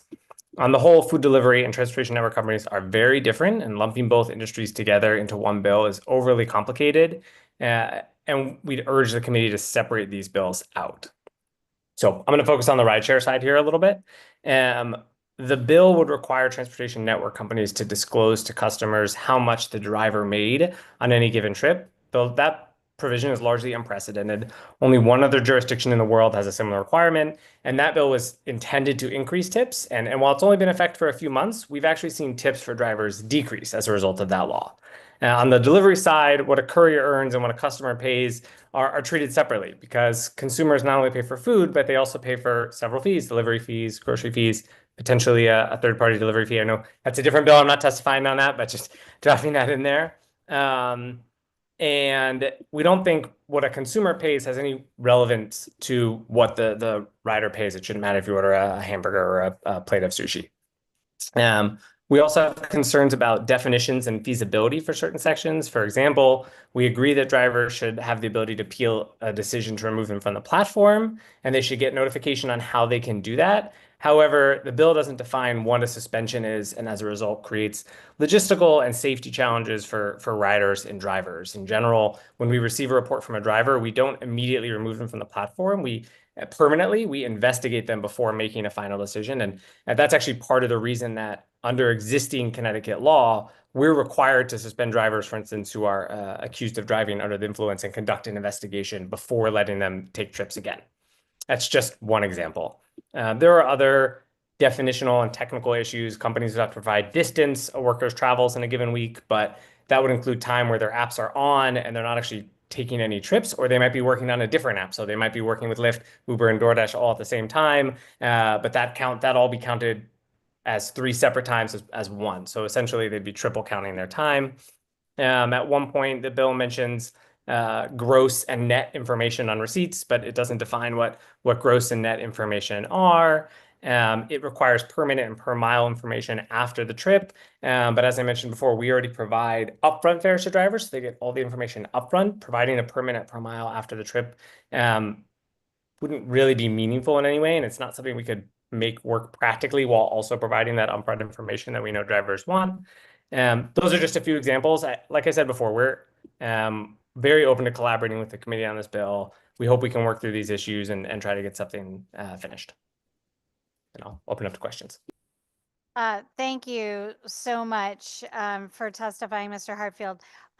You mentioned the investigation that happens prior to suspension of, with the company or suspended. I guess I just don't want to confuse it with suspended licensure because we're talking about suspended licenses. I've learned a lot about towing today, I will say. I worry a little bit about saying, suspended, but that is what we're talking about, that definition. Do drivers take part in that investigatory process prior to suspended duties?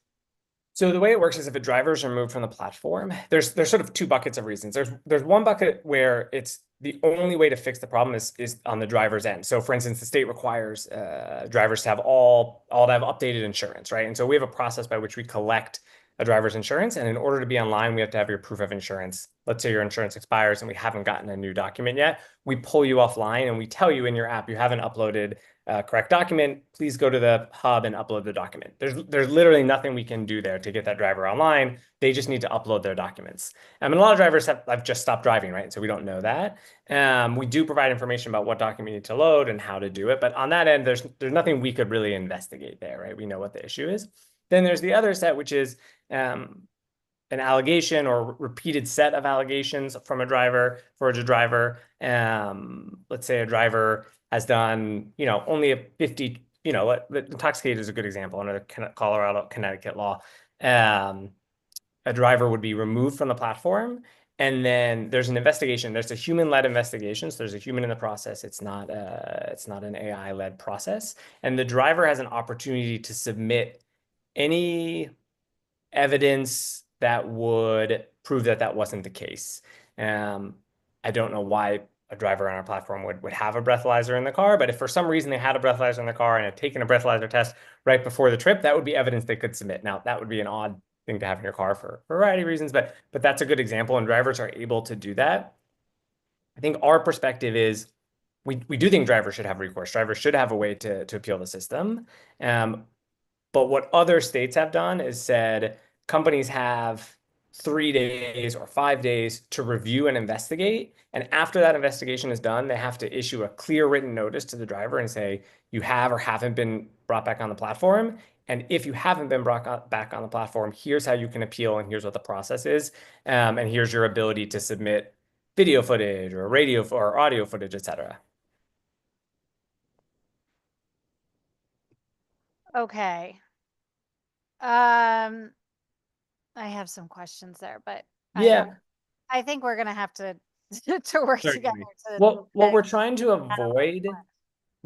avoid is a situation where a driver loses access for something that's serious and we don't have enough time to conduct an investigation. And so a driver is getting access to the platform when they shouldn't be. And I would say there is no state in the country that requires the review process to start prior to 72 hours. Yeah, that's helpful. And certainly we don't want to put folks using rideshare in an unsafe situation. And so we have to, again, we've been using this term all day, but strike that balance, right, of finding fairness to the drivers who want a process by which they can, raise an issue about being, suspended from the platform for something that they deem unfair or maybe requires a little bit more investigation versus, somebody that Uber's learned has had a significant moving violation and shouldn't be operating. Do you know how many drivers you have in Connecticut? I don't have that number on me. I'm happy to come back to you with it. Okay, yeah, I'd appreciate that. Okay, well, we don't have any questions for you now, but we will have questions for you. This is a big bill and certainly want to get it right. And as I mentioned to folks from Drivers United, just would like to get everybody at the table and figure this out. And we need to do that sooner than later. So we will be in touch. And one thing I would flag, I heard one of the drivers earlier. I just want to be 100% of drivers' tips go to the driver. Same thing on the courier, on the food delivery side. I can't speak for other platforms, but that is the case for us. And we've seen that written into many laws across the country, and it's something we would support here too, because we believe 100% of tips should go to the worker. Okay. Thank you so much. I appreciate your time and patience today. Of course. Thanks, all. Okay, Gus Marks Hamilton. The people in the room, I'm going to say it again, you really deserve a gold star because it's impressive being with us all day. Thank you. Gus. Thank you. Good evening, Senator Cohen, Representative Berger Gravallo, Representative Mara, and all the members of the Transportation Committee. My name is Gus Marks Hamilton. I'm the campaign manager for the American Civil Liberties Union of Connecticut's Smart Justice Campaign, and I'm submitting testimony in support of House Bill 7161, an act concerning the suspension of motor vehicle operator's license for failure to pay fines or failure to appear for a scheduled court appearance and the opportunity to enter into a payment installment plan. Last December, I was pulled over by the police and told that my vehicle registration had expired. I had not been pulled over. I was not pulled over for any other reason except that my registration had expired a week beforehand, which surprised me because I'd never received any notification. The officer issued me a warning. The next day, I went onto the DMV website and paid a $167 fee. That is a substantial amount of money, and I'm fortunate to be in a position now to be able to pay it, but that has not always been the case. And I could easily see myself having to drive an unregistered vehicle for some period of time while I budgeted and saved a couple of $100s to pay that registration fee. If I'd failed to renew my registration within 30 days, the penalty could have ranged from $150 to $300, and a second offense could have meant a fine of between $200 and $600, including even having my vehicle impounded. These are significant penalties. The ACLU of Connecticut believes in a society where all people, including people who have been convicted or accused of violating a law, have an equal opportunity to contribute to society and build successful and fulfilling lives. Our Smart Justice campaign examines all aspects of the criminal legal system, including fines and fees that trap people into cycles of debt. The financial burdens of fines disproportionately harm people living in poverty, often trapping them in cycles of debt. People who are unable to pay these fines face spiraling collateral consequences that are not limited to the immediate economic harms of debt, but also potentially increased involvement in the criminal legal system. Additionally, uniform fines mean that the amounts charged are relatively larger for low-income people when compared to higher-income people. Fines also disproportionately harm Black people and people of color. A recent study on $400 emergency expenses found that across families earning less than $40,000 per year, 40% of white respondents could handle the emergency expense, whereas only 20% of Black respondents and 27% of Latine respondents could afford the expense. HB 7161 would end debt-based licenses suspensions by prohibiting the Department of Motor Vehicles from suspending a driver's license solely for unpaid fines, fees, or failure to appear in court for non-moving violations. The bill proposes that the state establish a payment plan mechanism based on a person's income and informs individuals on available options to address fines and fees. HB 7161 is a positive step toward helping people maintain their license, be accountable, and end the criminalization of poverty. The ACLU of Connecticut, for all these reasons, supports HB 7161 and urges the members of this committee to do the same. Thank you, Gus, for all of your work and advocacy, just for all the people of Connecticut. Grateful for that. I don't see any. Yes, Madam Co-Chair. May I ask one quick unrelated question, but related to the work at hand today? Did you or does the ACLU have any opinion on the towing legislation we've been talking about today? Is it something that you've looked at? Don't feel like you have to have an answer if it's not something you've looked at. I think we've been really interested in listening to the testimony today and happy to get back to you with an opinion. That would be wonderful. Yeah. Thank you. Thank you. Drive safe. And last but certainly not least, Lena Esposito.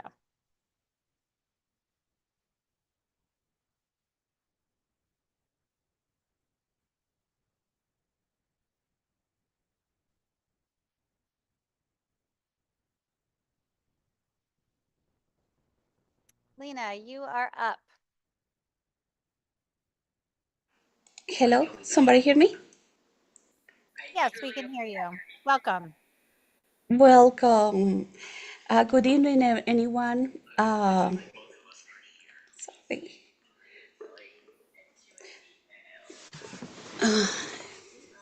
I'm sorry. Good evening, Transportation Committee and all the representatives in Connecticut. My name is Lena Esposito. I'm a person with neurodiversity disabilities, a parent and advocate of an autistic adult with disabilities. I am here to advocate for House Bill number 7159. This is an act creating the yellow envelopes to promote accommodations and communication between first responders and persons with cognitive impairments or physical disabilities and promoting the blue and yellow envelopes. Imagine yourself in a moment of crisis when you are overwhelmed, anxious, and struggling to communicate.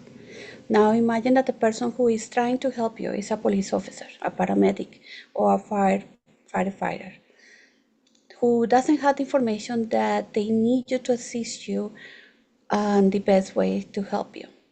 For many of the individuals with disability, whatever cognitive, sensory, or communication related, this is a reality that they face every day.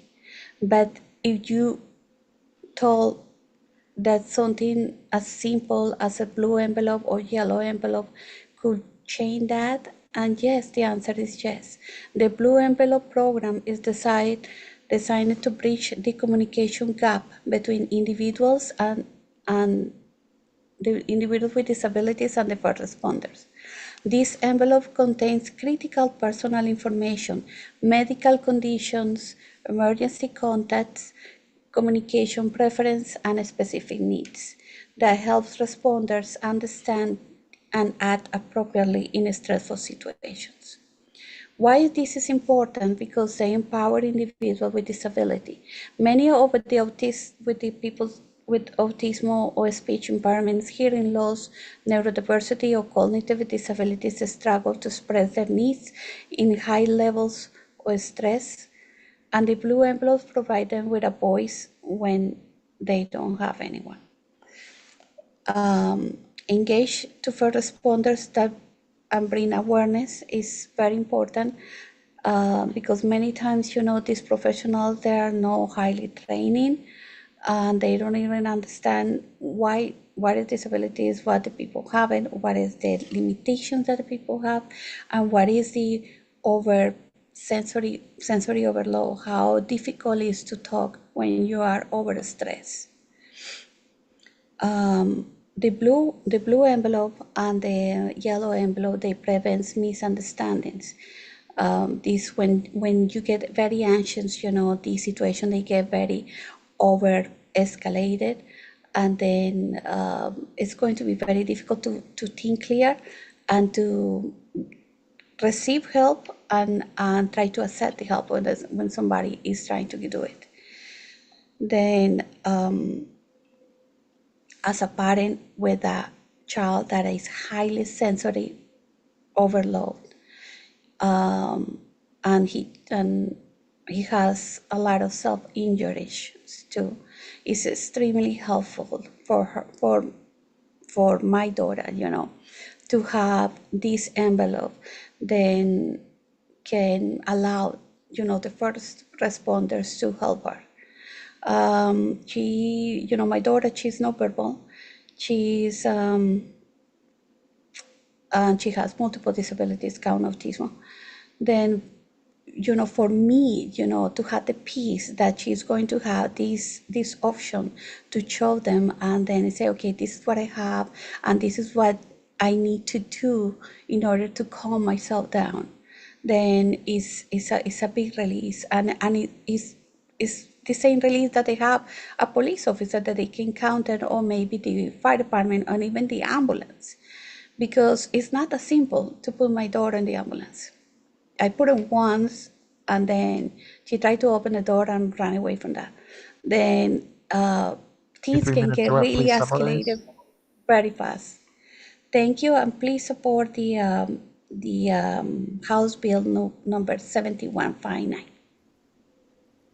Thank you so much, Ms. Esposito, for being with us today and for listening along and sharing the story of your daughter and how this would be really helpful to both you and your daughter in cases where you either need law enforcement involved or unintentionally have law enforcement involved, or perhaps other first responders, and how helpful it can be. So I think we've heard that a number of times today, and I'm happy that you've highlighted it for us as well. My co-chair, Representative Berger Javallo. Thank you, Ms. Esposito. I actually just want to share with you what crossed my mind as you were delivering your testimony, and that is that it's difficult for anyone to drive if they're feeling anxious, if they're feeling any sort of fear or trepidation at all. And I think when you have a child who has some of the issues that you've described and defined, it makes it just sort of generally a little bit more difficult to be in that situation, whether or not you're being pulled over or by the side of the road because you have some sort of disabled car or situation. So to know that this could ease your mind in general, it makes you a safer driver. So I appreciate you sharing your personal story, and that you are here to advocate, and that you stuck around all the way to the end.